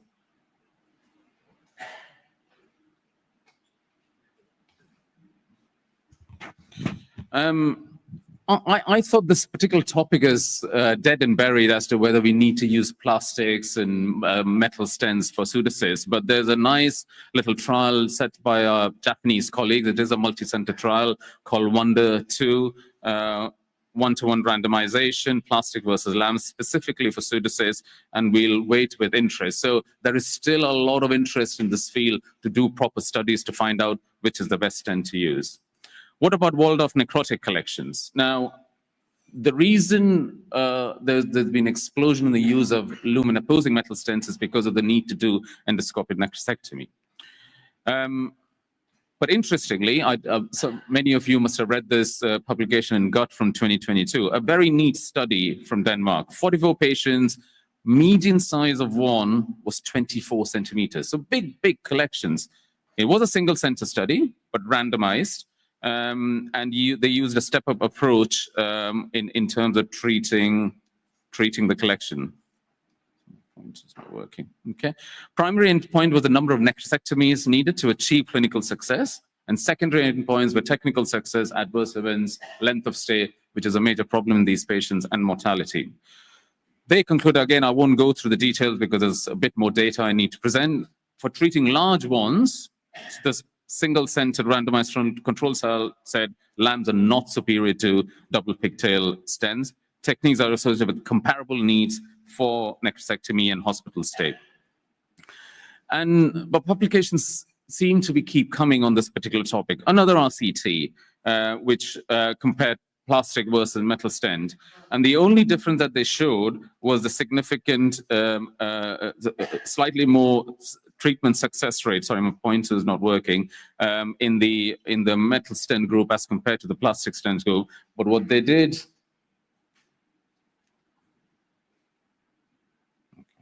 thank you. So what they concluded was plastic stents are not inferior to metal stents for drainage of walled-off necrotic collections with significant debris. However, they concluded larger sample sizes are required. So our Orlando group did their own meta-analysis, and they also concluded, they're also big users of lumen-opposing metal stents. They also concluded that except for procedure duration, which was significantly shorter for LAMS, there was no significant difference in all the other primary and secondary outcomes. You probably remember some of the first few publications from their unit talked about bleeding, but that doesn't seem to have been a problem when the two stents, type of stents were compared. So meta-analysis keep coming on this particular topic. This was specifically focusing on the type of metal stents that we use for drainage of walled-off necrotic collections. And again, they compared the three, not lumen opposing, but Nagy wasn't a lumen opposing stent, but Spaxas and Axios are. They found that the total adverse events of bleeding was more with the Axios and lowest with the Spaxas. But again, this was data based on 2021, 22, and we know there's more data that's been published since then. Migration rate was higher with the Nagy stent. Some of you might know the Spanish study, Prometheus, which sort of randomized patients to lumen-opposing metal stents and plastic pigtail stents for one. Again, I won't go through the details here. 64 patients were randomized, and the clinical superiority, they concluded that the clinical superiority of LAMS over double pigtail stents was not proved, and they had similar success rates. So, but obviously they said it was significantly lower procedure time for LAMS. And LAMS has its own problems. If you compare plastic stents, you can leave them in for much longer. There's been a lot of discussions about you've got to take the LAMS out after 4 weeks. Otherwise, you'll have problems with bleeding and buried stents. We and our Italian colleagues in a recent meta-analysis concluded that you don't need to take them out. You can leave them in for longer. In fact, as long as you want sometimes to finish the job, i.e. clear the cavity of all the necrosis. Now, there is obviously this thing with metal stents. Okay, we are putting that in to do a necrosectomy, but does the type of stent that you put in affect necrosectomy? i.e. you're putting plastic stents in, is it more difficult to do a necrosectomy as compared to lumen-opposing metal stents? Again, very, very recent study comparing metal stents versus plastic stents for EUS guided 1-day rate. And apart from if you look at the clinical success and overall clinical success and adverse events rate, the 6-month recurrence in patients who had plastic stents as compared to biflange metal stent, which is the old Nagy stent, there wasn't a difference. So we had this concept, okay, if we put plastic stent, it's going to be difficult to do a necrosectomy. But logically, it makes sense to have the lumen-opposing metal stent because it's easy to access. Another nice randomized study comparing plastic stents with LAMS, but the previous study actually stopped their analysis at 4 weeks. Their clinical success was at 4 weeks. But we know with walled-off necrotic collections, it takes much longer. So this study went on to 8 weeks. And look at the clinical success. Oops. Can I go back? Oh, there's a backward, sorry.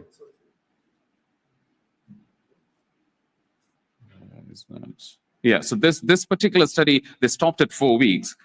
But this one here, they went on to 8 weeks. And you can see the clinical success rate at 8 weeks was very good.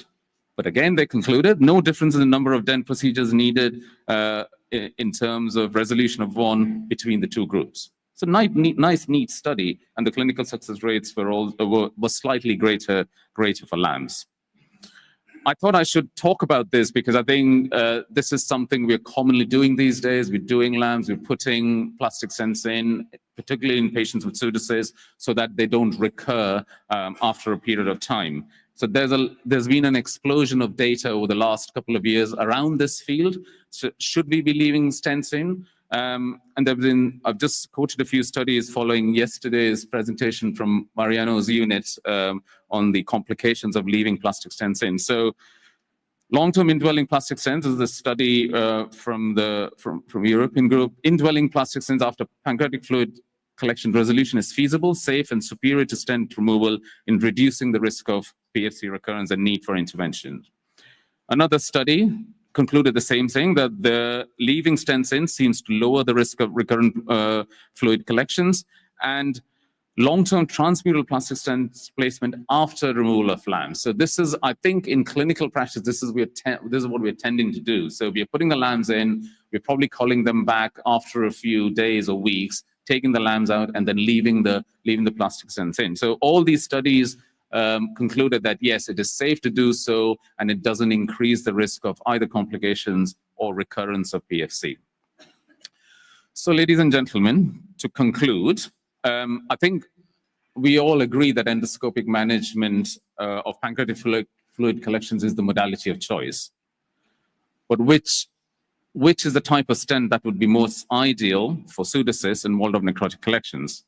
Based on the data that I presented and the literature search I've done over the past few weeks, for pseudocysts, you can argue either way. Clearly, plastic stent insertion for pseudocysts, which is a one-off procedure, is much cheaper than putting some of the new lumen-opposing metal stents. You're talking 500-600 euros compared to anywhere between 4,000 to 8,000 euros, as we heard yesterday. For walled-off necrotic collections, Lambs seem to have a shorter procedural time, but they all seem to conclude, and they may have a better clinical success rate, but many of the meta-analyses do conclude that there actually isn't a difference. So this is something you have to bear in mind. One of the most important things in treating walled-out necrotic collections, it's not a one-off procedure. These patients are going to be around for a very long time. You need to go in and do a lot of necrosectomy. And again, based on the data that I presented, plastic and metal stents seem equally effective. But most authors agree, even the ones who've done randomized controlled trials, said that we need large volume comparative studies to firmly establish the role of metal stents in the management of walled-out necrotic collection. Thank you for your attention. Thank you, Mano. Thank you. And now I had to present to you the next and last speaker of this session, because perhaps you don't know him so well. So I have to present you from San Francisco. His name is Kenneth Bimmöller, and he is a very, very good friend of us. We know each other from, I think, the end of the 90s, and with his new ideas and innovation, he changed the life of many, many patients, but also the lives of many endoscopists. Thank you, Ken, for being with us. Claudio, thank you so much for these gracious words. And I'm so truly honored to be invited and to be able to participate in this European EUS meeting. It really has been a great honor to contribute. And this is the hot topic that is being asked really at all of the EUS meetings. EUS guided biliary drainage, will it replace ERCP? Now, if I had a financial conflict of interest, which I don't, I am admittedly the proud parent of the Lambs, but I have no conflict of interest, and that would potentially have resulted in a resounding yes, it will replace. But as you will hear, in fact, I believe that EUSBD should will not replace, but also should not replace it. So let's be specific about what we're talking about. EUS guided biliary drainage is creation of a bilioenteric anastomosis. It's a bypass procedure. It's artificial. It is man or human made. Now, there are two types. There's the extrahepatic here and the colodocoduodenostomy. And then the intrahepatic, we have hepaticogastrostomy. And we also have the possibility of hepaticoduodenostomy. I'm going to focus only on the CDS, the colodocoduodenostomy, because that's where we currently have randomized controlled trials comparing that with ERCP. This is where it all started, and Mark Giovannini very rightfully and accurately called this a bilioduodenal anastomosis. So we start with bile duct puncture, placement of a guide wire. I don't know, the pointer doesn't seem to work here. Dilation, and then placement of the stent. Mark wrote in his discussion and commented, the main problem is the risk of leakage of bile into the peritoneum. I don't know, there seems to be issues with advancing. This is the point. I know, but the advancement doesn't work. Okay, so when we create a bilioduodenal anastomosis, we're creating two holes in non-adherent walls, and this can result in leak and peritonitis that can also be fatal. So we needed dedicated EUS tools to prevent leak. We needed a transluminal stent, the Lambs that you're now so well familiar with, and we needed, and I think this is even more important, what am I doing wrong? We needed a transluminal hot stent delivery system to access the target lumen with a stent-loaded catheter and eliminate the Seldinger over the wire exchange, which we had been using for conventional plastic stent placement previously. So now we have two randomized controlled trials. You're all familiar with these two. You've heard about these at all of the meetings. This is a comparison of LAMS CDS versus ERCP first-line treatment for malignant distal bile duct obstruction. And we have the 2023. Wish I could use the pointer here. Here we go. All right, we have the 2023. Both of these are from 2023. This is the Hong Kong study showing that LAMS was superior to ERCP in success rate and time of the procedure, LAMS equivalent to ERCP in patency and adverse events. The ELEMENT trial from Canada and also a center in France, also including potentially resectable patients, showing that LAMS was superior to ERCP in terms of the procedure time, but equivalent to ERCP in terms of success, patency, adverse events, and quality of life.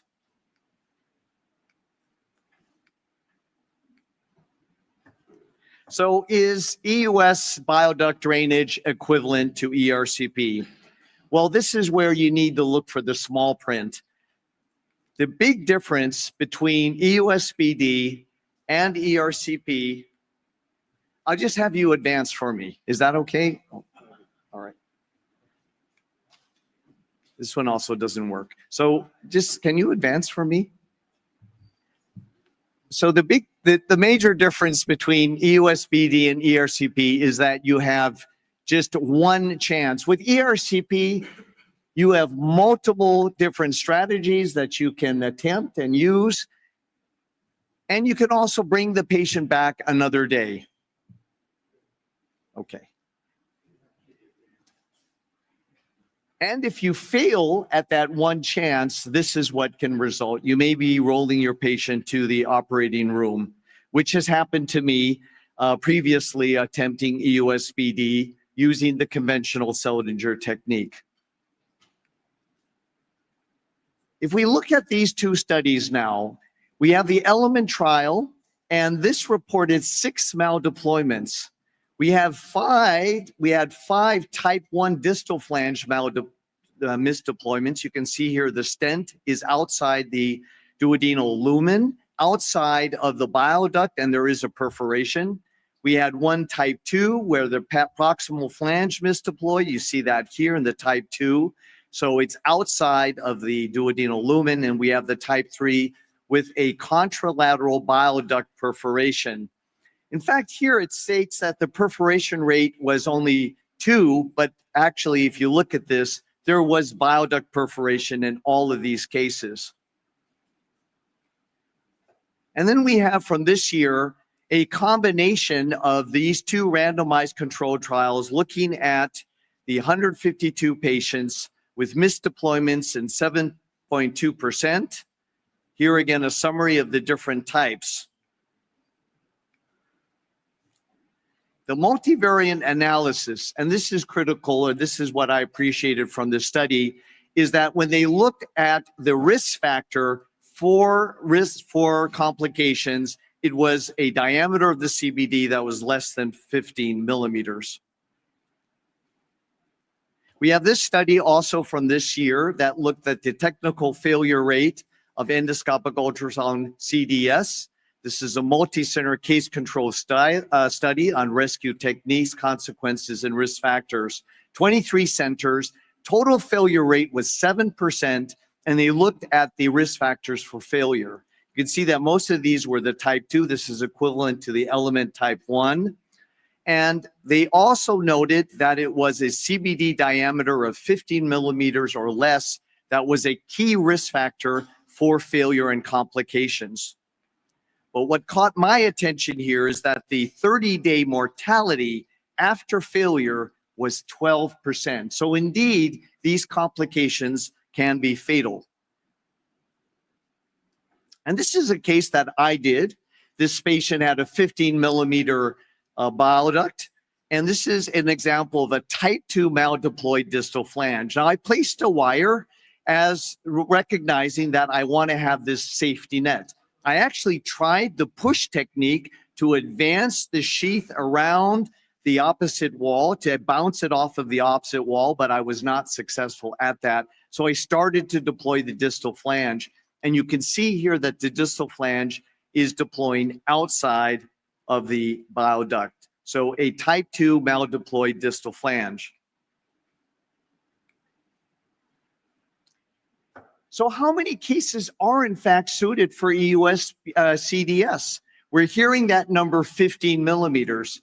Now this is a study from the Florida group, and they actually chose 12 millimeters as the threshold, and they found that only 55% of the patients had a bile duct diameter that was suited for CDS.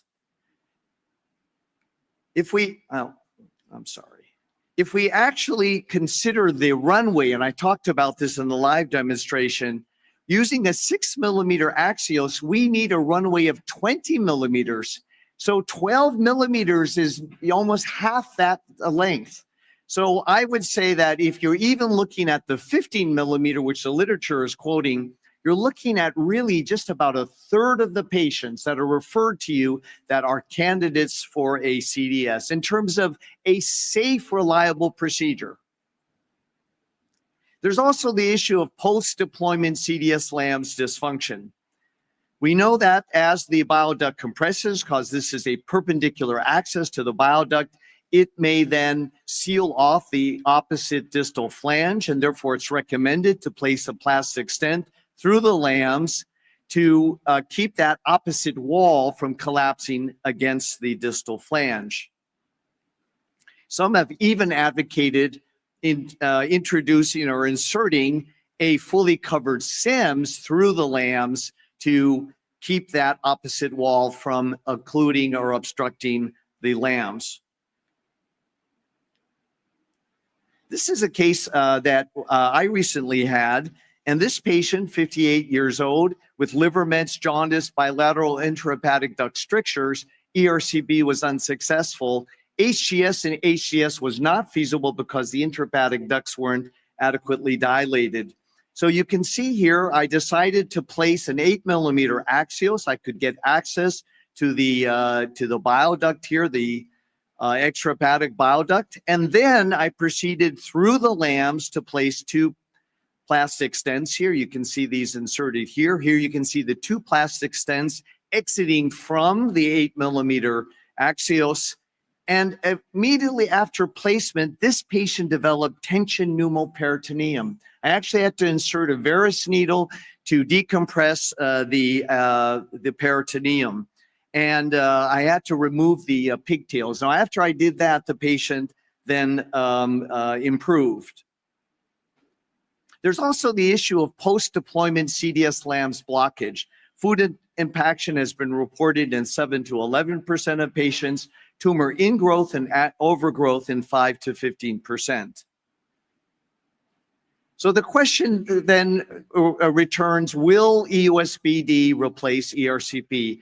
And I want to point you to what the official guidelines at this time state. Now, this is admittedly from 2022. It may be revised again, but in 2022, the ESG recommended that ERCP for primary drainage of malignant distal biliary obstruction should be the choice, but EUS guided biliary drainage could also be used in the setting of patients that have that are inoperable and in high volume centers. And this is an international consensus conference that was held in Japan. And similarly, they state that ERCP with transpapillary stenting is the mainstay of biliary drainage, and EUSBD should only be an alternative when ERCP is not possible. So again, echoing the ESGE statement. And this is a really noteworthy study because there's this saying, if it ain't broke, don't fix it. So if you look actually at the number of patients who may need EUSBD, it's surprisingly very small. In this study from the Florida group, 524 ERCPs, 2% of whom had altered anatomy. Cannulation success was 98.3%, 87% of whom had a standard cannulation technique. So they didn't require any advanced cannulation techniques. So EUSBD was only required in 0.6%. So we're talking about just 3 out of 524 patients. So where is really the need for this? It's exceptional. But I do feel very strongly that EUSBD should replace PTCD when ERCP fails. And this is also reflected in the ESGE recommendations here. It is preferable over percutaneous transhepatic biliary drainage. So if anything, the major advance is that we can avoid having to send these patients for percutaneous drainage, and we can usually do this in the same session. So this is really, these are my 2 concluding slides. And the first is that a hybrid EUS ERCP training should be a requirement. And this is also reflected very nicely in this statement from ESGE on a curriculum for ERCP and EUS training. Competence in ERCP is mandatory for therapeutic EUS. And this is also reflected in the recommendations from the Indian societies, and they state that competence in diagnostic EUS, including fine needle biopsy and therapeutic ERCP, is a prerequisite. 100% agreement on this. So EUSBD absolutely must not become a substitute for poor ERCP training and skills. And therefore, it brings me back to this concept that you, Claudio, introduced in 2012. You introduced the idea of EURCP, which is a connection of EUS ERCP.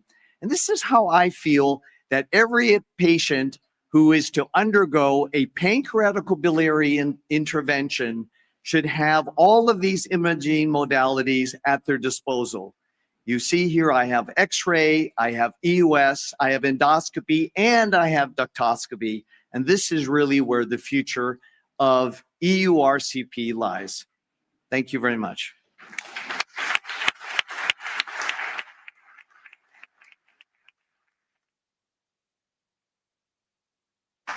Thank you very much, and also for this last slide. But we can start the question and answer. I think that we must have question for Pierre that perhaps have some problem of flight. So are there any question for Pierre? I remember to you that the first was the pancreatic drainage. That is perhaps the most difficult of this procedure. Please, Mohamed. Yeah, thank you for the presentation. You presented several cases of post-surgery alteration of the pancreatic duct. What about patients with chronic pancreatitis and pancreatic duct stones? What is the role of pancreatic duct drainage in patients with major dilatation of the pancreatic duct over stones? Can we approach the stones in a antegrade, lithotripsy, extraction of the stones, drainage of the pancreatic duct? But there are many techniques that are involved in those cases. I think for a stricture, the aim is trying to have a rendezvous. Yes. Because then you can follow the patient with ERCP sessions. When you have stones, I try to treat those stones with EHL through the tract, but it's quite complicated. And I know there are some reports and some small series showing that's available. But usually I prefer to use ESWL because it's quite effective on pancreatic stones, and EHL is not always effective on very, very hard stones.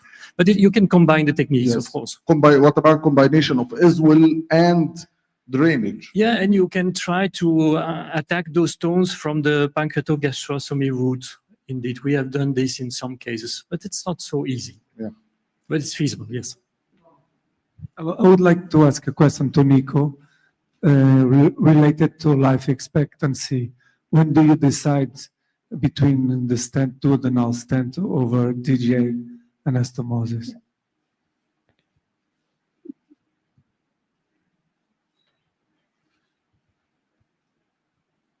Well, it's a really good question, but it's not easy. There is not a number. Maybe normally we choose between 3 and 6 months.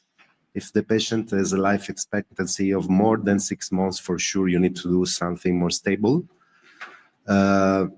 Someone talks about 3 months, maybe it could be a better option. Okay, thank you, Nico. Thank you. I have two quick questions. The first one for Pierre. What's your US guided management in a patient with pancreatic cyst resection and persistence pancreatic link from the bile duct? Of course, with ERCP filed. You mean after duodenopancreatectomy? After pancreatic cyst resection. Pancreatic lake still persists after from the bile duct. You mean the risk of recurrence of main duct IPMN? Yeah. Yeah, that's a difficult question because we have patients who have been operated by duodenopancreatectomy and then the duct dilates distally. And you wonder if the dilation is due to stricture of the anastomosis or if it's due to recurrent IPMN in the tail of the pancreas. Usually when there is a surgical pancreatogastrostomy anastomosis, when there is recurrent IPMN, you can see mucus coming out. So it's quite easy then to confirm the diagnosis and then to send the patient for completion of the pancreatectomy.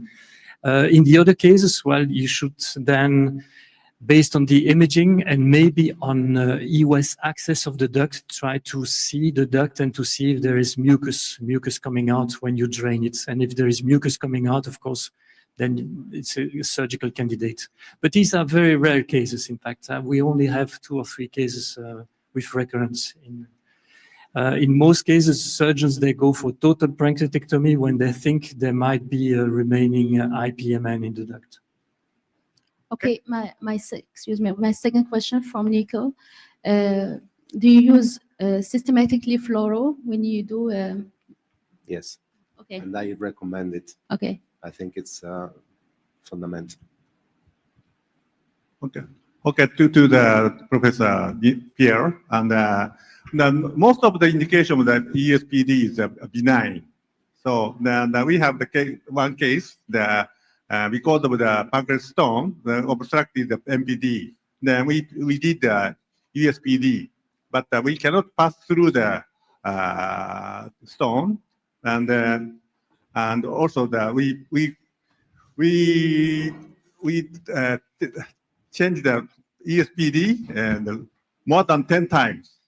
So how do you think about the indication of the ESPD for the chronic pancreatitis? But we should think about the next step for the treatment. How do you think about that? Well, our next step is always ESWL. And if ESWL fails, we go for pancreatoscopy with usually SPY or any ductoscopy, and then we go for EHL. And if this fails and the patient is still symptomatic, then we go for surgery. All these cases, they are usually discussed with the surgeons, and we have a common agreement on the strategy. I agree with you, and because we have to think about before performing the ESPD, we should think about the next step for the treatment. That is most important for the ESPD, I believe so. Yeah, for sure. I have 2 questions. One from Nico is for beginners. What would you say about how to choose the right target loop? So which one would be the preferred target? And the other question is how do you fill it up so that it's bubble free? Because I tend to have problems with that. Thank you. Well, for the first one is of course, you try to reach a Treitz ligament when the stenosis is not so too much complex. It's the more stable part of the jejunum, but sometimes you feel confident to puncture another loop. The question is that we should take also into account the nutritional impact. The farther we puncture, the farther we create the anastomosis, the less jejunum we have to absorb nutrients. So we should try to stay as proximal as possible. This is my opinion. Regarding the off-label, I think that if your hospital doesn't make problem in using this, there is lots of literature, a lot of experience. I think it will be only a bureaucratic thing. And No, the other question was not the off-label. It's if you fill up your loop. A lot of times it tends to fill up with bubbles, and you don't get a clear picture. So is there a way to do it bubble free? To avoid bubble, we use we connect the nasojejunal tube to saline bottle, to a saline bottle, and fill gently, because if you push too much, you push also air bubbles. Thank you. And a good trick is to avoid to put too much air. So I usually do my cannulation in the duodenum almost underwater, but also avoiding overfilling, because if you have an overfilled bowel, then it's maybe more difficult to find loop. So avoid. So I go in the stomach, I suck everything out, I find my way, I push my wire over catheter without any insufflation. And if I cannot do that, I put some water, and usually you have no bubbles. Very rare to have bubbles, in fact. Thank you very much. I agree. So Swapan has a question, and then you. Okay, question for 2PR. When you introduce the prostate stent into the main pancreatic duct, do you change it regularly? No, we did that in the past, but now we only exchange it when the patient has recurrent symptoms, or if we want to aim at any further stone extraction or further stone or biopsies or anything else, then of course we do it on purpose. But otherwise, we follow the symptoms. And there was indication when the patient has a pancreatic pain for the appropriate indication for the PPD. But how do you can divide it? This pain is coming from the pancreatic cancer or coming from the chronic pancreatitis. It's always difficult, and our population now is also going to those bypass patients. They have pain and they have signs of slightly dilated pancreatic duct, and you wonder if it's pancreatic disease. You need a good clinical sense also, and you have to tell the patients that nothing. You cannot be 100% sure you will treat the pain, but you can have a try. There is no other solution. Domenico. So thank you very much for the very nice presentation to everybody. One question for Professor Depre, and then for Nico Pagano.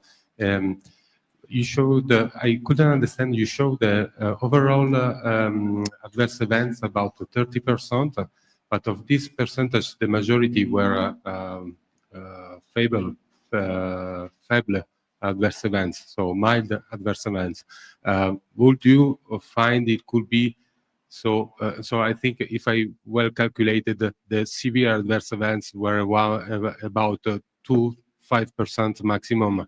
So would you find that it is at least safe to attempt, or even if it is a high risk?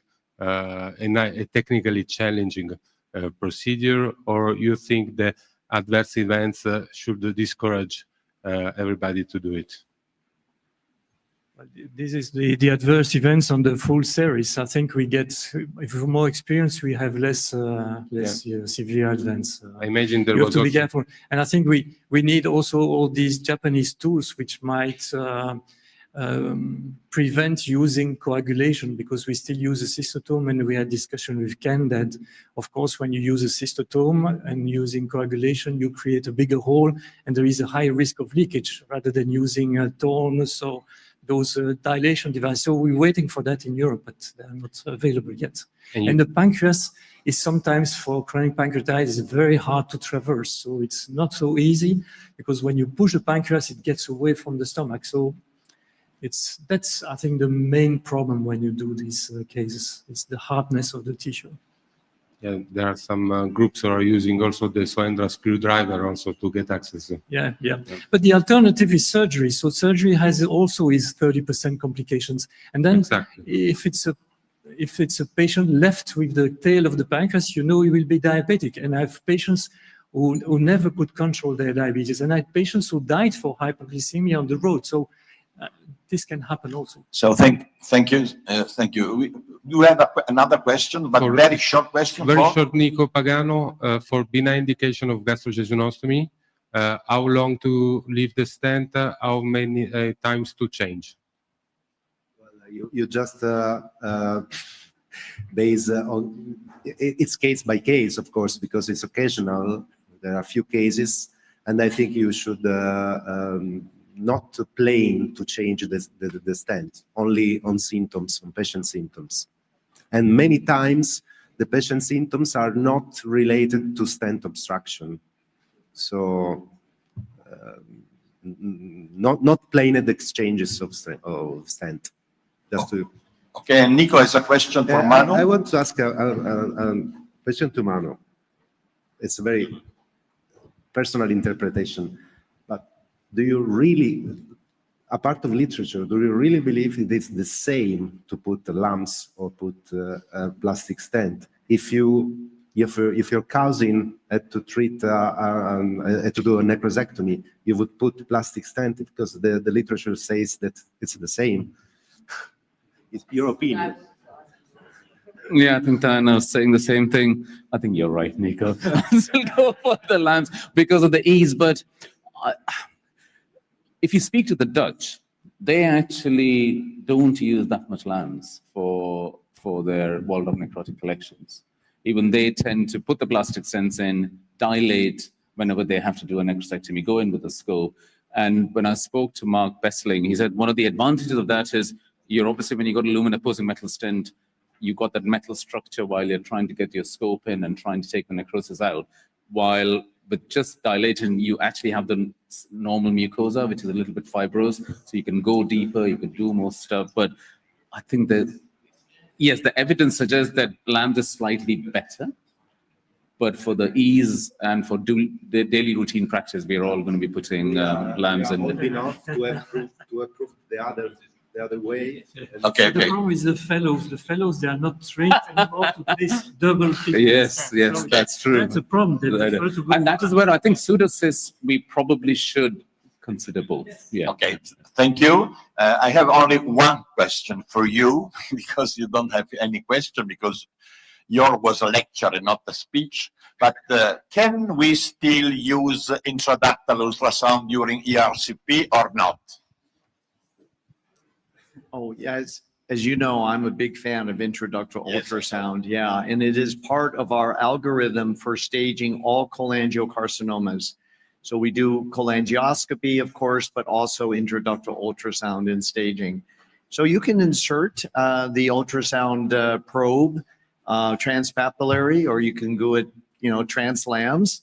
But yeah, it's a very valuable modality. But the most important message that I wanted to deliver in my talk was that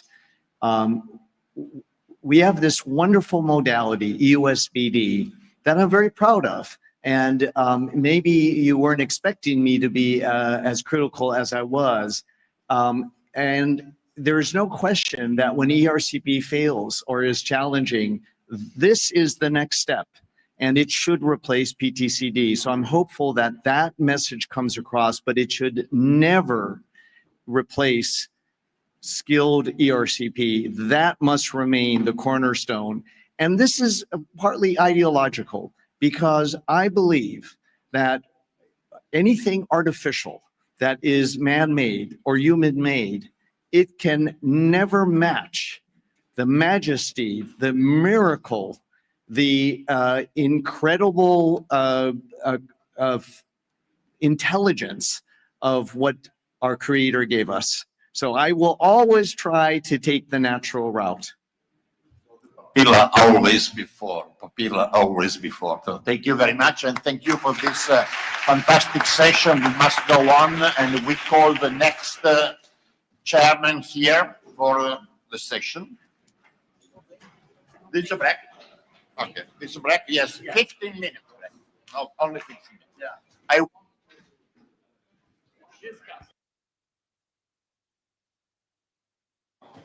We have a coffee break, and let's take. I think let's meet here again.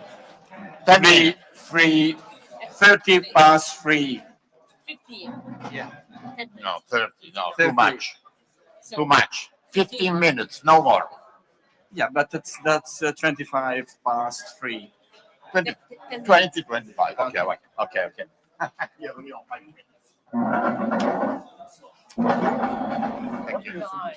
That I do this all the movie to your to the Congress page. Yes, no, for sure. It's a very good idea. Yes, we will do it.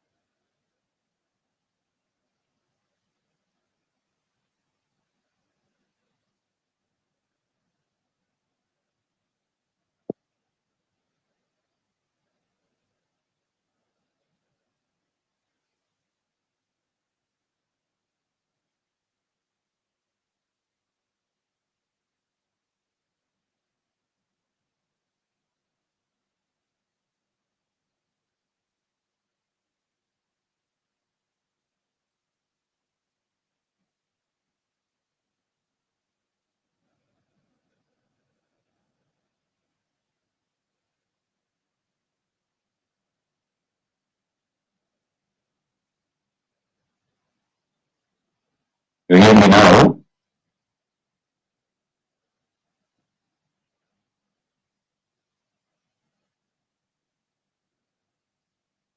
Perfect. Thank you. See you later.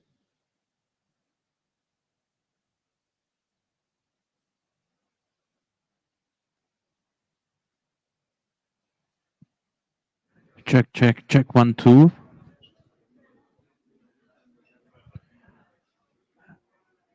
Hello. Check, sound check 1, 2. Oh, yes, yes. I can hear you. Yeah, thank you. Perfect. Thank you.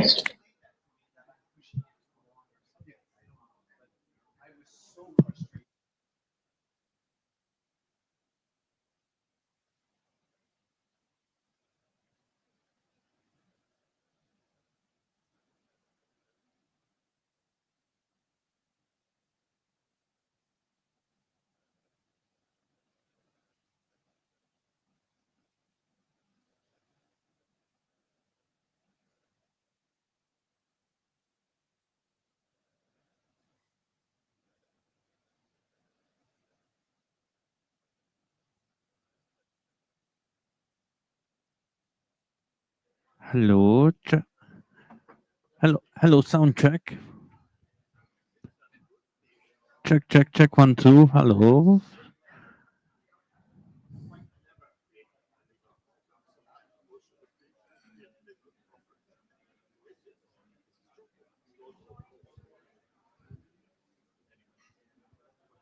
Hello. Hello, guys. Oh, yes, it works.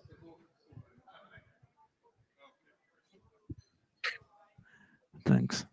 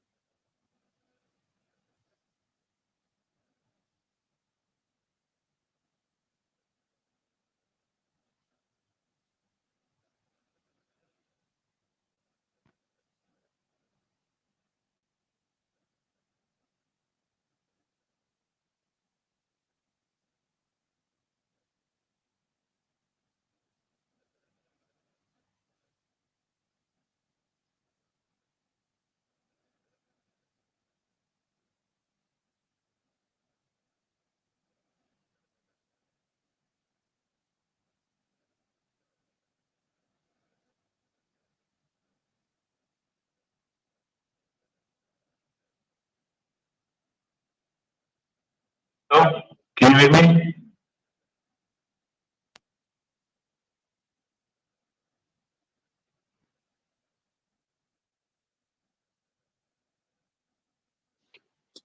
Perfect. Thank you. Thank you.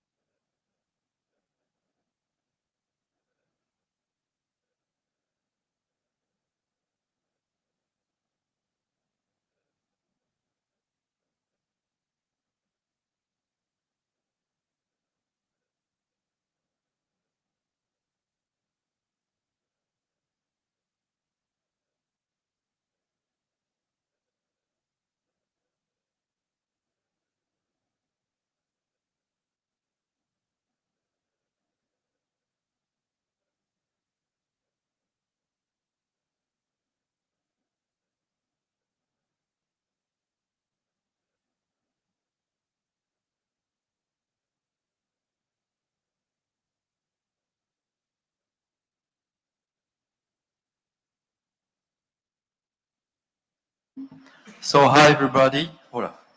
So we are going to start the last session of free paper. I'm honored to moderate this session with Paolo and Mario. And the first presentation is a single center experience with EUS guided tissue acquisition with or without Rose-Mose at the Hungarian Institute of Pancreatic Diseases from Camille Turquier. It's a French name.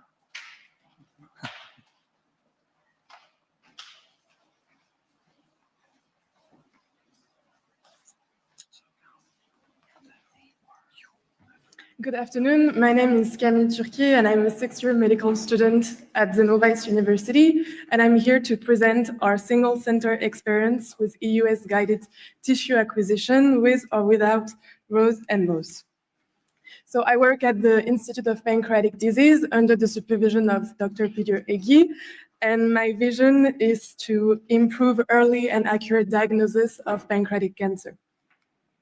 So according to the guidelines, EUS-guided sampling can be performed with or without Rose, and Mose is now recommended for pancreatic masses because it provides a high diagnostic accuracy with fewer needle passes. So what I really want to highlight here is how important time is in pancreatic cancer.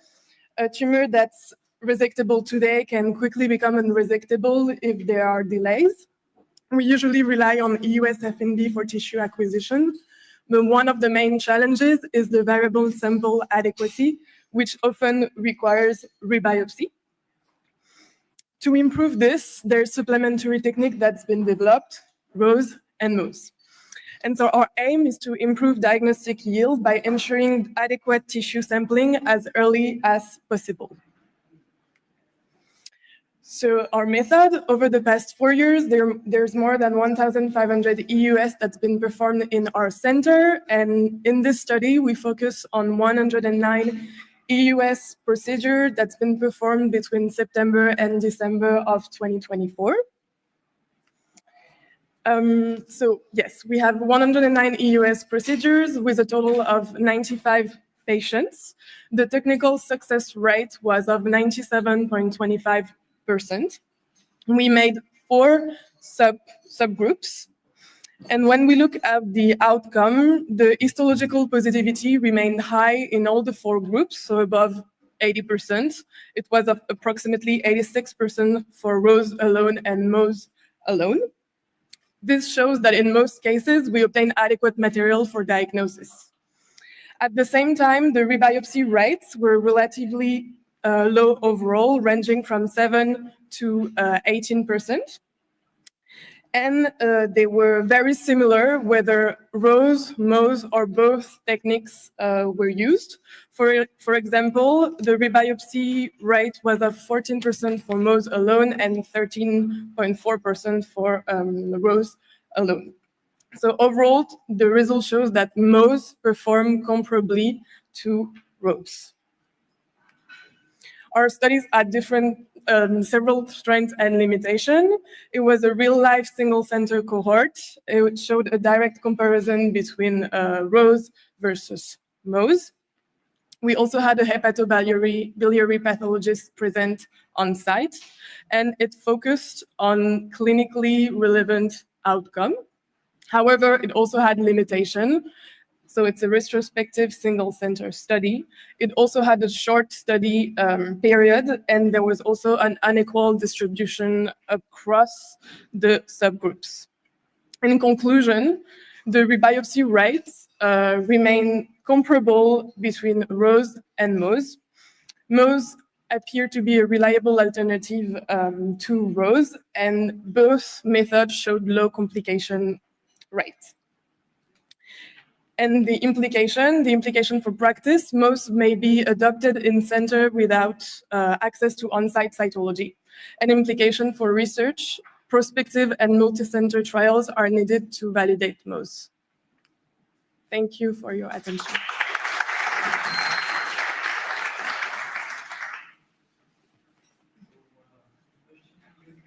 Any question in the audience? Okay. What kind of needle do you use for all the procedure? You change the needle in the time? So I think it was different needles. It wasn't all the time the same needles, but maybe I can ask my supervisor, Dr. Peter Eggy, if he wants to give a... Thank you.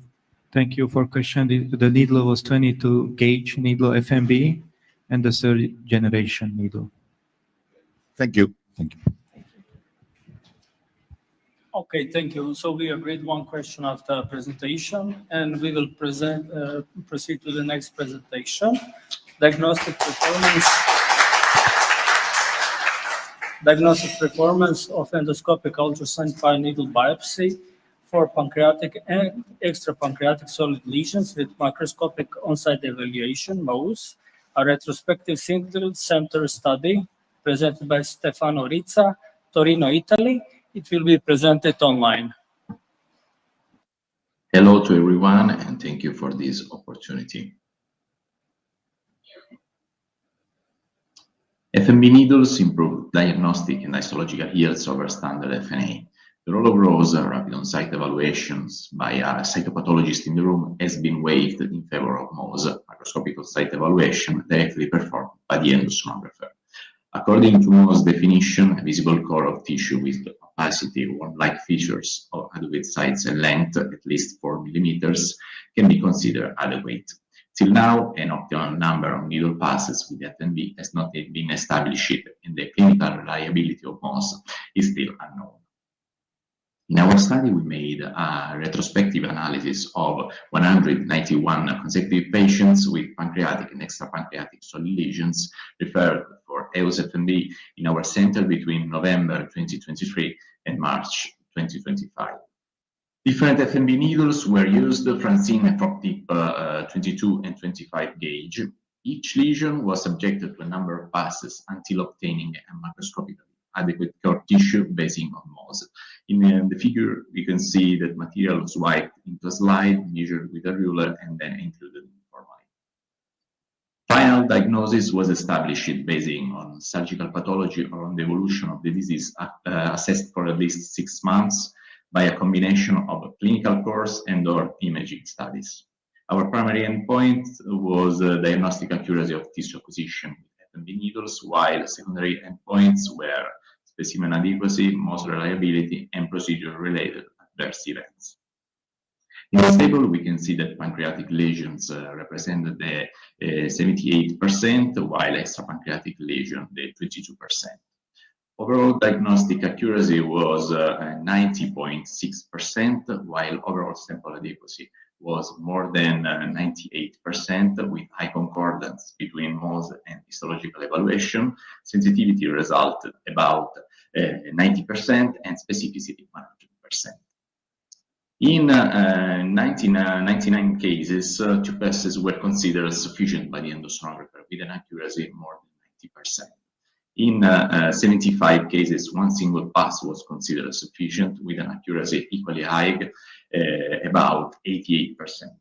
In only 17 cases, 3 or more passes for a maximum of 4 were needed to obtain a macroscopically adequate set. In 12 cases, material was adequate but not diagnostic for the pathologist. It is due to necrotic or low cellularity areas or maybe desmoplastic reaction inside the lesion. 22 gauge for tip needles result the most used, while 25 gauge were preferred for small lesion less than 15 millimeters. About complications, we had 6 cases of intraluminal bleeding. 2 resolved spontaneously. In 3 cases, it was necessary to recur to endoscopic hemostasis. We had only 1 case of major complication in which endoscopic hemostasis failed, so it was necessary to recur to surgical hemostasis. In conclusion, FMB needles offer very high diagnostic yield, and 2 passes are generally sufficient. MOSE is a reliable tool to predict the histological adequacy, and it is easy to apply. Our large case history demonstrates how, with the help of MOSE, only 1 needle pass can be sufficient to achieve a correct diagnosis, so reducing procedural times, costs, no needle ROSE, and risks of adverse events. Thank you for your attention.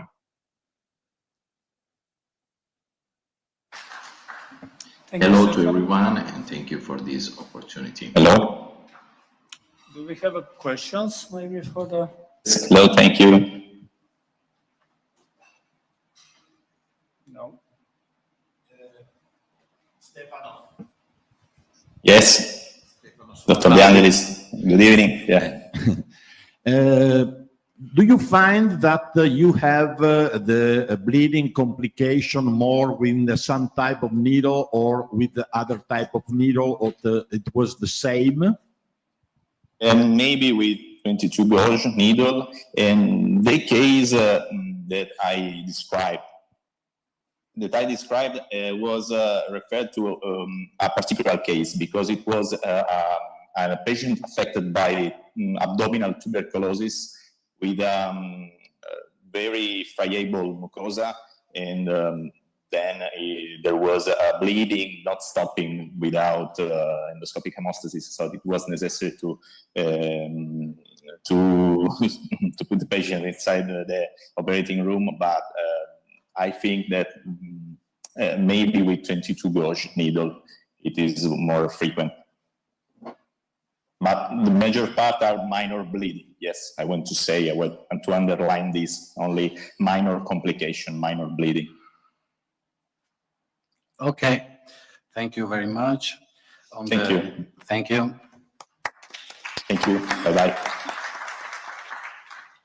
On the same argument, Dr. Zoltan Imre Banfaldi from Budapest, talking about evaluating the diagnostic accuracy of USNB compared to on-site evaluation for diagnosing pancreatic neoplasias, a systematic review and meta-analysis. Please, Dr. Banfaldi. So good afternoon, everybody. Let me present my study titled Evaluating of the Diagnostic Accuracy of USFMB with or without on-site evaluation.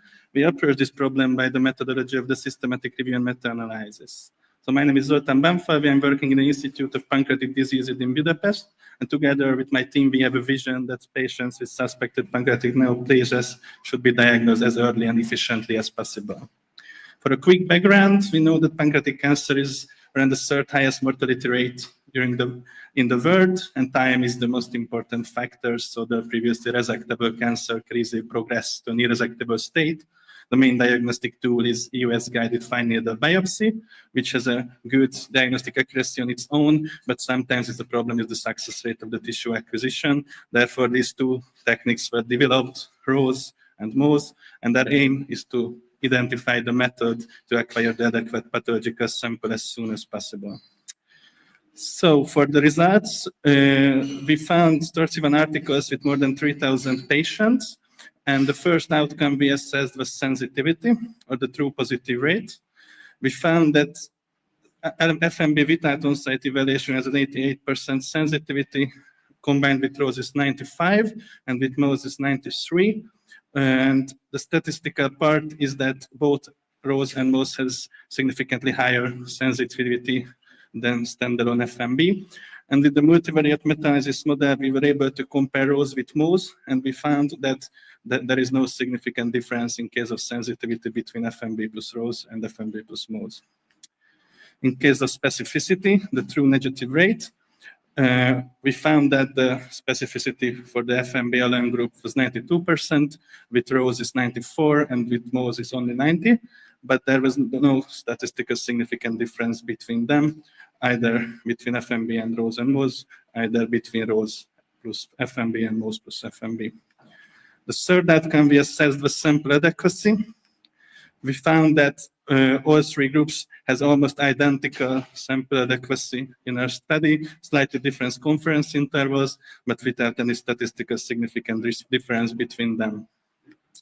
So for the conclusion, we can say that on-site evaluation techniques can increase the sensitivity of FMB without compromising the specificity and sample adequacy rates. And we may not need the expensive equipment for ROSE to reach higher diagnostic accuracy.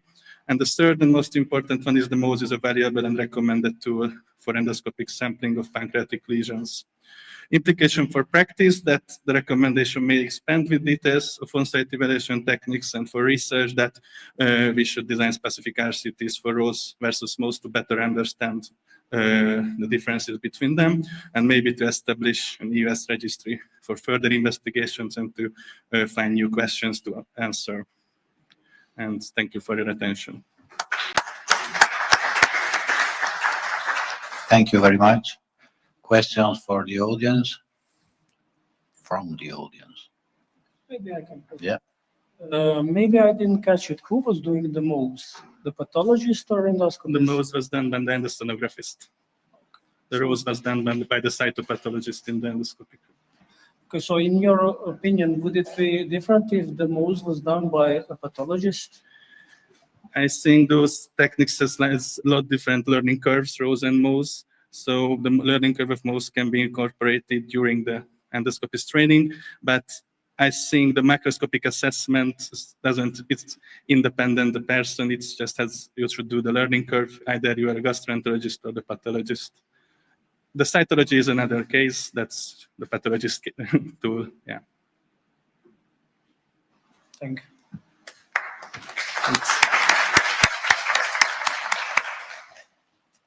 So the next presentation is a comparison of eus-guided elastography and eus-guided tissue acquired histopathological results in differentiating solid pancreatic lesions in Institute of Pancreatic Disease, Semmelweis University. From Devarajulu, Maria Pan, Budapest. Good afternoon, everyone. Today I will present our retrospective data on comparison of elastography and histopathological results in differentiating solid pancreatic lesions. Few words about me. I'm a fifth-year medical student in Semmelweis University. I work with Dr. Peter Janohegi, and my vision is to improve the diagnostic strategies of pancreatic cancer. Being a leading cause of cancer-related death, it is crucial for early diagnosis of pancreatic cancer. Current standard of care in the diagnosis of pancreatic cancer is US FNB and histopathology.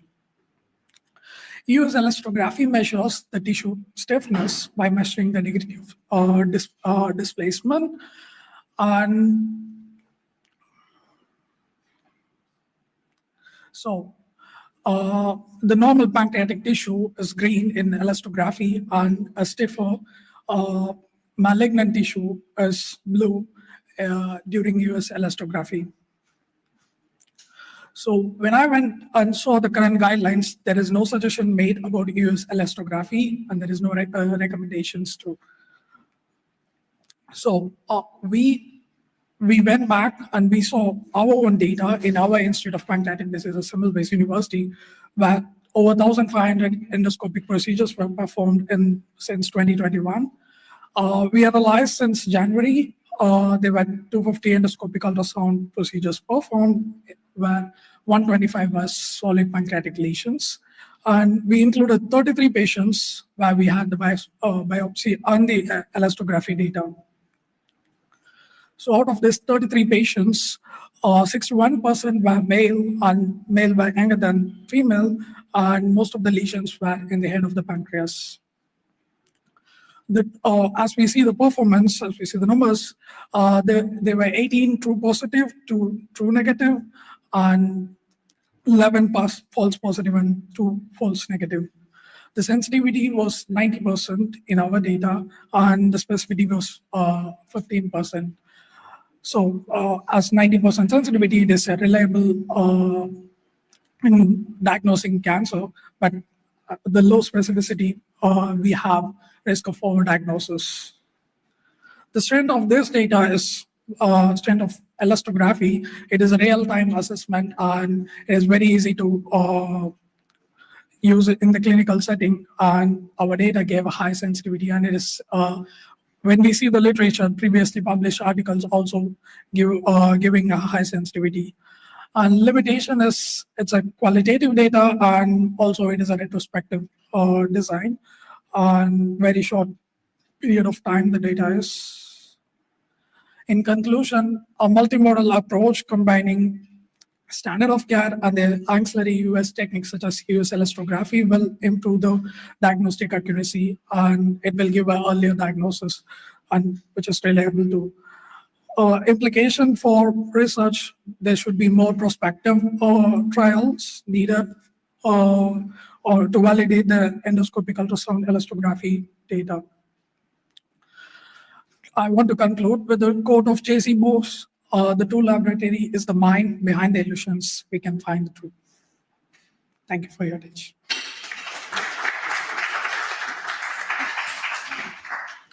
So any questions from the audience? No. So we can move to the next presentations. Thank you very much. So the next presentation will be US FMB detection of pancreatic Kaposi sarcoma, a case report and literature review of an unusual cause of cholestasis in an HIV positive patient, presented by Simone Giovanni Ermacora from Trieste. Good afternoon to the moderators and to all the colleagues. So today I would like to present to you a case report about a common clinical situation, cholestasis, in an uncommon clinical setting, maybe, an HIV positive patient, advanced. As you can see here, our patient is a 36-year-old male. He was admitted originally to another Italian hospital for the onset of cutaneous lesions, followed by cough, dyspnea, and a weight loss of 15 kilograms. Laboratory findings find an HIV infection and evidence of cholestasis, and the CT scan showed pulmonary nodules and intrahepatic bile duct dilatation. So an MRCP was performed and showed an enlarged pancreatic head and antibody junction with peripancreatic and mesenteric edema. So the first diagnosis was that of obviously advanced HIV infection, cutaneous and pulmonary Kaposi sarcoma lesions, with a focal autoimmune pancreatitis. Therefore, the patient started treatment with combined antiretroviral therapy and corticosteroid therapy. After that, the patient was referred to our oncology center for the treatment of the Kaposi sarcoma, but laboratory findings confirmed cholestasis. We saw an IgG4 negativity, and at abdominal ultrasound, we still could see a marked intrahepatic bile duct dilatation. So no improvement was made with the corticosteroid therapy. We decided then to perform again an MRCP to further evaluate the situation.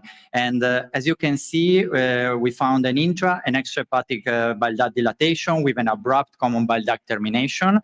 And this area of interest in the pancreatic head, about 27 millimeters, corresponding to the suspected site of obstruction. In the T2 weighted MRI, you can see a slight hyperintensity in the posterior aspect of the pancreatic head, but most importantly, a restricted diffusion pattern in the same area. So considering that the radiological appearance was not conclusive for a definitive diagnosis, we further evaluate the situation with EUS. We started with the radial probe, and as you can see, finally, we saw again an enlarged pancreatic head, but we saw a 36 by 27 millimeter hypoechoic lesion with a reduced common bile duct caliber and an upstream dilatation up to 10 millimeters. No stones were detected. At contrast-enhanced EUS, we could see the pancreatic head with a weak and homogeneous contrast uptake that was peculiar. And then we performed the fine needle biopsies. So histology came back, and we had the confirmation for Kaposi sarcoma with pancreatic localization. We then changed therapy, and with the oncologist, we started chemotherapy with pegylated liposomal doxorubicin. And after a few months, we evaluated the patient, and we saw the normalization of cholestasis and at MRCP, a minimal residual intrahepatic bile duct dilatation with no abnormalities on the pancreas. So what about the literature? The literature says that the most common cause of cholestasis in HIV-positive patients is AIDS cholangiopathy, due usually to opportunistic infections. Kaposi sarcoma with pancreatic involvement is extremely rare, but could be the cause of cholestasis, obviously. But the most important thing is that we found only one another case of pancreatic Kaposi sarcoma diagnosed in a living patient. And in this case, the diagnosis was reached on clinical grounds, so was confirmed by the response to chemotherapy. Usually in these situations, the diagnosis is at autopsy. So to our knowledge, this is the first documented case of pancreatic Kaposi sarcoma diagnosed in a living patient and by US. Sorry, I cannot go ahead. Okay. So in conclusion, pancreatic Kaposi sarcoma is obviously a very rare situation, a possible cause of cholestasis. EUS is a pivotal for the direct visualization of the pancreatic mass, obviously, and for achieving a definitive and minimal invasive diagnosis. And as a take-home message, remember that in these situations, in HIV-positive patients, EUS should always be considered in atypical cases of cholestasis. So thank you very much for your attention. Thank you for your presentation. Do we have a question from the audience? No?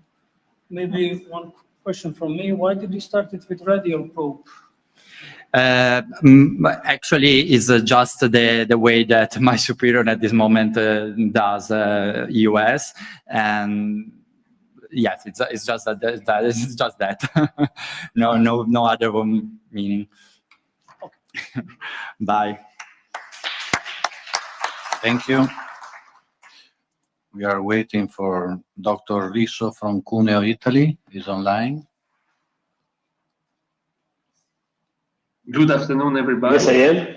Hello, First of everybody. all, I'd like to thank the scientific committee for the opportunity to present our work in such a prestigious congress. We have no conflict of interest to declare. The title is When Careful Report the U.S. case of a man, Examination. 71 years old, with a previous history of coronary artery disease and kidney stones. In January 2025, he was transferred to our unit from another hospital because of sudden jaundice and abdominal pain, attributed at CT scan to a common bile duct stenosis, probably due to a pericholecystic with a previous history of coronary artery. ERCP and subsequent MRCP were then performed. With the same outcome, no common bile duct stenosis was found. Also taking in consideration a slow but clear trend towards spontaneous jaundice resolution, the episode was then interpreted as a consequence of resolving cholecystitis.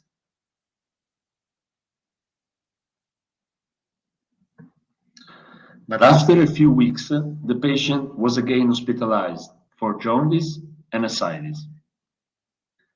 As you can see, first and second level screening for liver diseases were basically negative. Just a mild positivity for atypical autoantibodies was found.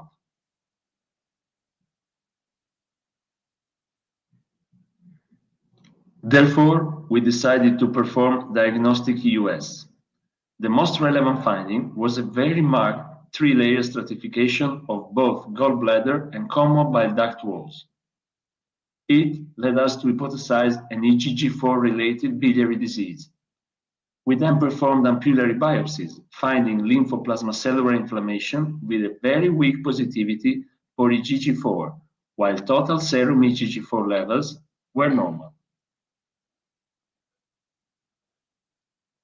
Percutaneous liver biopsy was then performed, finding signs of acute hepatic injury with severe inflammatory infiltrate rich in plasma cells, with positivity for IgG4 in a proportion that in a couple of papers was reported to be sufficient to diagnose IgG4-related disease.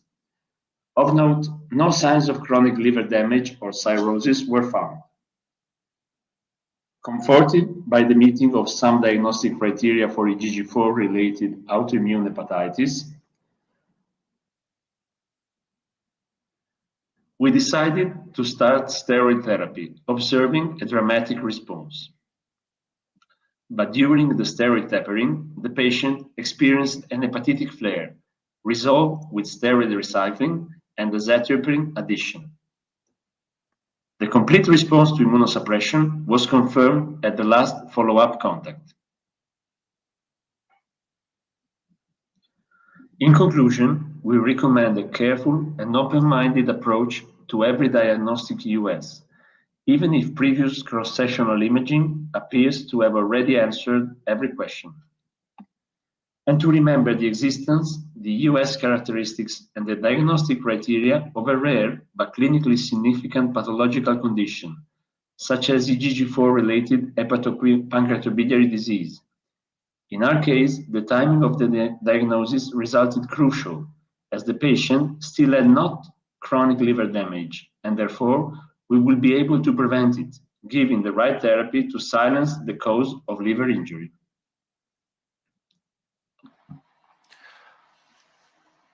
Thank you for your attention. Oh, you are online. You're welcome. Any questions? Thank you, everybody. Question? One question from Professor Laszlo. Congratulations, Alessandro. My question is that how long do you plan the maintenance therapy of azathioprine? Yes, this is a good point. There are no strong evidence as now in this setting, but maybe we try to apply what we do in autoimmune hepatitis, general autoimmune hepatitis, and so I think we try to complete the steroid heparin and then to use azathioprine for at least 1 or 2 years, and then we try to use the same approach that we use in general autoimmune hepatitis, and especially in younger patients, maybe we can try to taper azathioprine and try to stop it, and but it is not so clear right now.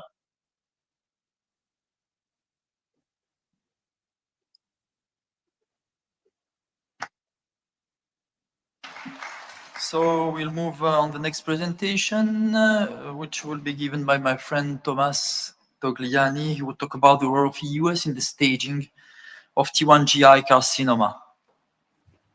Thank you. Hello, everybody.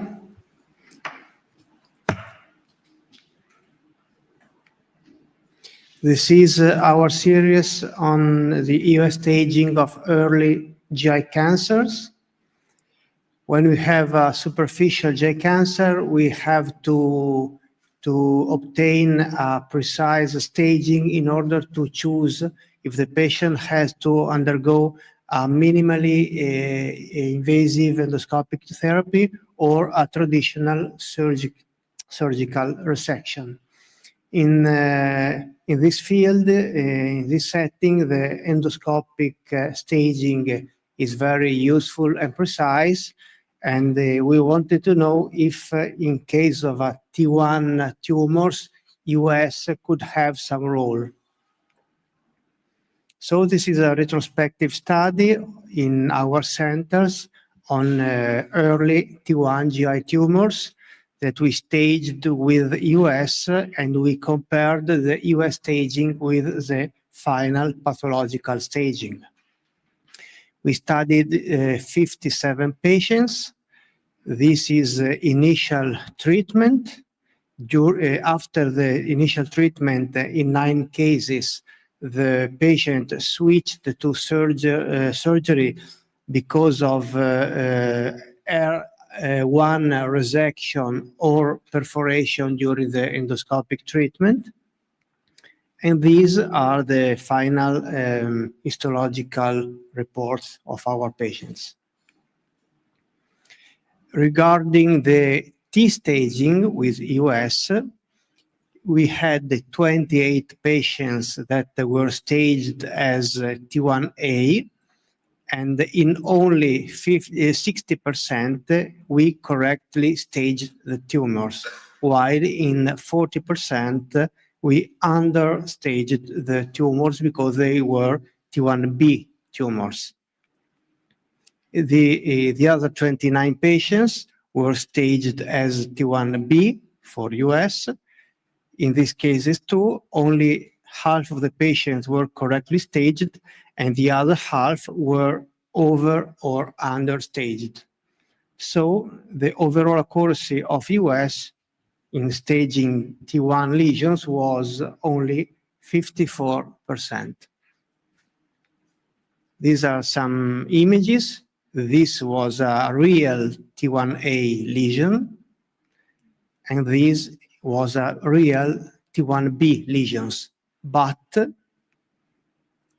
this lesion, I thought it was a T1A, but it was a T1B. And this appeared to be T1B, but it was a T1A. So you can see how hard it can be to assess if the submucosa is invaded and site of tumor. Regarding the N stage, 55 patients were staged as N0. In 27 patients, the patient underwent surgery, so we had the pathological proof of the N status, and 85% were really N0, but 4 patients were N1. Just 2 patients were N1 for US, and just 1 was operated. So in the 28 patients in whom we had a lymphadenectomy, so the final pathological proof of the N status, the accuracy of US in detecting N0 tumors was 82%. So I try to conclude if the,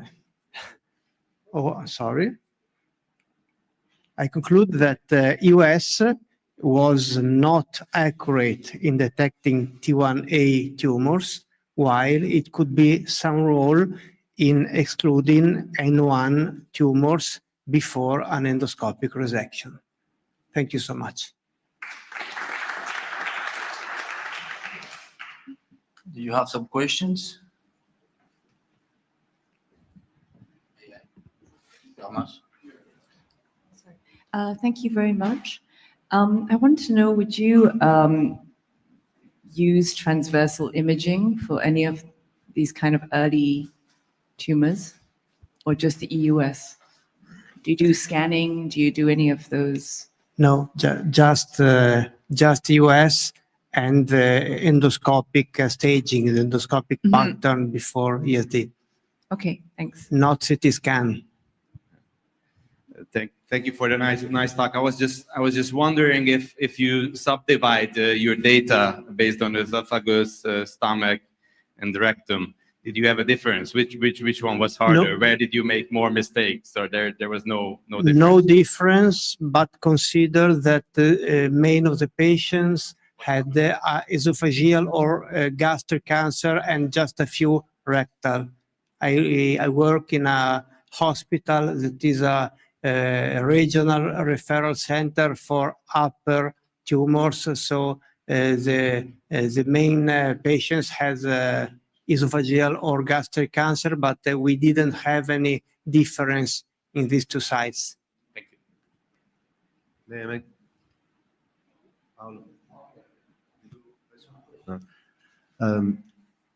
You didn't, or did you make any analysis in the correct classification between T1 and T2? I'll explain worse. The difference between the thing that is resectable with the R0 intention and not, or do you know the data and can you say something about this? If US is correct in saying, okay, there is submucosa, you can resect. Yes, the main topic of this series was to differentiate T1A from T1B, not T2. T2 tumors went directly to the surgeon. I just I selected in this paper the T1, the US T1 tumors, just that. Last word, Thomas, you need high frequency mini probes. You reach an higher accuracy. Yes, they could work better, but I don't have no more mini probes. I passed to Pentax, and so I don't have the very good Olympus mini probes that I had before. Yeah. Thank you. Thank you. Thank you very much. We go to the next presentation. Endoscopic ultrasound guided gastroenterostomy to treat patients with benign gastric outlet obstruction, a multi-center series, will be presented by Andrea Sostilio from Pisa, Italy. This will be online.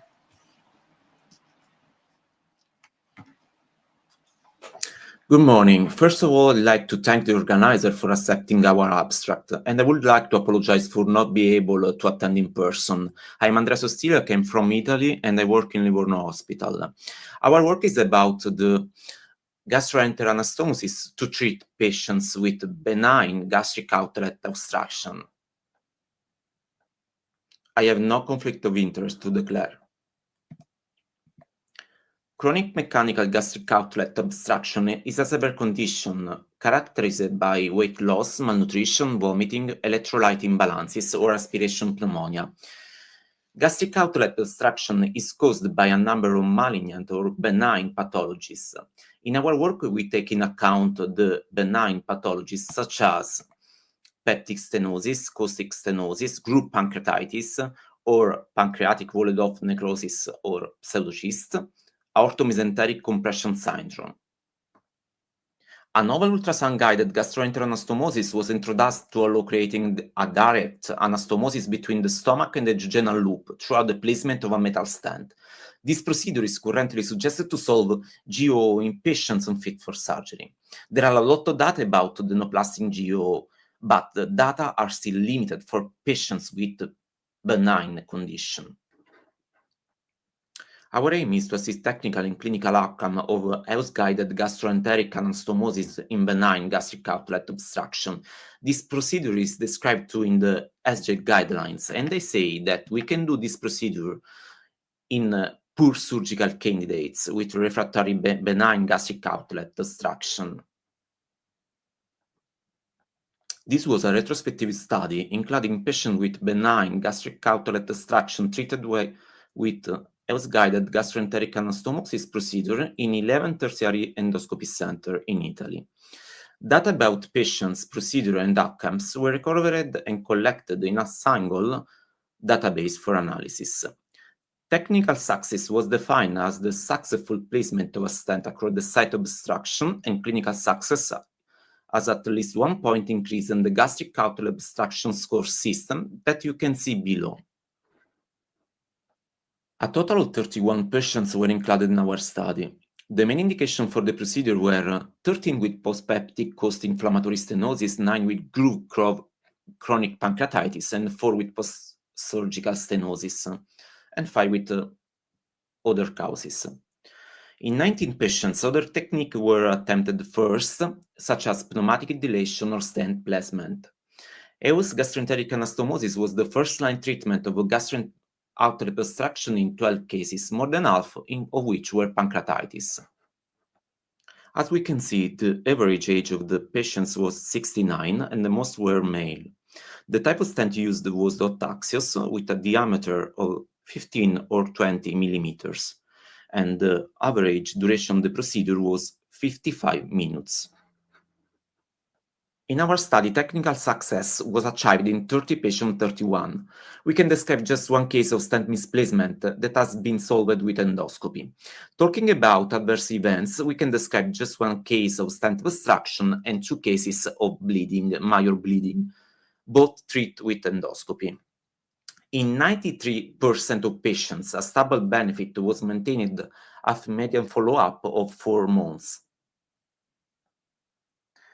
As you can see from the literature, our data are perfectly in line, both in terms of technical success and adverse events. This report seems to suggest that the eus-guided gastroenteric anastomosis is a very effective procedure with an acceptable rate of complication.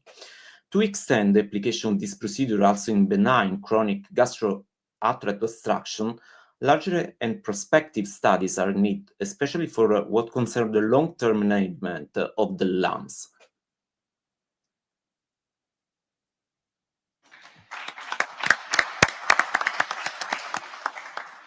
Thank you very much. Do we have a question? Oh, he's not here. Okay. Not online. So on the same argument, Dr. Galasso from Rome, Italy, he will present eus-guided gastroenterostomy outcome in a peripheral single-center series, a retrospective analysis of the first 3 years' experience. Please, Dr. Galasso. Actually, first of all, I would like to ask to thank Professor De Angelis and Professor Zacco, as well as the committee for letting me speak about this topic. I'm not from Rome. I was originally from Rome, but I moved to Switzerland and I'm working in a peripheral center. That's why we are analyzing this experience. These are my conflict of interest, and so as we know for all the talks we had today, endoscopic ultrasound guided gastroenterostomy is an advanced minimally invasive procedure primarily indicated for gastric outlet obstruction as an alternative to traditional enteral stenting and surgery. It's generally performed in expert centers with a technical success of 92 to 100% and the clinical success around 90%, 12% of adverse events. I will not talk anymore about the comparison with enteral stent and gastrojejunostomy because it was really well explained by Dr. Pagano just before. This study aims to describe our experience in a single peripheral center. So it's an observational retrospective study, a single peripheral center endoscopic experience in Hospital Riviera-Chablais near Montreux in Switzerland, a single operator.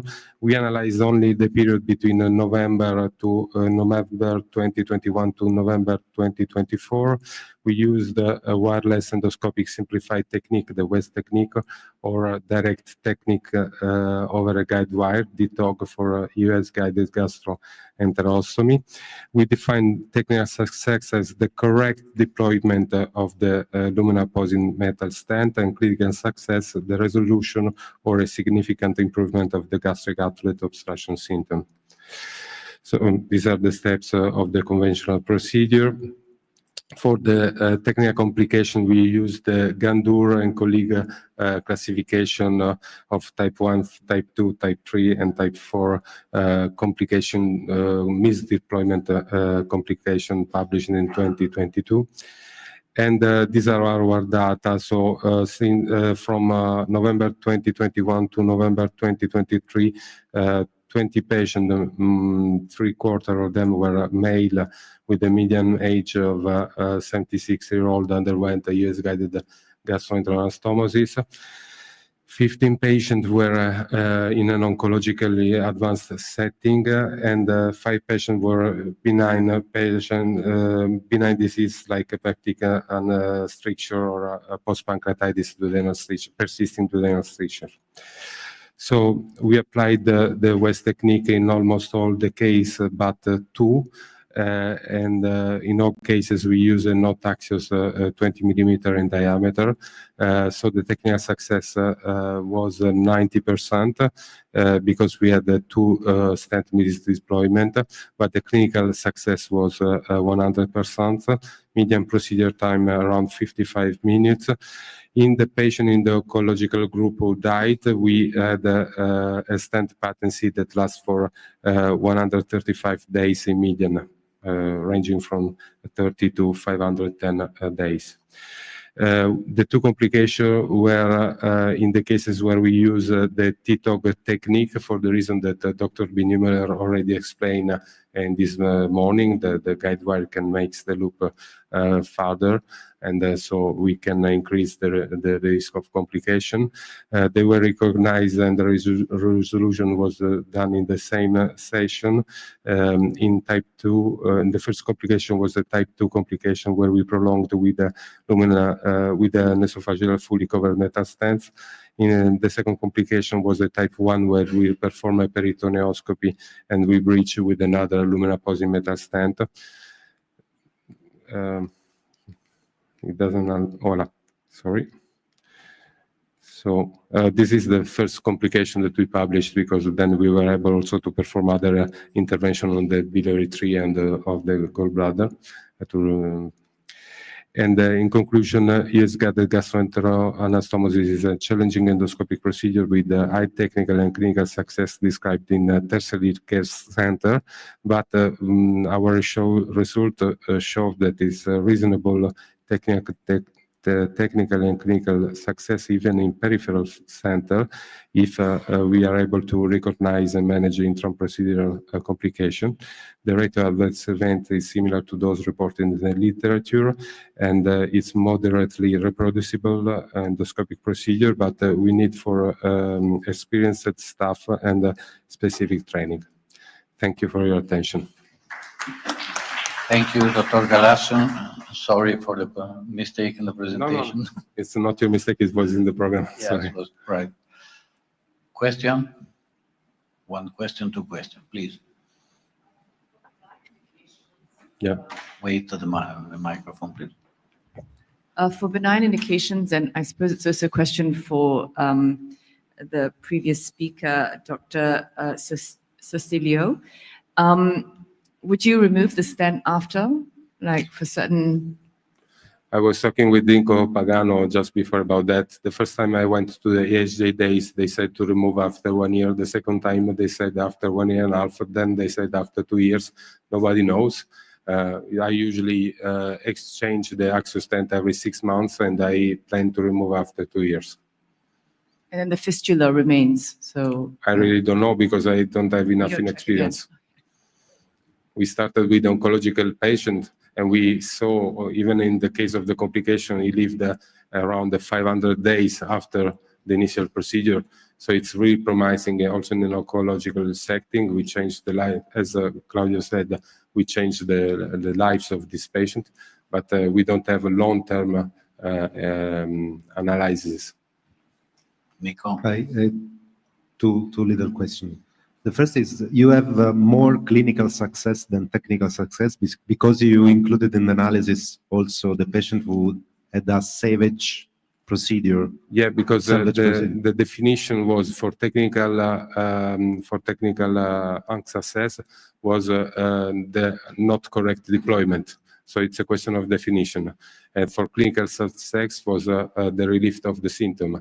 So we had the relief of the symptom. That's why there is this strange appearance of the data. And the other is, I don't know your center, which is your definition of peripheral? You have US, you have a surgeon, you have radiologist. Peripheral is only geographically speaking. Yes, in Switzerland, we have a referral center for biliopancreatic disease, for example, with what we call médecine hautement spécialisée. It means that only in some center you can perform a Whipple procedure, for example. Not in all the center you are able to do it. The same is for bariatric surgery. The same is for esophageal cancer. Unfortunately, it's not the same for the breast cancer. It's strange for any Italian to hear that. So we are not in MHAs for this kind of procedure. So just a short question. You talk about, I did not understand about AD. ED, yeah. Yes, you showed the paper at the beginning. Yeah, our first complication, it was in a patient around 80 years old who developed a recurrence of his gastric cancer at the level of the gastrojejunal anastomosis and at the level of the duodenal bulb. So we had the complication, and we prolonged with the esophageal stent. Then we went through the esophageal stent 2 days after, and we performed RCP. And then he had cholangitis, and so we changed the esophageal stent with another axial stent because it was 4 weeks later, so we could do it. And then we performed choledochoduodenostomy. It was a ruin Ypsilon anatomy, post-surgical anatomies, but we converted to a B-root 2-like anatomy so that we could perform ED and other EG procedure. Thank you. Thank you. Thank you. So we can move on the next presentation, 10 years of EOS-guided antero-enteral endoscopic bypass and subsequent ERC to treat hepaticojejunostomies, anastomotic stricture, from Mariana Bravo from Milan. Good morning. Thank you for the opportunity to present our 10-year experience in managing biliodigestive anastomotic strictures using a totally endoscopic approach. We have no conflict of interest to declare. As you know, biliodigestive anastomotic strictures remain a challenging complication after surgeries, such as hepaticojejunostomy or the Whipple-Child procedure. Traditionally, radiosurgery and interventional radiology have been considered first-line treatments. However, in recent years, endoscopic treatments, especially those guided by endoscopic ultrasound or performed via a retrograde approach, have emerged as a valuable, minimal invasive alternatives.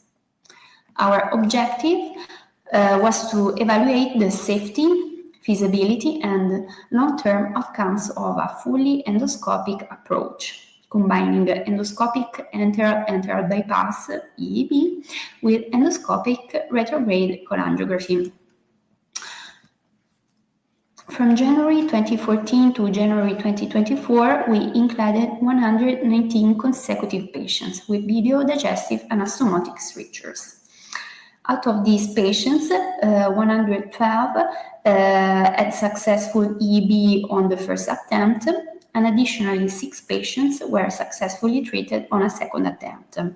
All patients underwent EEB followed by ERC. Our endpoints were to define technical success rate, clinical success rate, adverse events rates, and the recurrence rates of biliary adverse events.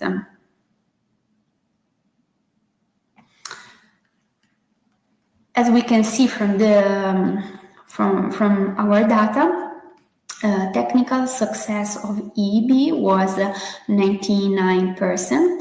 Technical success of EDE 100%, clinical success rate was 96.6%, with a mean follow-up of nearly 45 months. Biliary stricture recurrence rate was 6%, only 7 patients had this recurrence, all successfully retreated using EEB. And regarding safety, only 4 adverse events occurred during procedures, around 3.7% of the total. One long-term complication involved venous bleeding during lumps removal. In conclusion, EEB-guided ERC is safe, feasible, effective. Moreover, EEB-guided ERC allows for the use of large channel endoscopes, placement of large bore self-expandable metal stents, and management of complex or multiple duct strictures, and crucially, easy intervention in case of recurrence. Thank you for your attention. So, any question from the audience, Kenneth? Very impressive results. So what size lambs did you place, and how did you adequately distend the target lumen for the lambs placement? Professor Bimmeller is not online. is recorded. Okay, very nice question. Unfortunately, nobody will be here to answer, so maybe we proceed to the next presentation. And the next presentation will be microbiological profile and antimicrobial resistant patterns in world of pancreatic necrosis. A single center retrospective study will be presented by Tom Brandt from Budapest, Hungary. Thank you very much. So I'm going to speak today about the microbiological. Something happened. Okay. So I'm going to speak today about the microbiological profile and the antimicrobial resistance patterns in world of pancreatic necrosis. It was a single center retrospective study. My name is Tom Brandt. I'm an MD PhD student, and my supervisor is Peter Janohegi. A bit about the background. So by the Atlanta classification, about 5 to 10% of acute pancreatitis patients result in necrotizing organ failure. Out of them, 40% result in infected necrosis, with mortality rate of 15 to 25%. Based on the guidelines on the European Society Gastrointestinal Endoscopy, the ESGE recommends the avoidance of antibiotic prophylactic in the case of infectious complication. The American Association recommends the use of broad-spectrum antibiotics such as carbapenem, quinolones, metronidazole, and based on a study being done in 2024, Enterococcus, E. coli, and Streptococcus genuses were the most prevalent.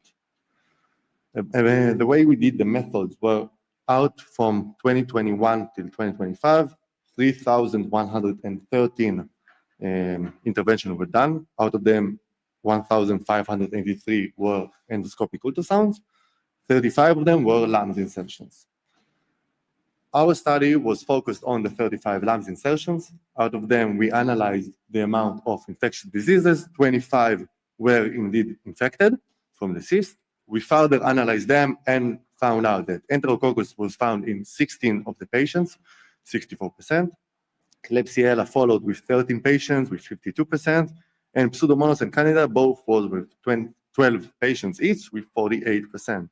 As you can see above, you can see the diagram showing the different configuration of the pathogens. We continued to further analyze and found out that from the 25 infected world of pancreatic necrosis, 44% of them, 11 patients, has received TNM on admission to the department. From them, we found out about the antimicrobial resistance and found out that imipenem was resistant in 18 of the patients. However, metronidazole, for example, was not resistant in any of them. As conclusion of the study highlights the high rate of bacterial and fungal infection in world of pancreatic necrosis, underscoring the necessity for recognizing pathogen profile to improve treatment protocols and to strengthen the antimicrobial stewardship in managing of necrotic pancreatitis. The implication for research should be the further mapping of the different pathogens and the making of the EUS international and multinational register. Thank you very much. Thank you very much for the nice presentation. Do we have a question from the audience?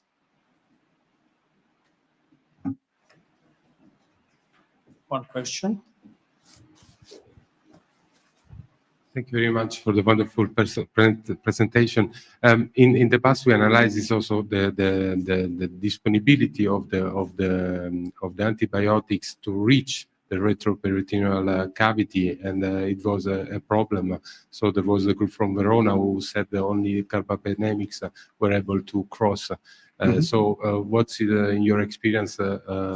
Did you perform a drainage in order to get a better access by orally, or how do you manage antibiotics treatment? Right. Thank you for the question. However, I do not perform anything. I am an MD student, but you can ask my supervisor over there, who I'm sure can help.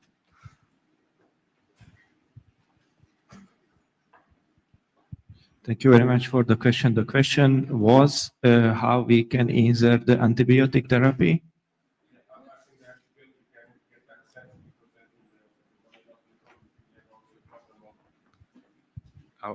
if I well understand that you analyzed to which antibiotics were Yes. sensible From the but, culturing. From the culture, but the problem of the antibiotics in world of necrosis is also the access to the cavity. So Yeah, I understand your question. That means we don't use the antibiotic irrigation with the nasocystic tube. We don't use this. We use just a saline irrigation. That means antibiotic we implicate intravenously for the patient. So intravenous and not orally if you perform a... No. Thank you. Thank you. Thank you. I'm calling Dr. Peter Lassou from Veszprém, Hungary, for a case report of US-guided choledochoduodenostomy for surgical CDS dysfunction.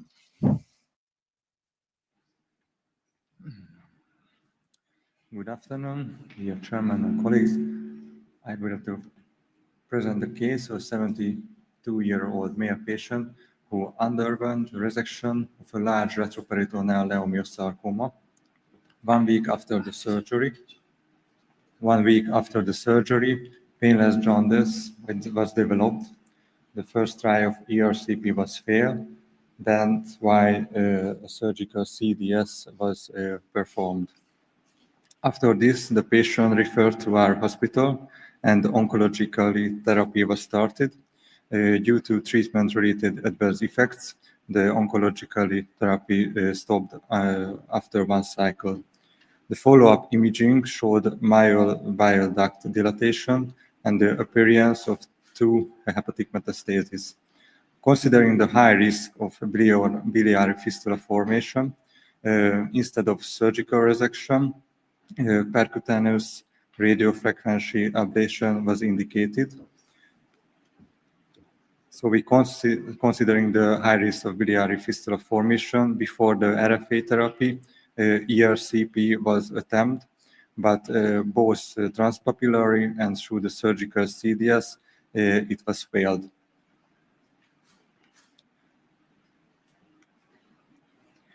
RFA therapy proved oncologically successful, but unfortunately, post-RFA biloma developed, which was temporarily treated by percutaneous drainage. The recanalization of the surgical CDS was impossible. To provide definitive and durable biliary drainage, we used US-guided choledochoduodenostomy, but it was difficult because the CBD wasn't dilated. Firstly, to have an easy target, we filled up the lumen with saline through the PTD until it reached 17 millimeters. Then a hot axial stent was placed, the smallest one. On the left pictures, you can see the distal flange of the stent opening in the bile duct, and the other picture shows the duodenal part of it. 1 week later, the percutaneous drain was removed, and on the follow-up CT showed no complications. The stent was in a good position, and the biloma resolved. As a take-home message, we could say that the US CDS could be an effective drainage technique for complex biliary cases. I would like to thank you for my mentor and for the US ERCP laboratory team.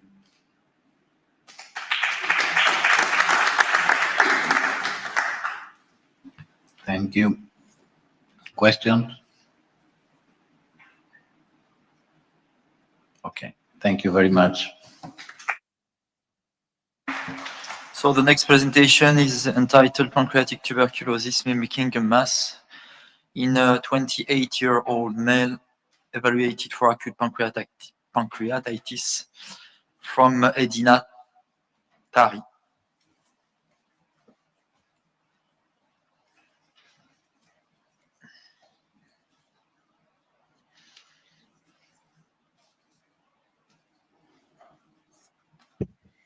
Good afternoon, everyone. It's a pleasure to be here, and I would like to give you a quick presentation about case where a pancreatic tuberculosis mimicked the mass in a 28-year-old man. I have no conflict of interest to declare. So as background story, pancreatic tuberculosis referred to TB is a rare form of extrapulmonary TB. It often presents as a pancreatic mass and it could mimic malignancy in the pancreas. Despite TB being endemic in several regions, it's involving the pancreas. It's very rare, and also it's very rare in Europe. So its diagnosis is very challenging due to its non-specific clinical and radiological features. So in this case, a 20-year-old man with no prior medical history from Indonesia, Bali, but living 3 years and working in Hungary, was presented with mild abdominal pain and intermittent fever at the regional department, at the regional emergency department. His laboratory parameters were suggestive for acute pancreatitis. The PCT and the white blood cell count and the liver enzymes were all normal. And he had an initial ultrasound at the emergency department, which revealed a little bit wall thickening of the gallbladder and some slightly dilated pancreatic duct and pancreatitis at the region of the head of the pancreas. His symptoms improved very quickly, but because the pancreatic enzymes were persistently elevated, we decided to perform an abdominal CT. And as you can see, the CT showed us a hypodense lesion and in the enlarged head of the pancreas and the mildly dilated Wirsung duct. And it was also an incidental finding of lesions suspicious for abscess at the chest wall. So, of course, we decided to perform whole chest CT. And after that, we consulted with the interventional radiologist and we did the aspiration of the lesion of the chest wall. And PCR confirmed the presence of Mycobacterium tuberculosis complex. And we did the Thiel-Nielsen staining, and it's also detected acid-fast bacilli. And then, because the lesion at the end of the pancreas was suggestive of malignancy, we did eus FNB and sampled the lesion that you can also see here in the picture. And first histology and cytology were both negative, but later the culture became positive for Mycobacterium tuberculosis, confirmed by PCR. So actually it was a pancreatic tuberculosis. Of course, we did additional microbiology testing. The quantiferon test was positive. And first, all of his 3 sputum cultures showed no acid-fast bacilli first, but later the cultures were positive for Mycobacterium tuberculosis. And then we started the standard quadruple anti-TB therapy. And later we referred the patient to the pulmonology department. So to conclude, I would like to say that pancreatic TB is a rare but important differential diagnosis of pancreatic masses. It could mimic malignancy and it could pose us a diagnostic challenge. And even if first the histology and cytology are negative, we should consider doing microbiological confirmation of the lesion. Thank you for your attention. So any questions? Claudio? You make me young again because I published on pancreatic tuberculosis in 1990. Thank you very much for this presentation. So I have a question for the both cases. Did you follow the evolution of under treatment? So the patient was treated. So and he did you was- see the evolution on the pancreas? Sorry. The evolution of the lesion, under treatment. No. Do you have imaging? A recent imaging after No, treatment? no. And you, Claudio? Okay. Thank you very much. Thank you. So we proceed to the next presentation. This will be subepithelial lesions of the distal third of the esophagus. Is it possible to make a precise pathohistological diagnosis using endoscopic ultrasound? This will be presented by Ivan Budimir from Zagreb, Croatia. Good afternoon. Subepithelial lesion of the distal side of the esophagus. Is it possible to make precise pathophysiological diagnosis using endoscopic ultrasound? Introduction. Endoscopic ultrasound provides important information about subepithelial lesion, including the origin of the wall layer. Lesion confined to the mucosal, submucosal layers can be safely removed endoscopically. The aim of this case report is to show the differential diagnosis of CESEL in the distal side of the esophagus. 47-year-old woman underwent endoscopic ultrasound of the subepithelial bulging with a diameter of about 8 mm, which appeared whitish and was located just only to the Z line.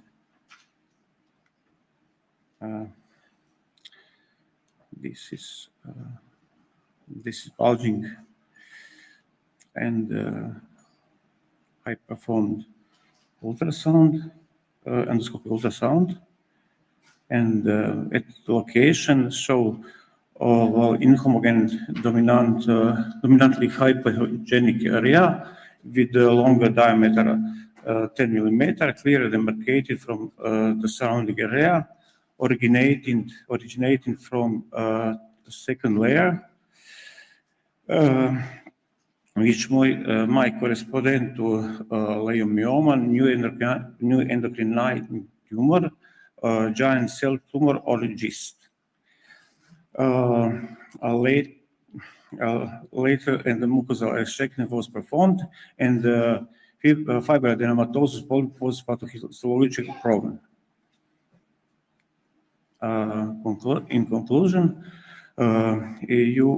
EUS cannot always provide an accurate pathophysiological diagnosis of SEL, but it can help in choosing the appropriate treatment method. Thank you for your attention. Thank you for the nice presentation. Do we have a question from the audience? No? If not, thank you. Thank you. And now from Milan, Dr. Alessia Lamantia will present evolution of patient selection, technique and outcome in US-guided gallbladder drainage, a retrospective analysis over a decade. Please. Good afternoon, everyone. My name is Alessia Lamantia from Maniguarda Hospital of Milan in Italy.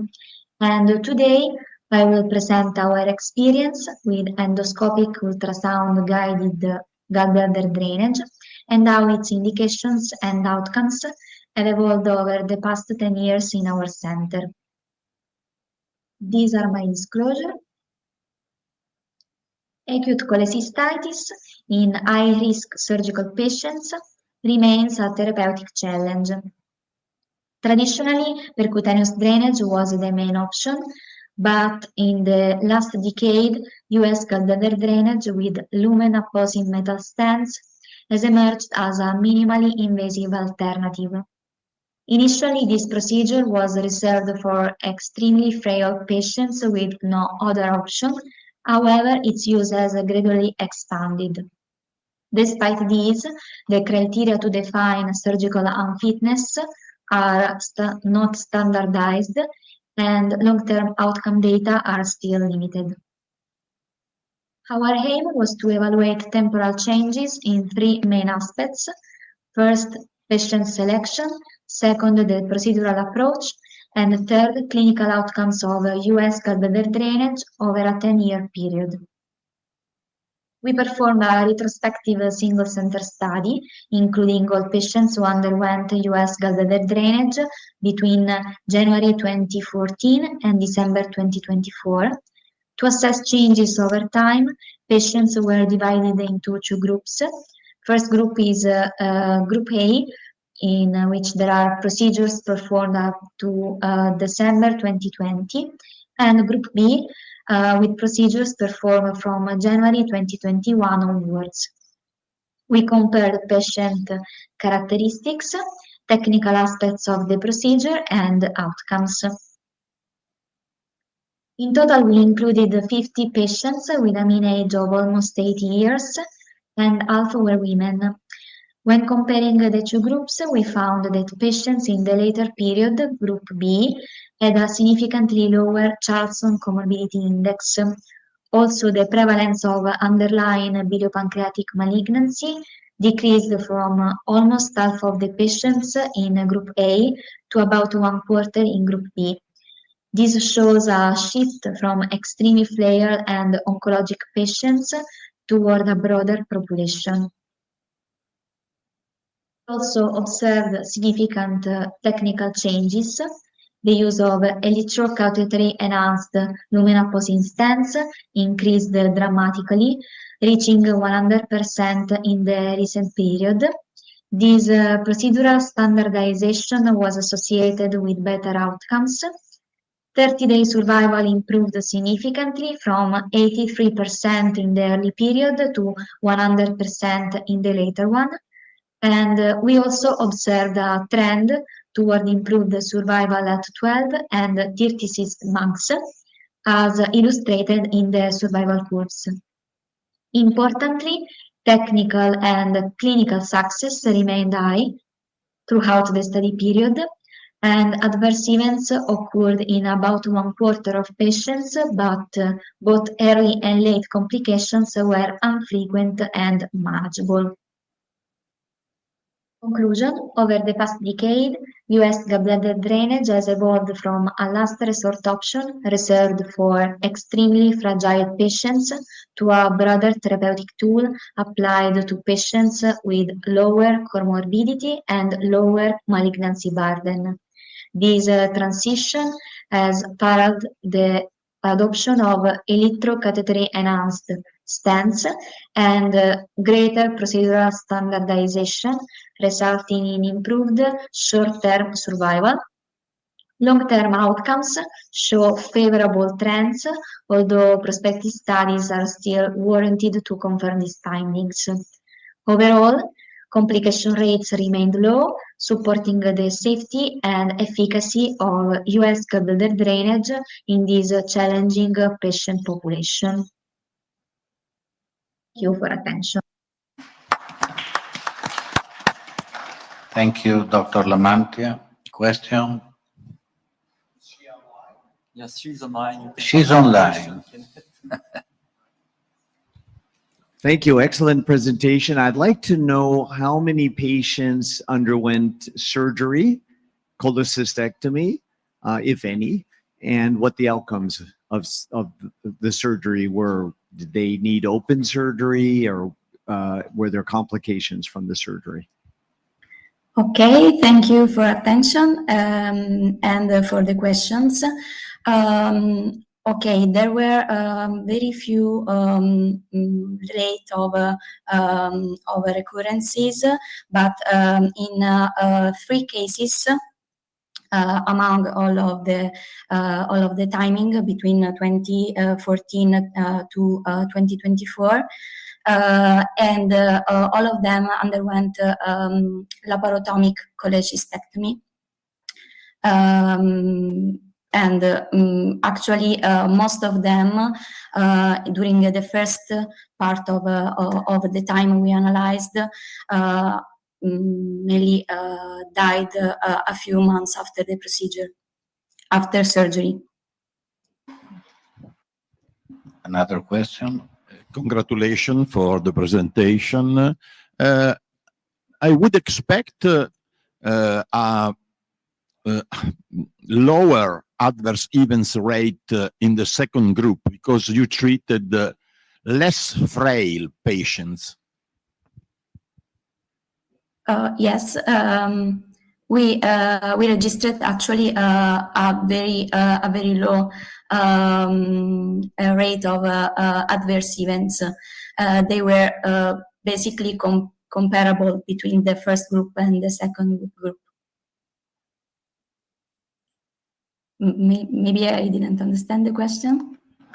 This is exactly the question because the complication rate is low, but is the same in the first group, more frail patients, and in the second group, that should be a group of patients less frail. Okay. I wonder if you have an explanation for this or not. Perhaps No, it is because actually- broadening the indication, you did a lot more cases, and so the complication can go up. Yes, but the technical success of the second group, so the group B, was actually 1,000 basically. We registered only a late complication in the second group. So I actually we don't have a really explanation for this. Okay, I have a short question, complementary question from the Kenneth's questions.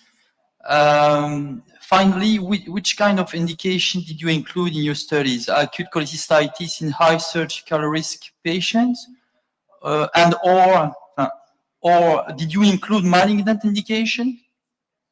We included all of the patients who underwent US gallbladder drainage, so also malignant indications.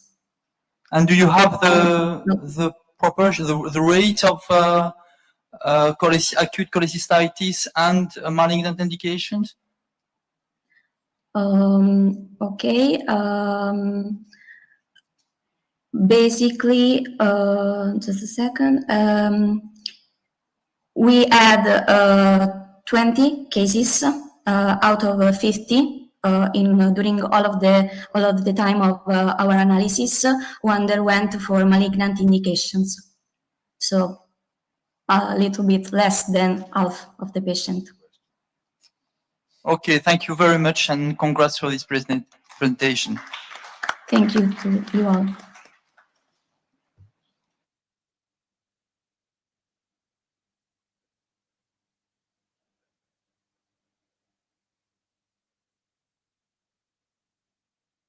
The next presentation will be given by Ivan Budimir. It concerns, the title is it occasionally required to perform laparoscopic biopsy and cytologically and pathohistologically unexplained pancreatic tumor? Good afternoon. My topic is it occasionally required to perform laparoscopic biopsy of psychologically and pathohistologically unexplained pancreatic tumors? Introduction. Objection. Endoscopic ultrasound provides an adequate diagnosis for malignant tumor of the pancreas with sensitivity of 97%, specificity of 71%, and accuracy of 92%. Nevertheless, diagnostic challenges are possible. The aim of this case report is to illustrate the difficulties in diagnosing a malignant pancreatic tumor extending from the neck to body of the pancreas. Case report. Incidentally, at 64-year-old woman underwent transabdominal ultrasound due to dyspepsia. It showed on irregularly shaped hypoechoic expansion at the transition between the neck and the body of the pancreas. later validated by magnetic resonance imaging, possibly suggesting a solid pseudopapillary neoplasm. Tumor's marker was normal. We performed endoscopic ultrasound. Endoscopic ultrasound revealed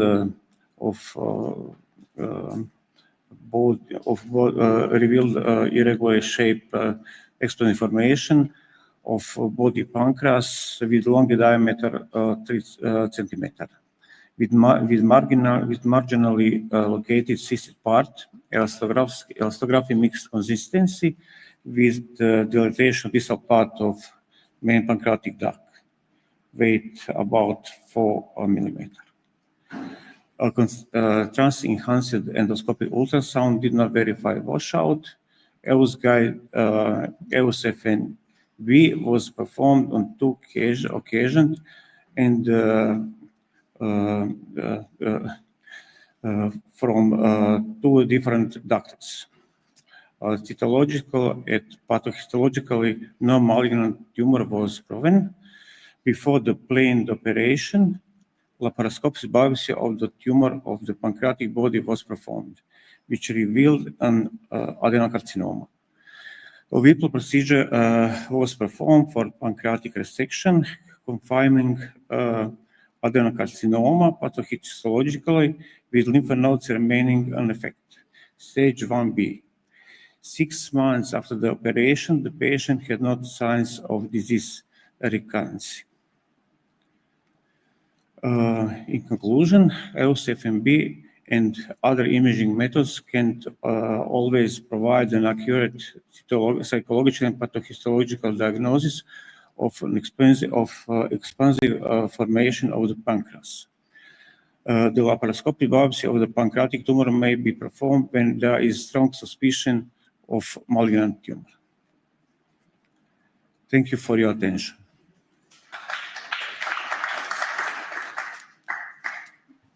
Okay, any questions? Okay, so we can move. Thank you very much. Thank you very much. So we can move to the next presentation. Okay, the next presentation is the uncertain clinical benefit of KRAS GNAS gene mutation analysis in addition to morphology and conventional cyst fluid testing in identifying mucinous pancreatic cyst. This will be presented by György Gyimesi, Budapest, Hungary. Good afternoon, dear colleagues. So I'd like to present our results on intracystic genetic markers in differentiating pancreatic cyst, which is a daily clinical challenge. These are our conflicts of interests. Background, the AGA guideline evaluated the molecular analysis of the intracystic fluid as uncertain in terms of clinical diagnostic utility. However, the European evidence-based guidelines suggest consideration of KRAS and GRAS mutational analysis in centers in cases where the diagnosis is unclear and a possible change in the diagnosis could alter the clinical management. We started a study in 2022 to evaluate the clinical value of KRAS and GNAS mutational analysis in differentiating mucinous from non-mucinous pancreas cysts. The main inclusion criteria were the unclear cyst diagnosis and the possibility of altering the management by the genetic testing. The exclusion criteria were the contraindications for FNA and the obvious signs of malignancy on imaging. As a reference standard, we used a combination of cyst morphology on imaging, the string sign, cytology, the intercystic CEA, and glucose level, and postoperative histology in resected cases. The patient cohort consisted of 47 patients. We identified 33 mucinous and 14 non-mucinous cysts. 19 cysts were evaluated for KRAS alone and 28 cysts for both KRAS and GNAS mutations. We found the sensitivity for KRAS in identifying mucinous cysts in 42%, and in case of GNAS, we found the sensitivity in this regard of 43%. The specificity showed to be in case of KRAS of 92% and 100% in the case of GNAS. In terms of altering the clinical management, so the clinical utility, one single patient was found to show the characteristic of a non-mucinous cyst. However, we found in this cyst a KRAS allele mutation, and in this case, we indicated a close follow-up on imaging and a possible repeat on FNA.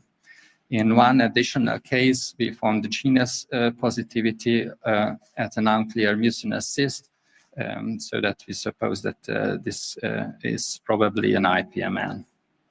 The limitations of the study is the relative small sample size and the small proportion of cases with definitive cytology or postoperative histology, and that we performed the mutational analysis by Sanger sequencing and not by next generation sequencing, which is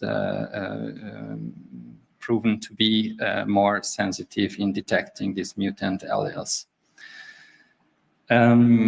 We assess the method in terms of clinical benefits and in terms of sensitivity in detecting mucinous cysts as minimal and inferior to the conventional combined testing.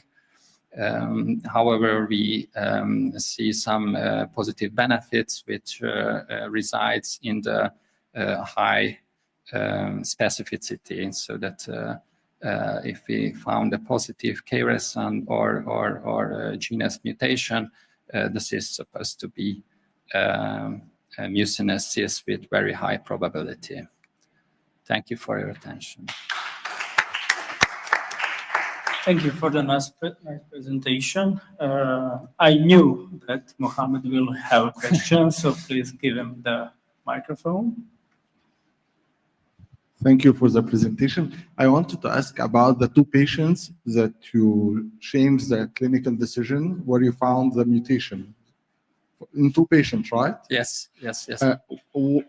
Is there difference in their size? What was the size of the cyst, and what was the CEA level in those two patients?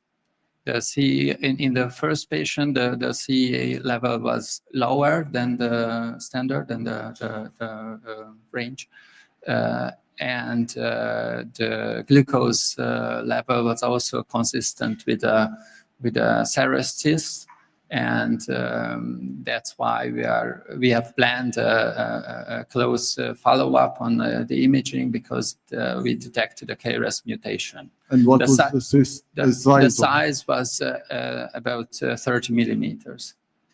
And on the other case, it was also the cyst was mucinous cyst probably, but it showed the GNAS mutation, and it's probably an IPMN, a side branch IPMN. So we are going to follow up according to the Kyoto guideline.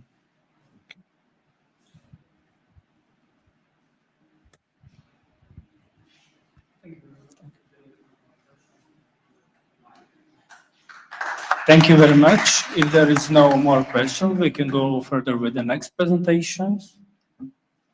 And casually, Dr. Bernozzi will present from my hospital in Verona, Italy. Will present a series of combined single session versus sequential US and the RCP for lithiasis. Please, Nicole. Thank you. This study stems from the importance of the concept of EURCP and the strong connection between EUS and ERCP in biliopancreatic pathology. Cholelithiasis is a condition in which stones are present in the bile duct. This condition could lead to severe complications such as pancreatitis and cholangitis, and because of that, there is the need to treat even in asymptomatic patient. EUS is the gold standard for diagnostic due to its high sensitivity, while ERCP is the main tool for therapeutical, but is not risk-free. Some complication might be pancreatitis, cholangitis, bleeding, and perforation. And so the indication must be strong. Spontaneous stone migration is a condition in which stone migrate among the bile duct to the duodenum, and data collected suggests that this might happen in almost 20% of the cases. This study wanted to evaluate the spontaneous stone migration between two different groups of patients with cholelithiasis. The first one underwent ERCP in less than 6 hours after EUS and is called combined single session, while the second one, ERCP, was performed in more than 6 hours after EUS, and this is the sequential group. We also wanted to evaluate if stone size and the presence of gallbladder could be a predictive factor for stone migration and the post-ERCP adverse events.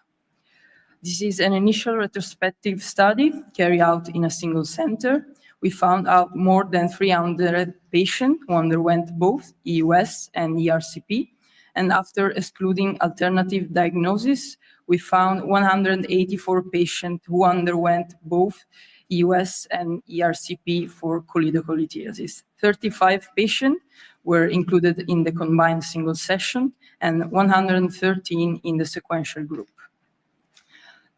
We define stone migration when ERCP showed no stones after a positive EUS. The analysis showed that 17 patients out of 113 of the sequential group found no stone at the ERCP, while only one patient in the combined single session showed no stones. As expected, small stones, less than 8 millimeters, were more likely to migrate, while the presence of gallbladder led to no significant differences. Post-ERCP adverse events also were shown no difference between ERCP with extraction of stones and the one where no stones were found. So we find that spontaneous stone migration could occur in 15% of the cases in which ERCP is delayed more than 6 hours after EUS. And the small stone size is a predictive factor for migration. The limitation of this study is the most simple size. We are expanding the data, and also we are going to evaluate if a prior sphincterotomy could be a positive predictive factor for stone migration. So in conclusion, the combined single session approach should be preferred. In case of delayed ERCP, we should evaluate if a reconfirmation test will be needed to avoid an invasive exam and their possible adverse events. Thank you.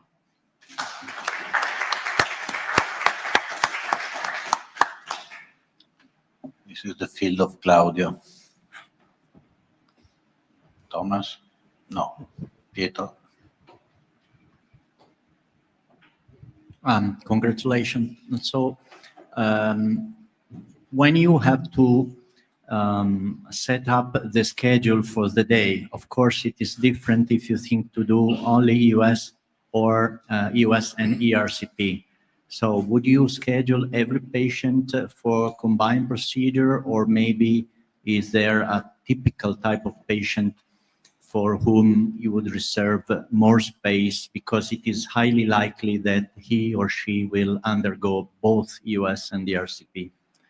Well, yes, we usually study the patient with clinical information and biochemical exam, or if they underwent to an EUS, transabdominal. And so if there is more likely to have stones, we usually set the patient for both.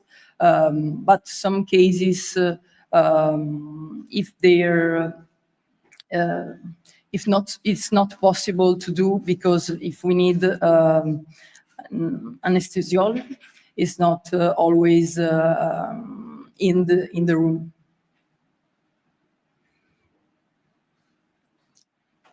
Other question? Correct me if I'm wrong.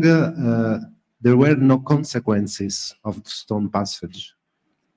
No, we evaluate if the ERCP conducted in even when no stones were found, differences between if there was an extraction of stones. No. But the problem is maybe 15% of stone pass between the US and the ERCP with no consequences. No. I think, in my opinion, this is against same session.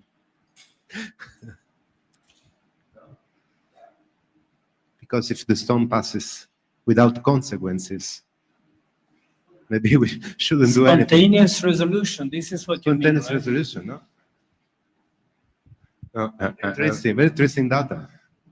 No, I think it sustain the role of the US at the moment of the ERCP, because the presence of a stone in the common bile duct is for the moment a clear indication to ERCP, and instead if you delayed the treatment, you don't know if the stone passed or not, so you should redo the US to be sure. So I read on the other side. Does say us that if we wait 6 hours, 15% of patients has no stone in. No, it's very interesting data.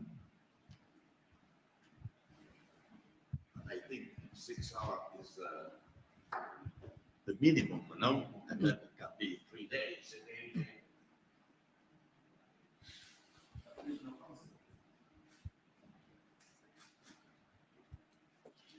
So can I ask a question, maybe directly to you? So what would be the longest period between US and ERCP without redoing EUS to confirm that there is a stone?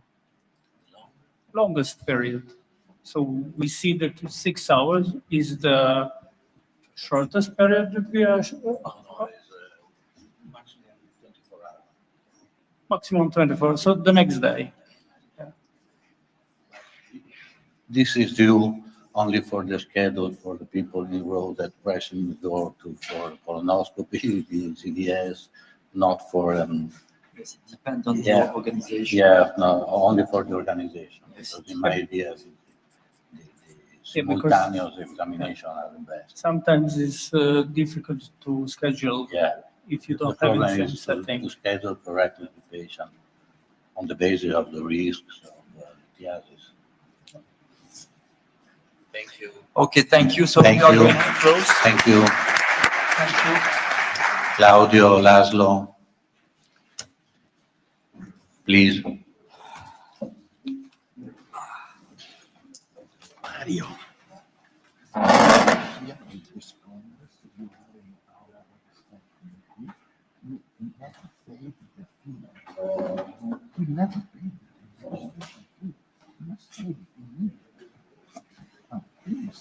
It's not so much. You can survive. This can go ahead.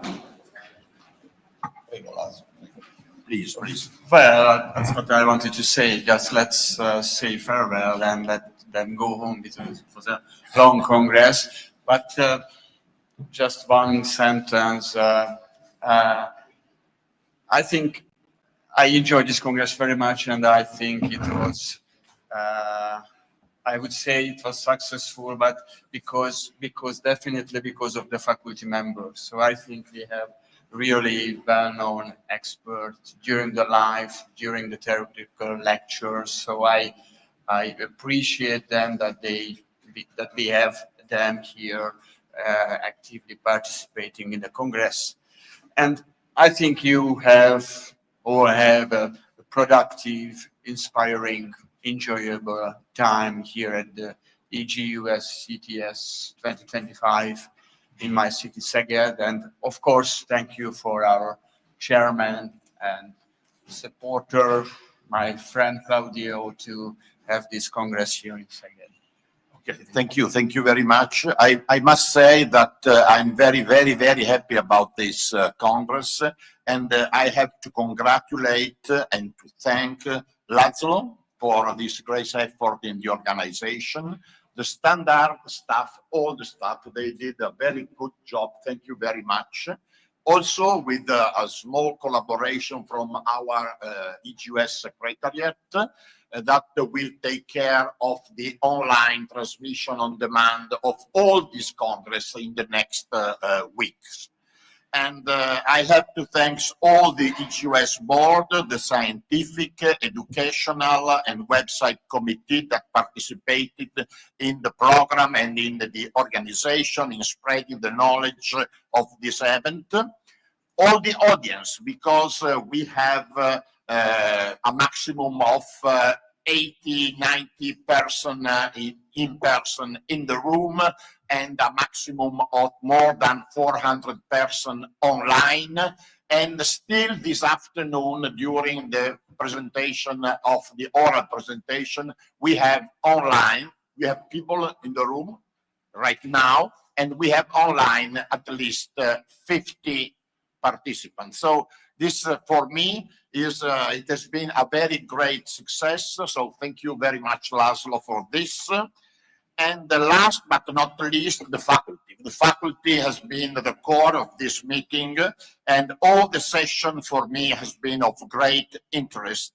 And the companies, you have been the companies that had made this European Congress possible. Without the money, we cannot do the Congress. So the next EGUS, not Congress, because we don't know where we will do the next EGUS Congress in 2027, but the next EGUS event will be in Italy, in Novara, in December 2026, and it will be a big EUS ERCP live in honor of the EURCP concept. It is not a new one, it's an old one. So thank you very much to everybody. Thank you.